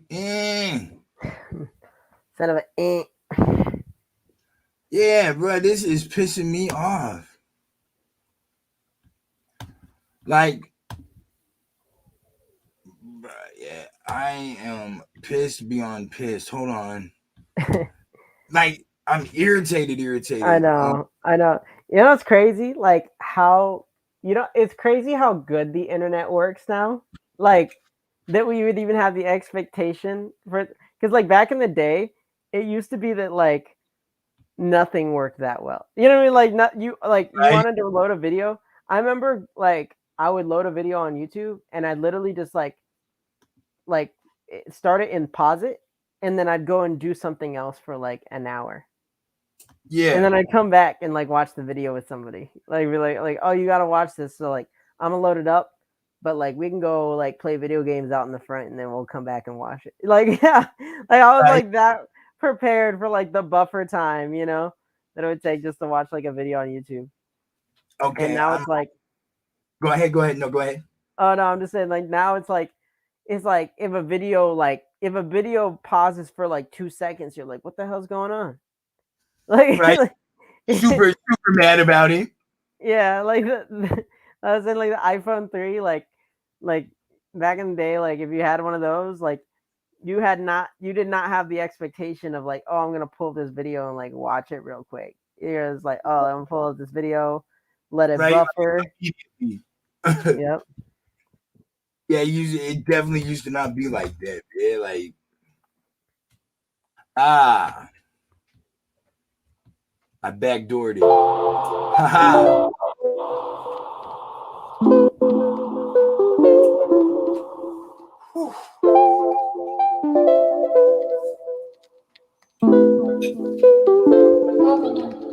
Connect to yourself, fill out the wealth, lurking inside of your soul. Know who you are, recognize your own worth, define your own purpose and goals. You are the boss, you are the king and the queen. You create everything, go live your dream. You make and run the machine. You decide what it all means. You can do it all better than yourself. Ain't no help you better than some self-help. Think about the way you feel, about the way you felt. Find out how to play the cards that your hands are dealt. Don't believe in anything more than you're doing you. Find out what you need to do is what you need to do. Who you are, most people don't have a clue. If you believe in a dream, it'll make it true. A lot of power in a lot of people. No exception to you, I'm an equal. I'm the best of you, the best to me too. I'm an ego and it's nice to meet you. A lot of surface level lies to see through, but the truth is that it's nice to be you. And we kinda need you. So be the you want your life to lead to. Cause it's you and you decide to be true to the life you live without a redo. Treat this like a sequel. Ain't no trilogy. Show me who you are, not who you pretend to be. Takes a lot of energy to have integrity. When you're honest with your actions, you will find serenity. Have you tried surrendering to yourself? But the universe goes better, you know, but it'll only get worse. Some blessing will appear in the form of a curse. Let it shine, let it shine to the sunburst.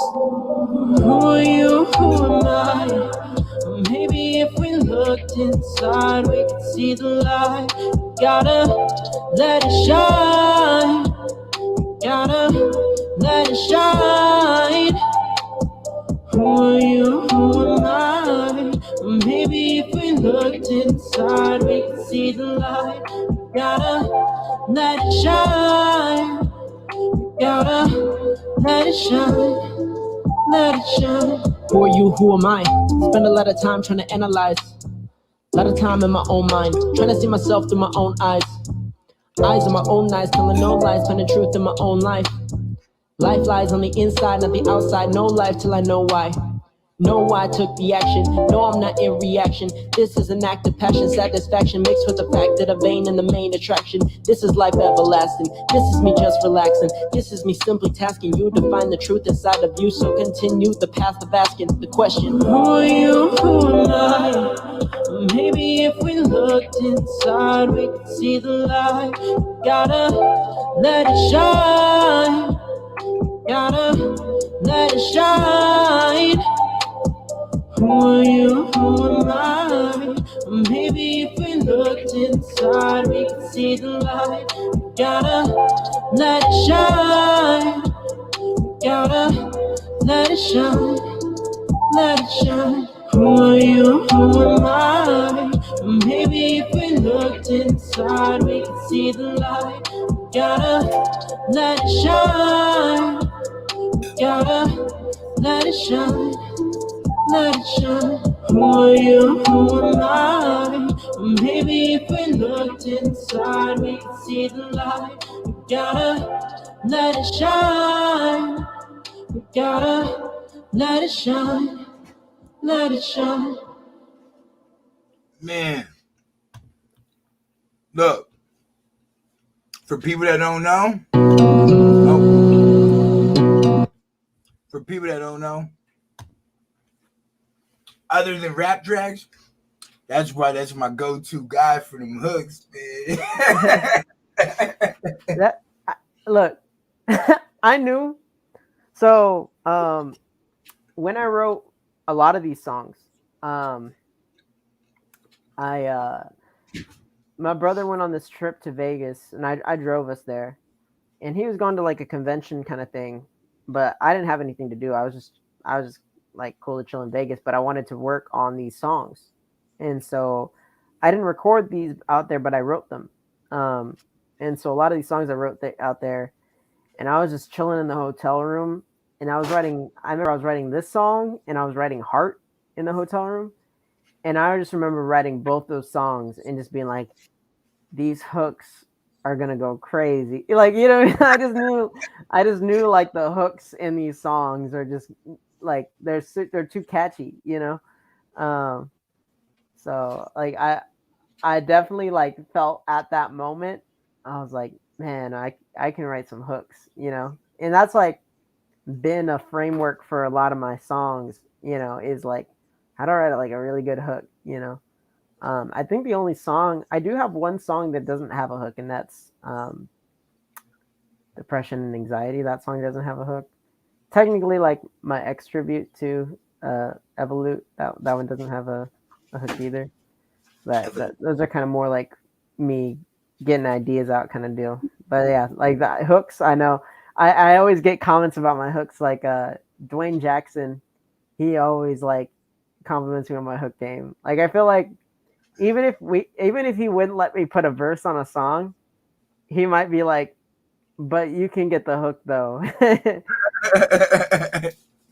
Nah, like we had, you know, like I know you do a lot of hooks for me, but like you know what I mean, like I be liking your rapping and like singing verse wise too, you know what I mean, like Yeah.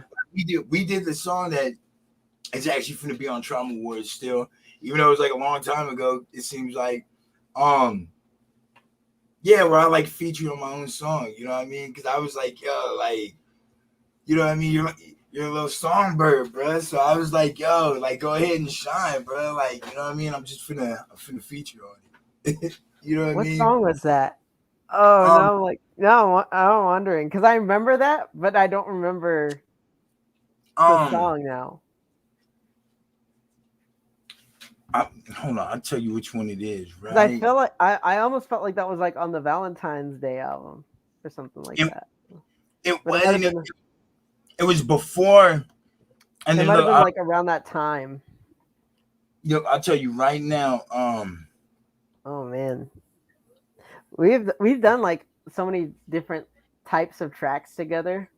Yeah, we have like So we from have I mean technically we have done like an EP together, you know what I mean?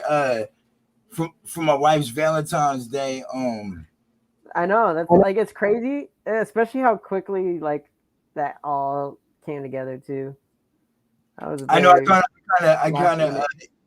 I kind of hit you like with like 2 or 3 days to go, like bro. Or something like yeah, and you like hit me with all the tracks at once, and I was just like, all right, gotta like record all these different like, and we didn't even know what they were gonna be. You know what I mean? Like there wasn't even like a concept like that one song where I just come in with the like with the bongos. You know what I mean? And I'm like I come with like the poetry kind of thing.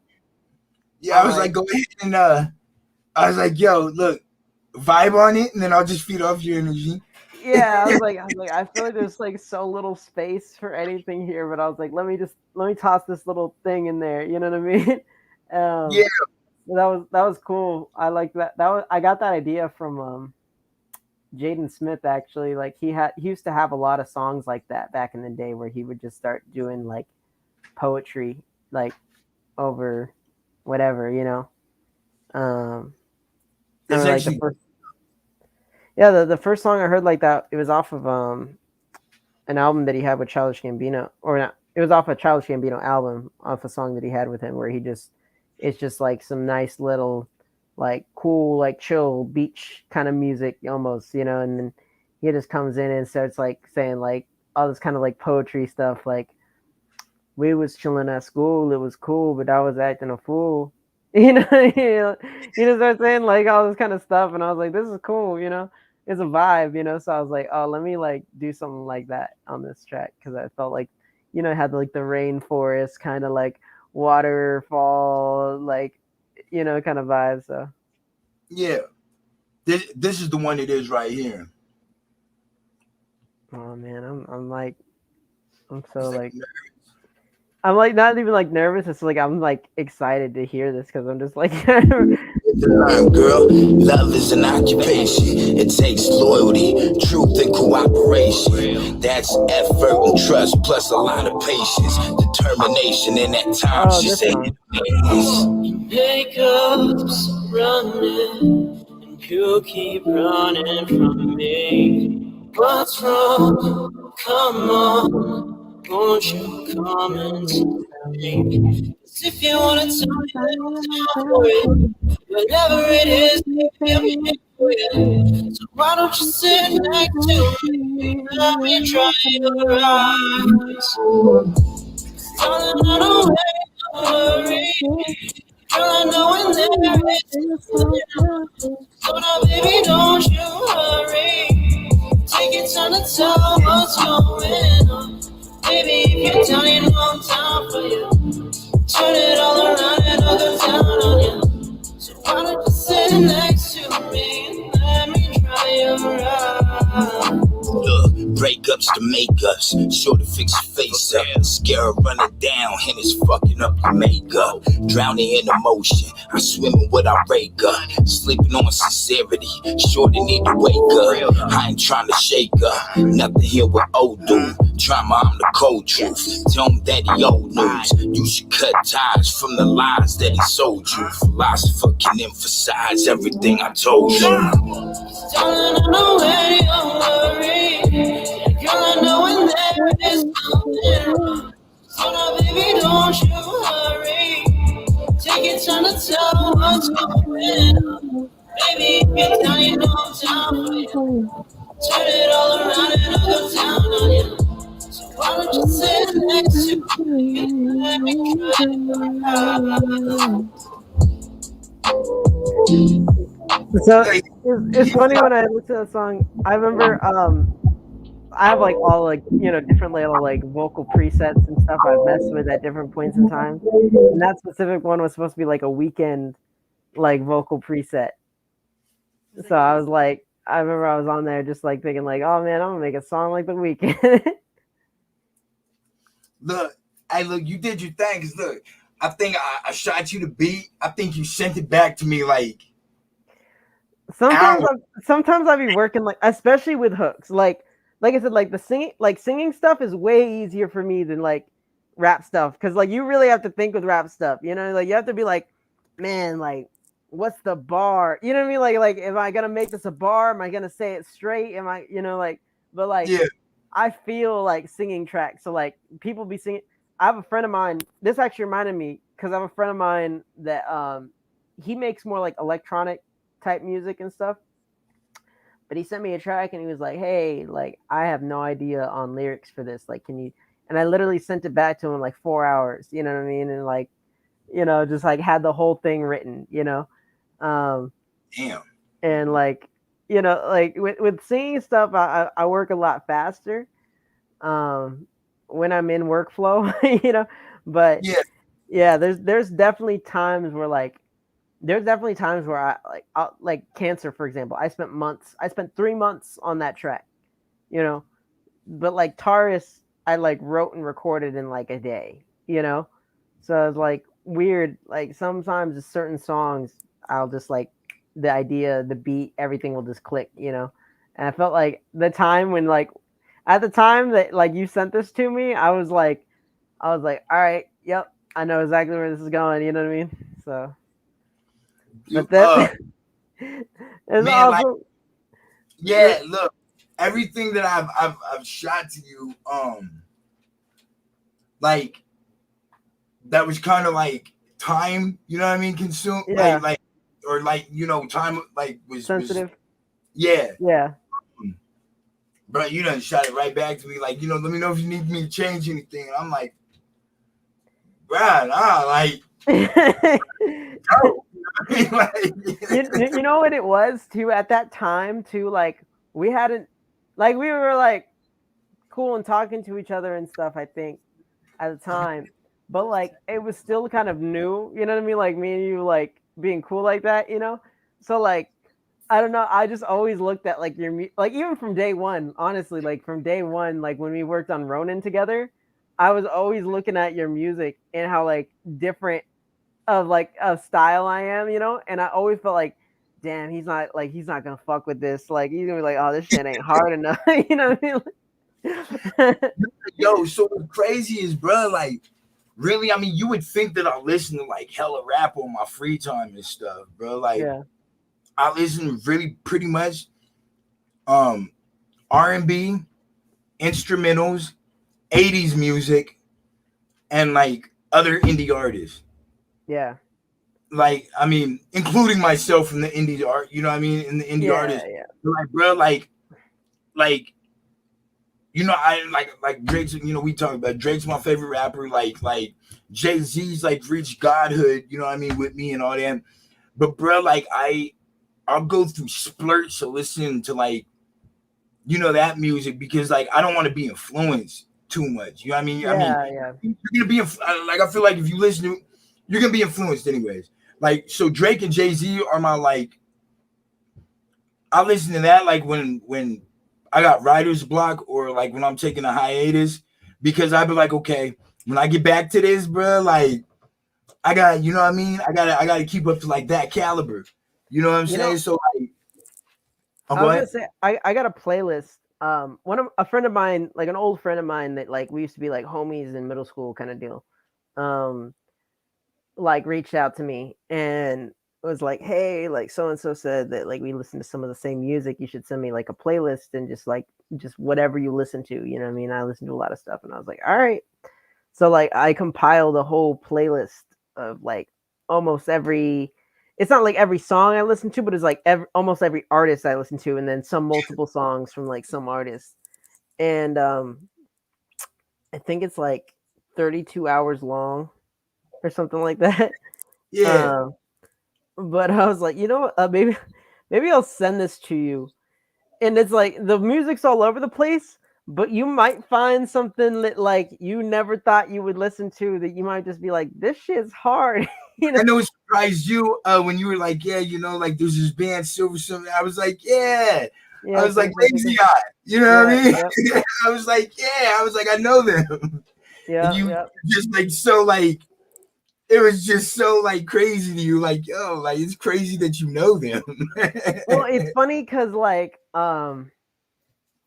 it's one of those bands that like I know and like I know other people that know them, but they're not like you know what I mean. They're also not like Super a huge popular, band. popular. You know what I mean? Like Yeah, yeah.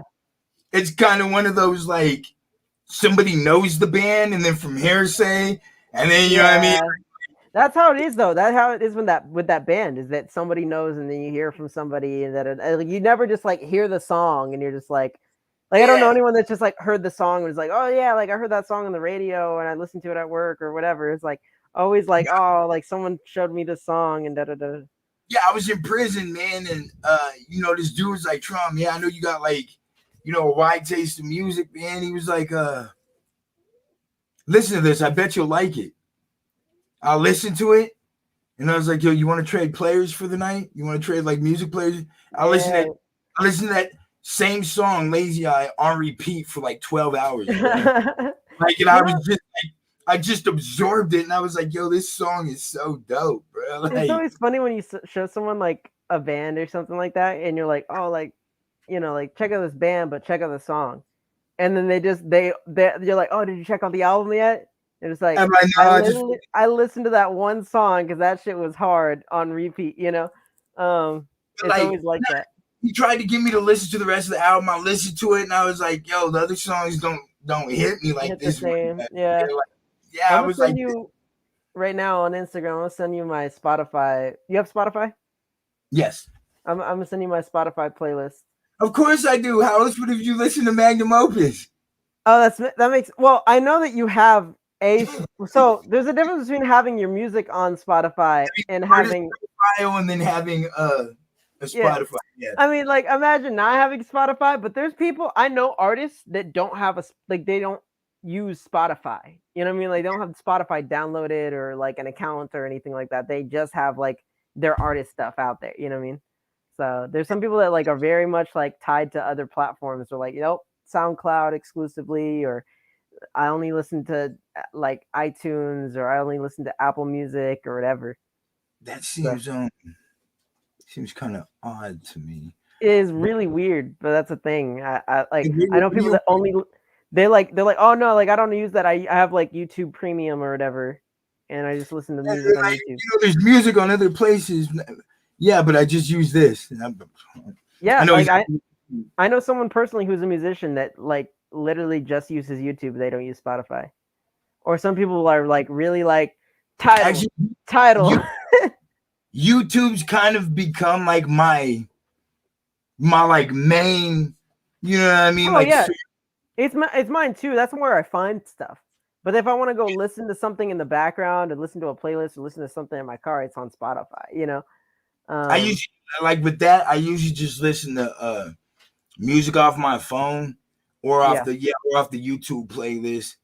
Um, I just I feel like, man, it's too much work for me to log into Spotify sometimes, unless somebody's like directing me there. You know what I mean? yeah. But for the most part, I really don't utilize my Spotify. Like I'm There you YouTube go. down, See, that's what I'm saying. That's why I asked. and You know? it's not even like that I have an issue with the other sites. It's just like I just use YouTube for so much stuff. Like Yeah, I stream. it's the catch-all of everything, and Yeah, so like it it's just feeds you content too. Is the other thing.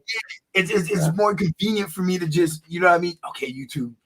It's always in my recents. You know what I mean? Yeah. So it's like I can just click, and then bam. I ain't gonna lie, I got YouTube Premium, so I'll be playlisting up. Yeah, see, hey, Rusi, he know. That's what I'm saying. Like that's what I'm saying. People be using other platforms, but Another yeah. you remember? I sent you that track. Was it Memory Lane? You know what's funny? I literally just re-listened to that today, and I was like, "What was the story behind this one?" Because I feel like I was supposed. I wasn't sure. Like, was I supposed to do something with this? The hook. I was supposed to do the hook. Okay, like 'cause that's what I.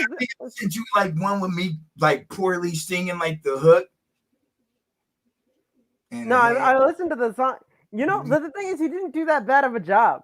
But like, but I know, I know you don't be I mean, loving. look, hey, for a rapper, you didn't do that bad, but to put on an album, I don't know, like, I don't know. Sometimes I'll be like, I don't know, Charlie kind of doing his thing on this one, but like, but no, I mean, I get it.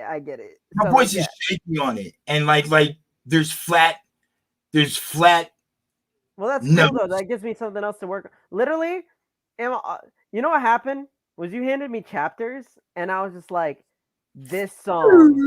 Yeah, I was like, this song. Like, I need to Oh snap yeah, on this song. on the Well, it album. wasn't. It wasn't the No, snap.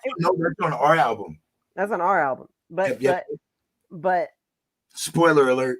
yeah, that song, I knew what it was gonna be, and that's like what I wrote about in that song is like honestly what I've been wanting to write about. You know what I mean? Like, because it's like right now, like I'm not gonna stop the Zodiac series. You know what I mean? Like I'm gonna, You're too I want to deep in. finish that out. Yeah, I need to commit to it. But like Look, what I was, hey, what I Lucy, planned was, now over here talking about unreleased tracks. Like we got a cheat code and shit. I mean, if you want to give them, no, because they're gonna probably post this. I was gonna say if this was just a stream, we could do like a sneak peek or something. But No, I'm gonna post it. Yeah. yeah. But, man, they don't even know. I know that verse though. Yeah, like I had to say so much. I had so much I wanted to say, and I had to like figure out how to like. I had to condense that shit down to like fit.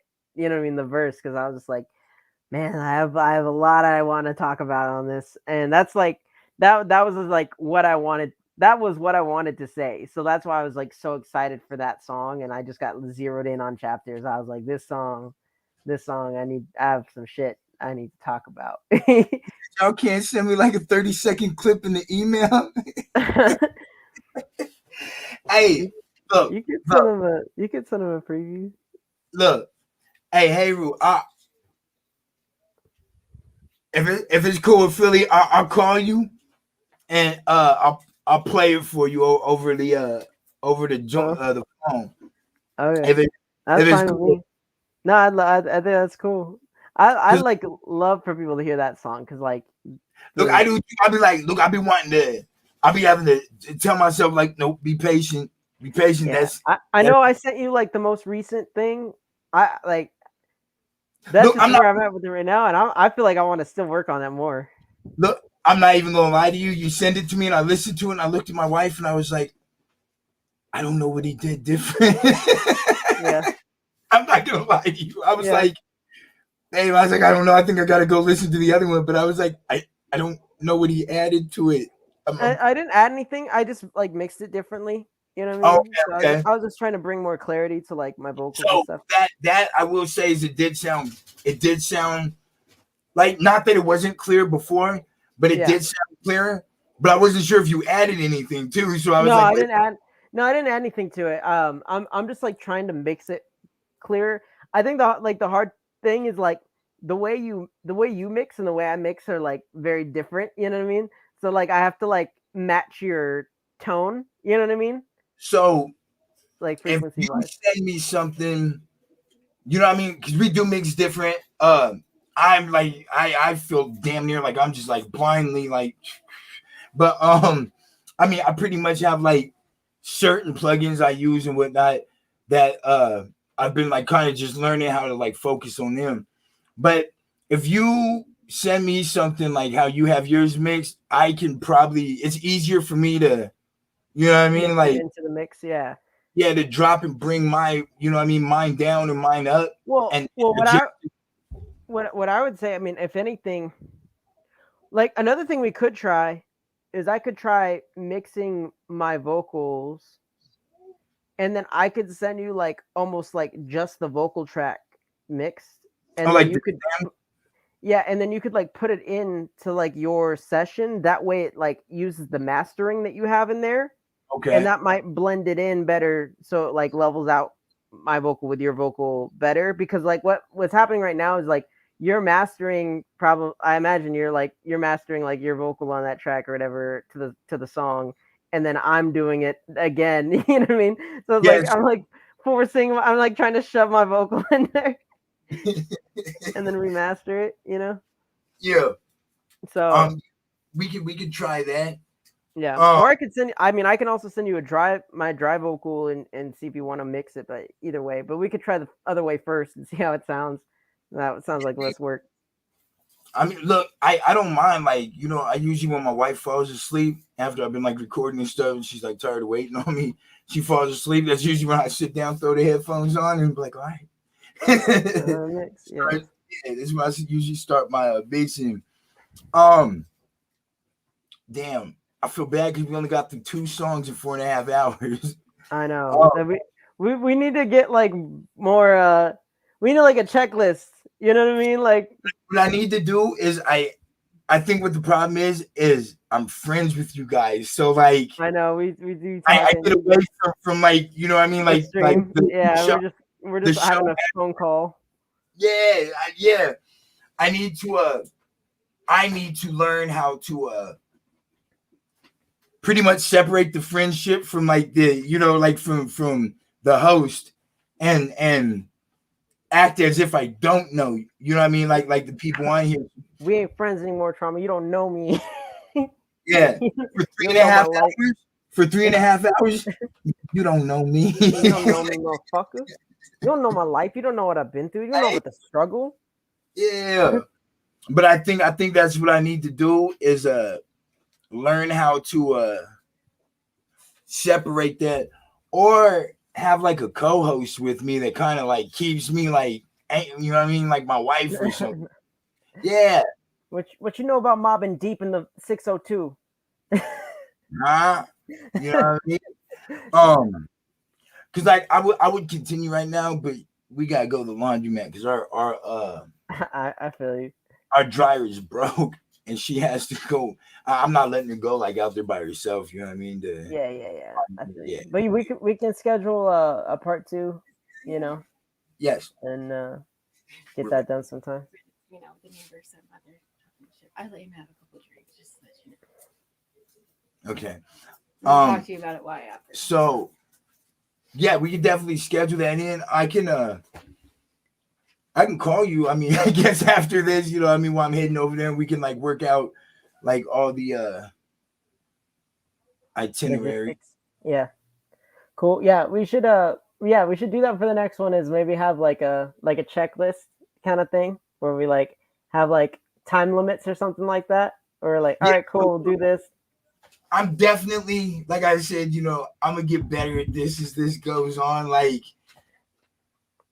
I, I'm trying to, you know what I mean? I'm No, I trying feel it. Yeah, no, you're to. doing something new. So but that's what I'm saying is like as we go through, like maybe that could be that, you know what I mean?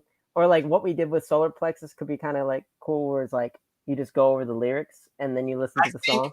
I think that is actually how I'm gonna start doing that. Cause like it turns 20 minutes, you know what I mean, in about 7 minutes, you know what I mean? Yeah, yeah. Not to say that, you know what I mean, like it's bad, but you know, the attention span of people, like, you know what I mean? Like we talk about that, the attention span that people have and being able to, you know what I mean? Like, oh, okay. Music in general, yeah.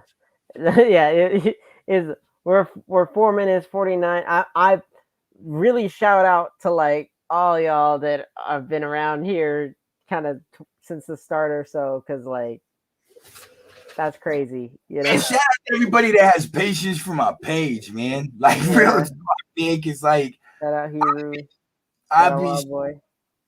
yes, I be so off the wall and so like, Yo, Hiru, I want a rapping track. Like, don't get me wrong, like I love doing like hooks, oh, I got one for you too, actually.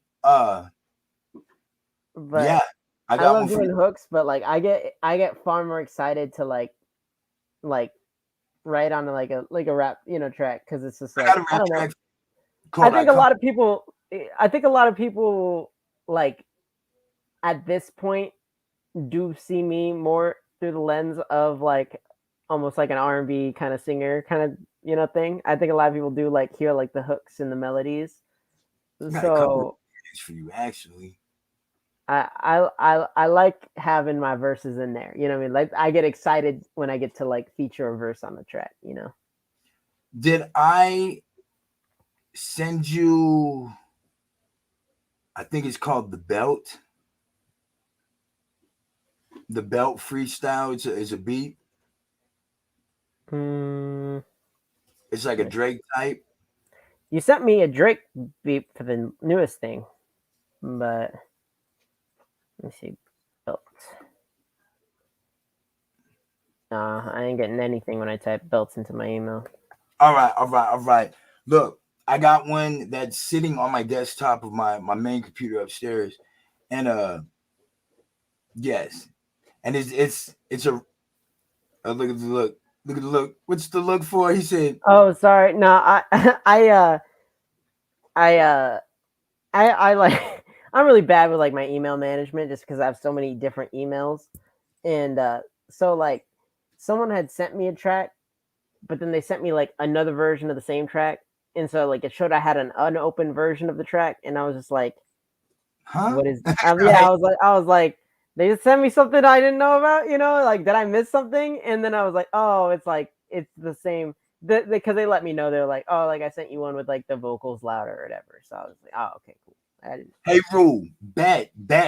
Did I send you like the little bundle of beats too? Look, so I sent everybody like a little man. Actually, I gotta shoot a Wild Boy some joints too. I told him I was gonna do that the other day, but I went to bed after that stream. It was so long, so Tom, long. the king of the features. You just Who handing them me? out. Yeah, no, I was saying like you got more feet. I have I have zero features right now, which is like by design, but But like look, if you look at my catalog, like my features, like songs with features, make up like maybe 2% of my I know, catalog. but you have the a huge catalog. You know what I mean? So it's like you Well, I've been weird about features. So my thing with features in the past has been like I've fallen out with people and had hit songs and I couldn't perform them. You know what I mean? Or I couldn't shoot a video for them. And so like it kind of just got me in this like, this mind frame where I was like, well, fuck it, man. I'm just gonna stop doing music with people. But then Yeah. I started getting back out of that. You know what I mean? So like, Yeah. I like now I'm like, okay, man, now I've got like Bro. years of songs just by myself. And You know what needs to happen? We all need that Young Reap feature. But bro, like I feel like I got a better chance of getting Bigfoot to host a mixtape. Nigga, like bro, Young Reap is just gone. Young Reap like showed up, was like, I'm gonna drop this fire ass track. hey, look what Look at this amazing track that sounds professionally all done, and like you're about to hear this on the radio. Bye, All right, Hebrew, I got a beat pack for you too. So look, I've got all like trying to finesse that beat you gave me. That's funny. So I got a beat pack for you too, hey Roo. So I'm releasing 2 albums. Oh, it's 4. It was 4 minutes or 4 hours, 44 minutes and 44 seconds when I looked at it. I told you that, like it pops up everywhere, man. I'd be like, what the fuck? But so I've made my mind up. I'm dropping 2 albums on the same day. Trauma Ward's gonna be a double disc, and then I'm dropping a self-titled. That's crazy. That'd be dope. I've seen people do that, and it honestly is hype as fuck. Cause you're like, oh shit, I'm getting 2 albums. You know what I mean? Like, I think he didn't Future do it on did the it same... with Future and Hendrix. He did it with Future and Hendrix. Yeah, so technically he didn't do like in the same day, but it was like literally like same month or like just like a month after. But it was Lil Uzi did an album where he dropped like 2 albums right after each other. Yeah. And I was like, that's crazy. I didn't even listen. The one thing was like, I didn't even listen to like the second one because I was just like, I didn't even like realize that he was doing that. So one of them is gonna be a double disc album, and I'm only dropping hard, like the hard physical copies, digital copies exclusive through my website, and then business cards with the QR codes that have the album art and the album on it. Fuck these streaming sites stealing our goddamn money, like for real, like fuck that. Like when I drop the next album, the streaming sites can have these 2 projects. That'd be dope. But I'm just gonna have to focus on I think it'll be easier to focus on marketing then. You know what I mean? Like if people can't just go all over the place, they're like, damn, you know what I mean? Like I can only get it here. Like I think the exclusiveness of the albums will kind of add to the appeal of it. Man, I just got this really important email. It says they're picking artists this week to sign up and, work a few opening spots for Moneybag Yo and Polo G. Moving on to bigger and bigger. You better go and get your money, little duffel bag boy. The Indie Management Group. As you know, we've been trying to manage you for a few months now. You haven't signed up for our program yet. Hey, look.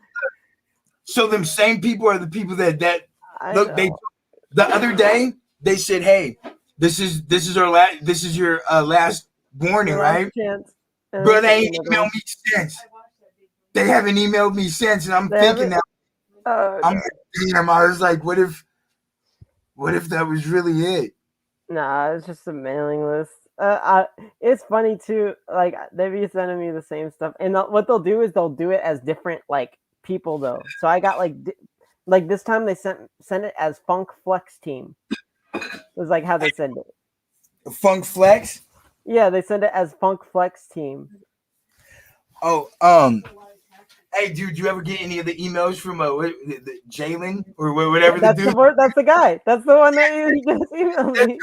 That's who emailed. So damn, like it's Jalen. Jalen A&R.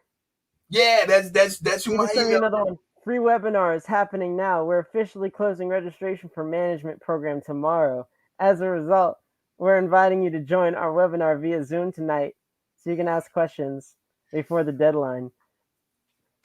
But look, Like, hey, I'm like, Jalen, I don't know, man. Like, you too thirsty. Like, you too, like, and look, have you tried emailing him back? I think no. look, I'm gonna try and email him back tonight and see if he responds, like with a personal email. You know what I mean? Or if The it's emails iManager at indieai.com. at Indie AI. No, I'm not doing business with no artificial intelligence. Like, nah. Look, I was already worried about people swindling me. You're AI, man. You got infinite like access to knowledge and resources. You're not gonna swindle me. You're kind of, I finna let you finesse me. Yeah, he's sending emails to me now as the Funk Flex team. Like, look, man, are you really Jalen, or are you like A15? Like, you know what I mean? Like, you're JA8LN. Right, hey, Rue. Yeah. Jalen at Indie A&R. Performer needed at Rolling Loud. Past due. Hey, so look, they sent me something for Rolling Loud too, and I was like, Rolling Loud's kind of big. I was like, man, they having me perform. Here's the thing: do you even have like a, what do they call it? Press kit. A press kit? Yeah. Do I have one? Yeah. Yes. Okay, I do not. So I know that, I'm like, I know this is bullshit because I don't even have a press kit, and you damn well not hit me up to perform at Rolling Loud without a press kit. I didn't send because they kept asking me for my press kit, and I was feeling. Yeah, hey, Key on the Beat. Yeah, he sent me a million emails like, look, I refuse to receive 5 free beats from anyone anymore. I'll be like, damn, man. Here's the thing: I work in tech, so like I know how easy it is to manipulate just getting one piece of information from somebody. Yeah. Like once I started working in tech, I was like, oh, like you don't have to be like an ace coder or even know like a programming language to hack somebody. Like you can literally just be like, you just have to know how to get information and you can hack somebody, you know. Yeah. Crazy like that. I don't want to cut this. But you're gonna cut this. But I have to. Wild boy, I'm gonna shoot you a message on the old Gramsci.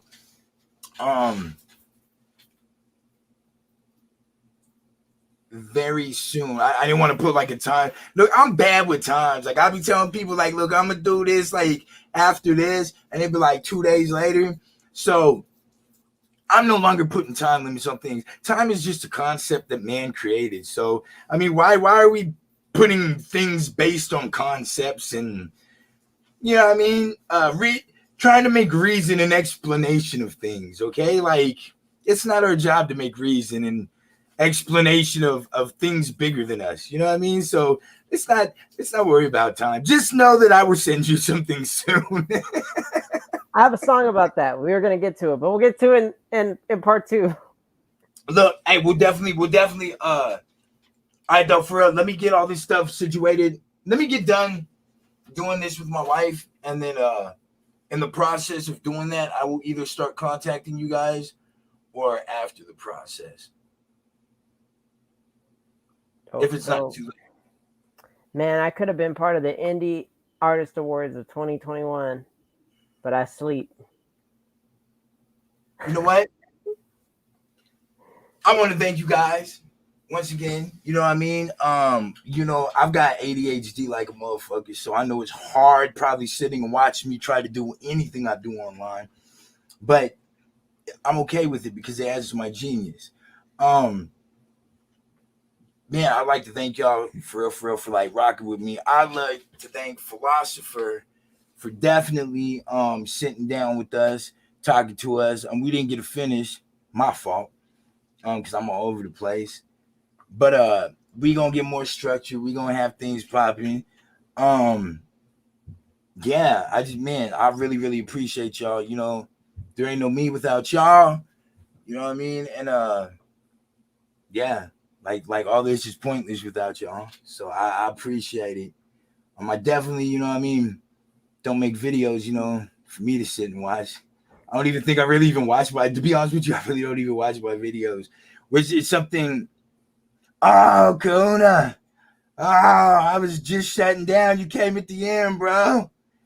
Ah, um, yeah, man. I really appreciate y'all, though, man. I appreciate the love, man, the support.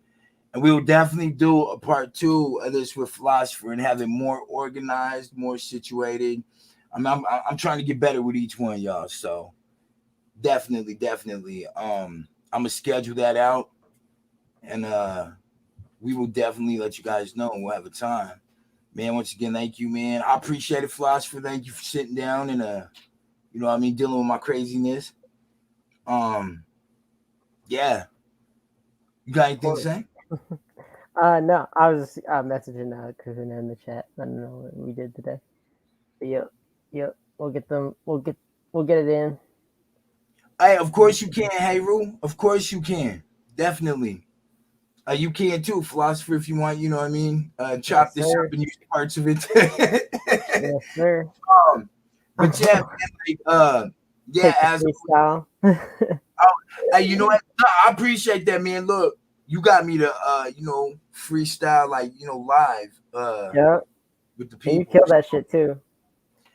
I appreciate Nah, you were sliding. You were sliding. I appreciate it. Look, hey, I'm gonna give it some time. I'm not gonna do it tomorrow, but I'm definitely gonna figure out a way to or do it organized. And I'm definitely gonna do some freestyle Fridays though, definitely. And Cool. I need to get a hold of you anyways. Merch.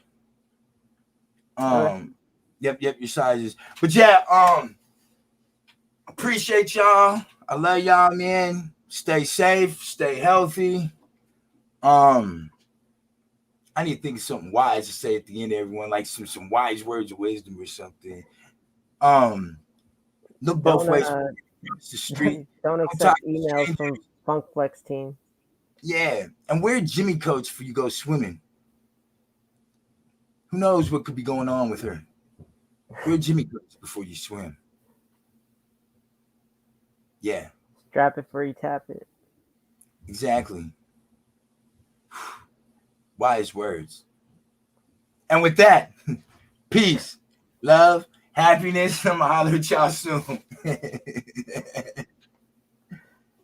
All right. Oh, coon.